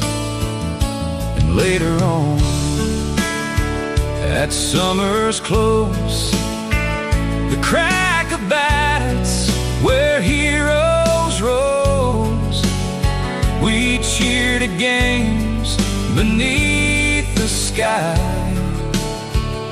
remembering those who sacrificed.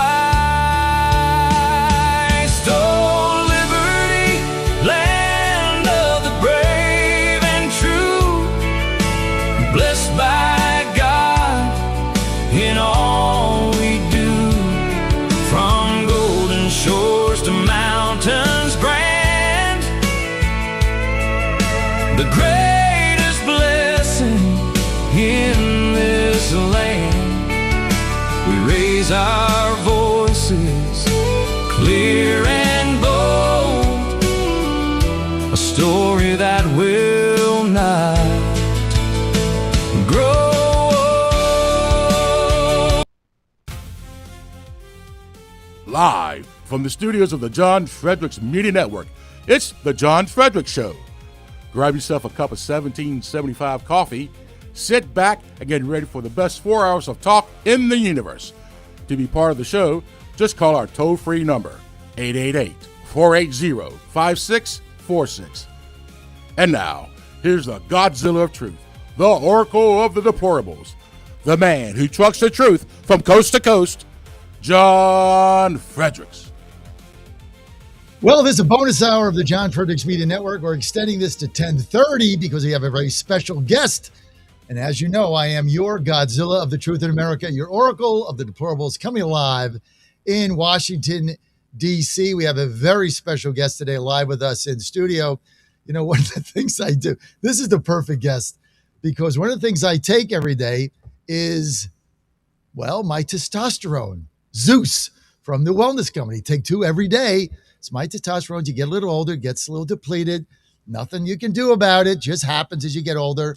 So if you're 22, you don't need it a lot of times, but you get to be my age and you got to replenish that testosterone. So I take Zeus 2 a day, as everybody knows, from the Wellness Company. So that's my lead in for my special promotion. Perfect timing, Admiral. So just go to twc.health/Godzilla, twc.health/Godzilla, and get your Zeus. And you can get 10% off by promo code Godzilla. I take 2 a day. So I'm so healthy and vibrant, even at 68. Amazing, because I take my Zeus and I keep my testosterone levels up. Speaking of testosterone levels, joining me now, special guests live in studio, Admiral Brian Christine and Deputy Director of HHS under one of our favorite HHS directors ever, Robert Kennedy Jr. And I think he's doing a super job, and we're all for Maha.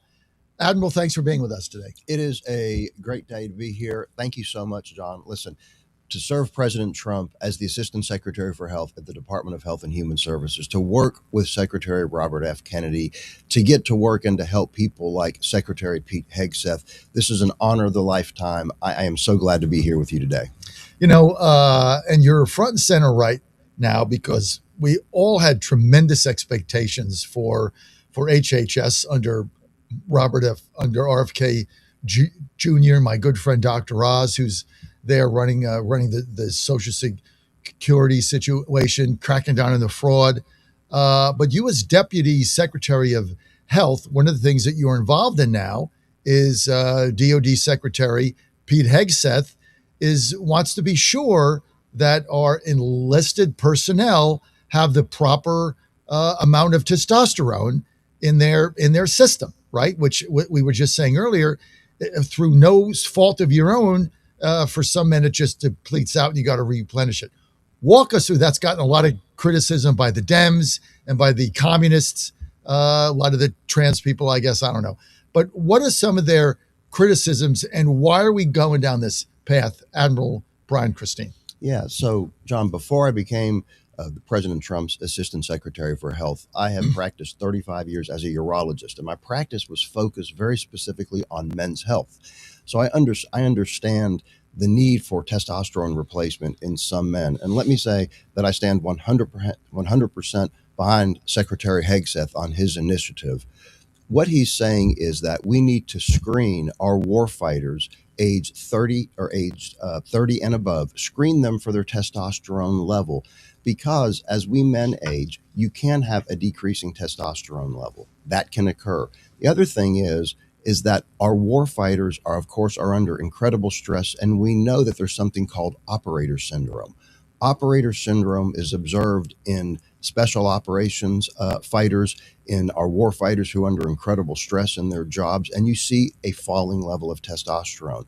Recognizing that these things can happen, Secretary Hegseth has said we need to screen men 30 and over to check their testosterone levels so that if we do identify low testosterone in these individuals, we can address that. He's made it very clear this is not about artificial enhancement. This is about maximizing the health, the readiness, maximizing the ability of our warfighters to carry out their special mission. I'm 100% behind it. I mean, it's just a matter of good health. It's a matter of being able to be sure that your body is functioning in that capacity. I mean, it's not like you're going to an office every day, you have a corporate job and you've got to make a presentation, or you're going on a sales call. It's a little bit different when you're in the Persian Gulf, or you're a war fighter. You have to be at the top of your game, top of your health. And so I don't really get what the criticism is. Any guy over 30 like me, I'm 68, got the blood test, went to the doctor. He said, look, your testosterone is about on the edge. I think it's 2% is a minimum or something like that. And I was like right there. And he said, you got two choices. You can either take a testosterone supplement or you can take an injection, pick one, but you're dangerously low. And it doesn't, when people think of testosterone, they think, well, it's just manhood.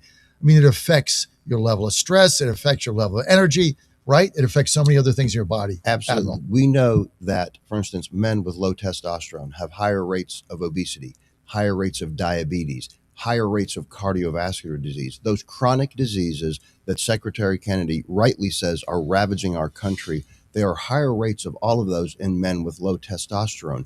This screening that the Department of War is going to be moving forward with, it's not about forcing men to take testosterone. What it's about is doing a screening. And if we see this vital health indicator, because in my opinion, the single most important number to predict men's health, to look at their health span, their lifespan, their wellness, is the blood level of testosterone. So if we identify a low level of testosterone, that's going to allow the healthcare providers in uniform to say, hey, let's come in, let's talk about this, let's counsel this. For some men, you may find that a man comes in, he has a warfighter with a low testosterone level, perhaps he's carrying a little more body fat. Let's do some lifestyle changes. Let's change your diet. Let's get you active, eat real food, get out there and be physical. That may be all it needs. It's not about forcing testosterone on anybody. And listen, I'm a 63-year-old man.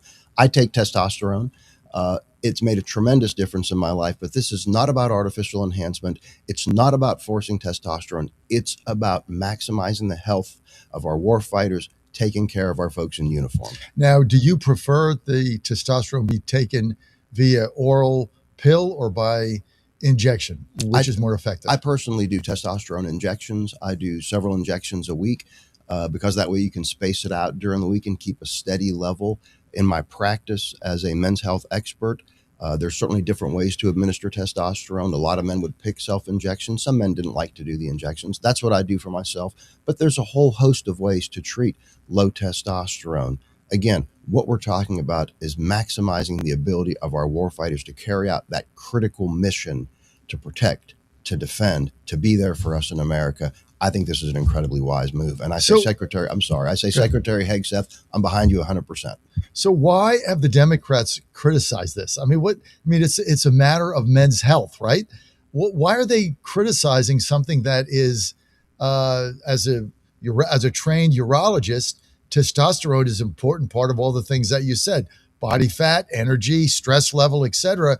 Why are the Democrats criticizing it? No, it's a great question. Why would someone be critical of this? And I think part of it is an education aspect, because testosterone in the past has gotten a bit of a bad rap. Now, listen, we've seen athletes use testosterone getting above normal levels in their blood. We've seen Hollywood actors. You can tell they're on way too much testosterone. The point is, testosterone had gotten a bad rap, but things changed dramatically in 2023. There was an FDA-initiated study called the Traverse Study. The Traverse Study looked at 5,285 men who are on testosterone replacement. It followed them out. It was the most definitive study on testosterone replacement. And here's what it found, John. It found that testosterone replacement does not increase the risk of heart attack, stroke, or cardiovascular disease. It does not increase the risk of prostate cancer.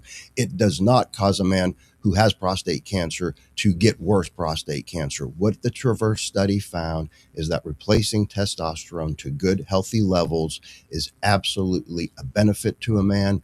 We know testosterone, it's a natural substance. Testosterone is in our bodies naturally. It's about not, again, artificial enhancement, as the secretary has said. It's about optimizing health. And listen, there are some men who need testosterone replacement. Sounds like you and me are two of them, and that's okay. It's about doing the right thing. Admiral, what is it that causes, as men get older, their testosterone level to deplete? What causes that? Yeah, that is a great question. We know that as men do get older, there's a natural falling off of testosterone oftentimes, and that's just part of us getting older. We also know that things like obesity, for instance, chronic disease will accelerate that fall in testosterone. Okay. And here's what we also know, and this is incredibly important, is that about 1% per year overall men's testosterone levels have been falling across all age groups for the last 30 to 40 years. Now, what's doing that? Why is that? Yeah, it's a great question. Is it environmental influence, environmental toxin, something going on? It's probably a confluence Processed of things. foods? Listen, it could be, absolutely. So when Secretary Kennedy talks about the harm that ultra-processed foods can do, when he talks about getting back to nutrient-dense, whole, fresh foods, real food, when he talks about getting active and getting our bodies moving, this all ties together, John. So listen, I am an unapologetic advocate for men's health. I believe in that. Now, that doesn't mean I don't take care of women, because under the Assistant Secretary for Health is our Office of Women's Health. This administration has done amazing things for women. We're going to do amazing things for men. Again, this is an example of our administration caring about men, caring about our warfighters, caring about our republic. Well, you just want them to be healthy so that they're at the top of their game. Yeah. I mean, I can't understand the criticism that this is getting. I mean, it makes no sense. Here's something to make you healthier and make you live longer, and and not get a stroke and not get under stress. And yet the Democrats, the communists, are out there criticizing it as if he's doing something wrong. Well, I just don't get. I don't get it. Well, I understand, and so certainly in my role in my private practice for over 3 decades, I would have individuals, other physicians or nurse practitioners say, "Gee, you know what? You're giving this testosterone to this patient. Isn't that a danger?" Because I think people haven't been highly educated, and that's part of what I'm so excited to be able to, I believe, to help Secretary Hegseth and the Department of War to help educate those healthcare providers in uniform there are outstanding healthcare providers committed to our country, committed to the warfighter. They're great men and women, but to help educate them to say why this is the right thing to do. I'm excited about that.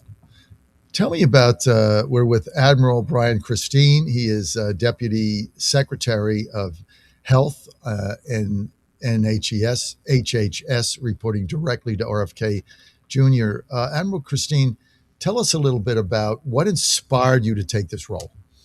You know, this is, I will tell you that this is to be the Assistant Secretary for Health is the pinnacle of my medical career.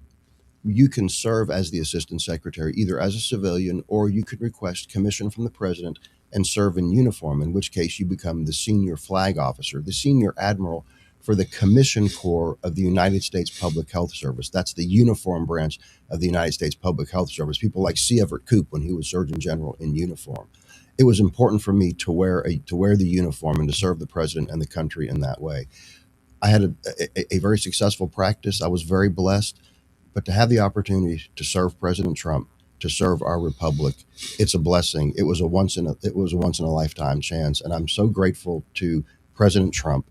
I'm so grateful to Secretary Kennedy for giving this opportunity. You know, tell us about the overall. I mean, when Pete Hegseth came in, and he had that big speech. Remember, he got everybody together.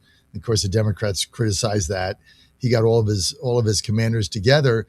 And he kind of said, we're going to be doing things differently. Everybody's going to have to pass the right test. You can't be overweight. You can't be slouching around. You've got to lead by example.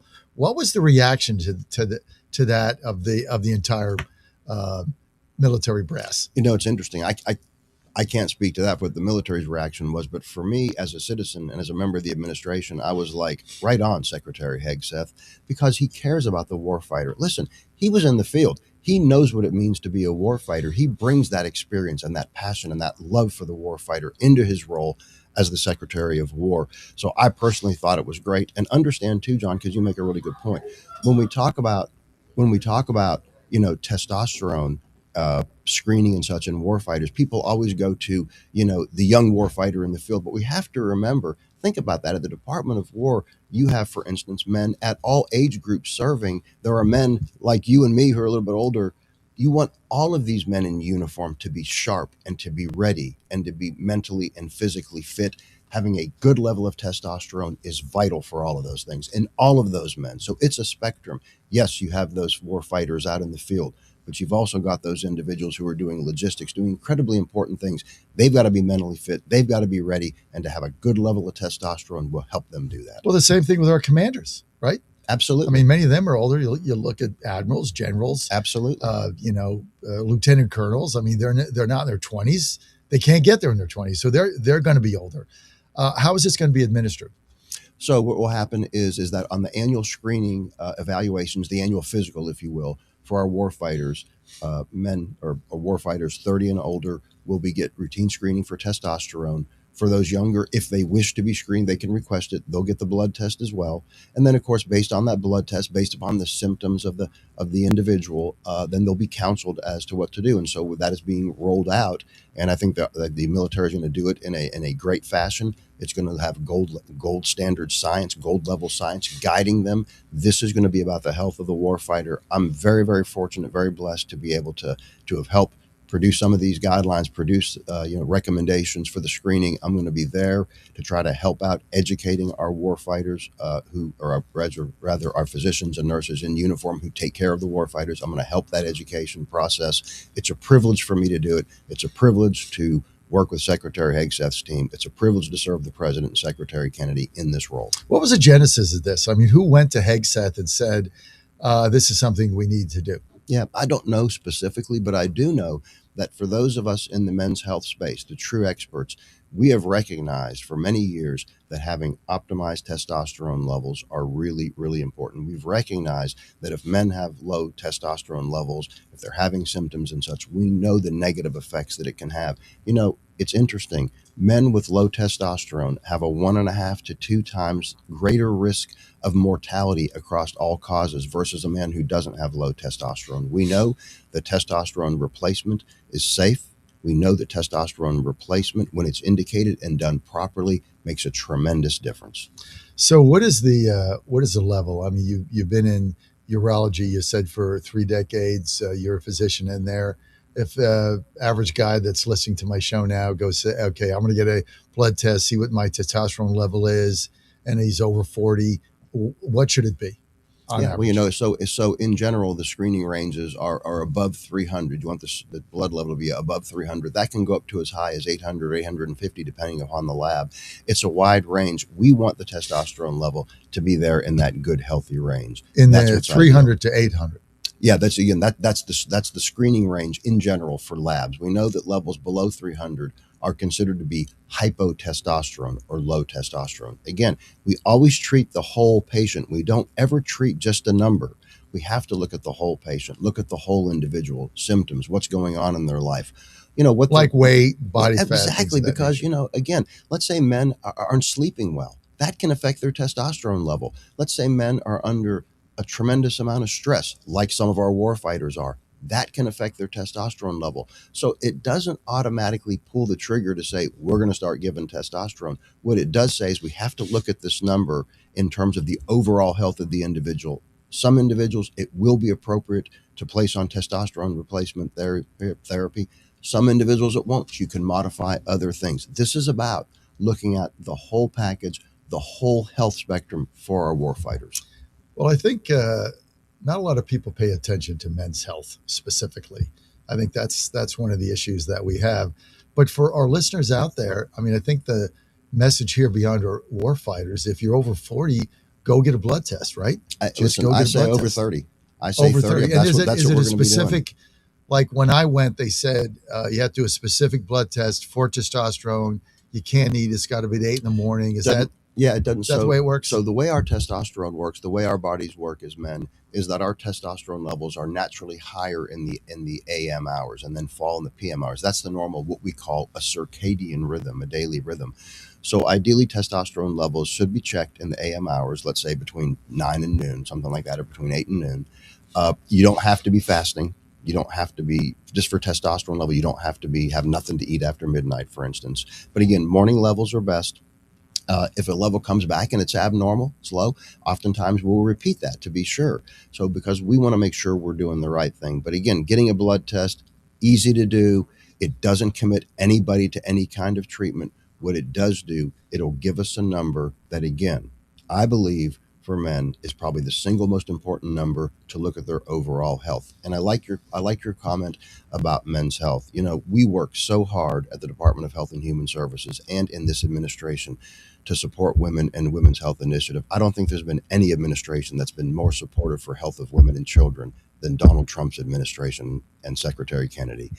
But we do need to focus more on men's health, and we're doing that. Again, chronic disease that Secretary Kennedy talks about, we know they affect men disproportionately. So we are looking at those things. But listen, this administration is all about making America healthy again, and it's all about making America greater than she's ever been, and this is all part of that. Admiral Brian Christine, what do you think about working for RFK Jr.? Tell our audience something about him that you didn't know until you got a relationship with him. So this is interesting. If I can tell you a little bit of a story. Yes. So as you can imagine, to get this position involved a series of interviews. Right. My very last interview for this was in the West Wing, not with President Trump, but with what's called the Presidential Personnel Office. I had the interview. PPO. There you go. I was escorted out of the West Wing, which was my first time in the West Wing. And they said, listen, it's between you and one other person. And, the president will make the final decision. Of course, he and Secretary Kennedy, president makes the final decision. And they said, we'll let you know. I'm a Catholic, and so I wanted to pray, and so I walked down to St. Matthew's Cathedral, which is the seat of the Archdiocese. No, of just Washington. where it is. Yep. You know what I mean? Never been in there. I walked there. It's a big church. It's a beautiful church. I wanted to pray in front of the high altar in the tabernacle, so I walked down the central aisle, and there, at the central aisle in front of the high altar, is a disc in the floor that says, "This is where the body of President John F. Kennedy laid in state." And I literally got on my knees and I said, Lord, let me serve this president. Let me work with this man, Robert F. Kennedy Jr. Is one of the most amazing moments and powerful moments in my life. And when I relayed that story to Secretary Kennedy on the day he swore me in, he said, Brian, I remember standing in the cathedral looking at my uncle's coffin. I am working with the man whose family, father and uncle, literally shed blood for our republic. I am working for a president who is the greatest president in my lifetime. I couldn't ask for anything more. What a compelling story to be able to go in there in St. Matthews. I know just where it is. And I go to St. Anne's, so I don't go there, even though it's 2 blocks away. Priest is way too liberal for me, but so we're not going to go there. But it is a beautiful Catholic church, and that is a compelling story. And so your relationship with the secretary going forward, how's that been? I'm blessed. I'm blessed to work with him every day that I get, or every time when I get to speak to him and brief him on things, interact with him. It's a blessing in my day. It's incredibly meaningful. I'm tremendously respectful of Robert F. Kennedy Jr. I'm tremendously affectionate for him. Again, working for the president, working with RFK Jr., it's the best. All right. Men's Health, you guys out there, over 30 years old, get a blood test. Now you've inspired me to get an update, see how I'm doing, and you can do it anytime between 9 and noon, so it doesn't have to be at 8 a.m. You don't have to fast. So that's a good thing. I tried fasting once. That just isn't for me. Yeah, me neither. I'm no stranger to the eating utensil. Let's just leave it at that. Great to have you with us on a special edition of the John Fredericks Media Network here live in Washington, D.C. Great to have you with us. Michael Patrick Leahy coming up next. I want to thank our special guest today, Admiral Brian Christine, the Assistant Secretary of Health, HHS, reports directly at RFK Jr. I want to thank Lacey Williams for setting this up on short notice. Lacey, thank you. Very good job. Michael Patrick Leahy next. Don't forget tomorrow, 9 to 11 a.m., Godzilla wins. Don't forget that. It's going to be hot tomorrow. And, of course, my picks every day. I've won 5 baseball games in a row. 5. When I'm hot, go with me. It's the testosterone, I'm telling you, brother. It could be. It could be. 5 in a row, baby. Ride the train. Go to GodzillaWins.com. My picks will be up at 3 o'clock. GodzillaWins.com. I think I'll bet the Orioles tonight. What do you think, Ryan? I know I'm definitely betting against the Red Sox the next 5 games. That I can assure you. Godzilla Wins tomorrow at 9. Thanks for being with us. Michael Patrick Leahy next. Admiral Brian Christine, thank you for being with us. Let God bless you. God bless our president. All right. We'll see you tomorrow, 9 a.m. Godzilla Wins. Michael Patrick Leahy right now. All right, we're clear. Open that door. It's so hot here. I don't know why it got so hot.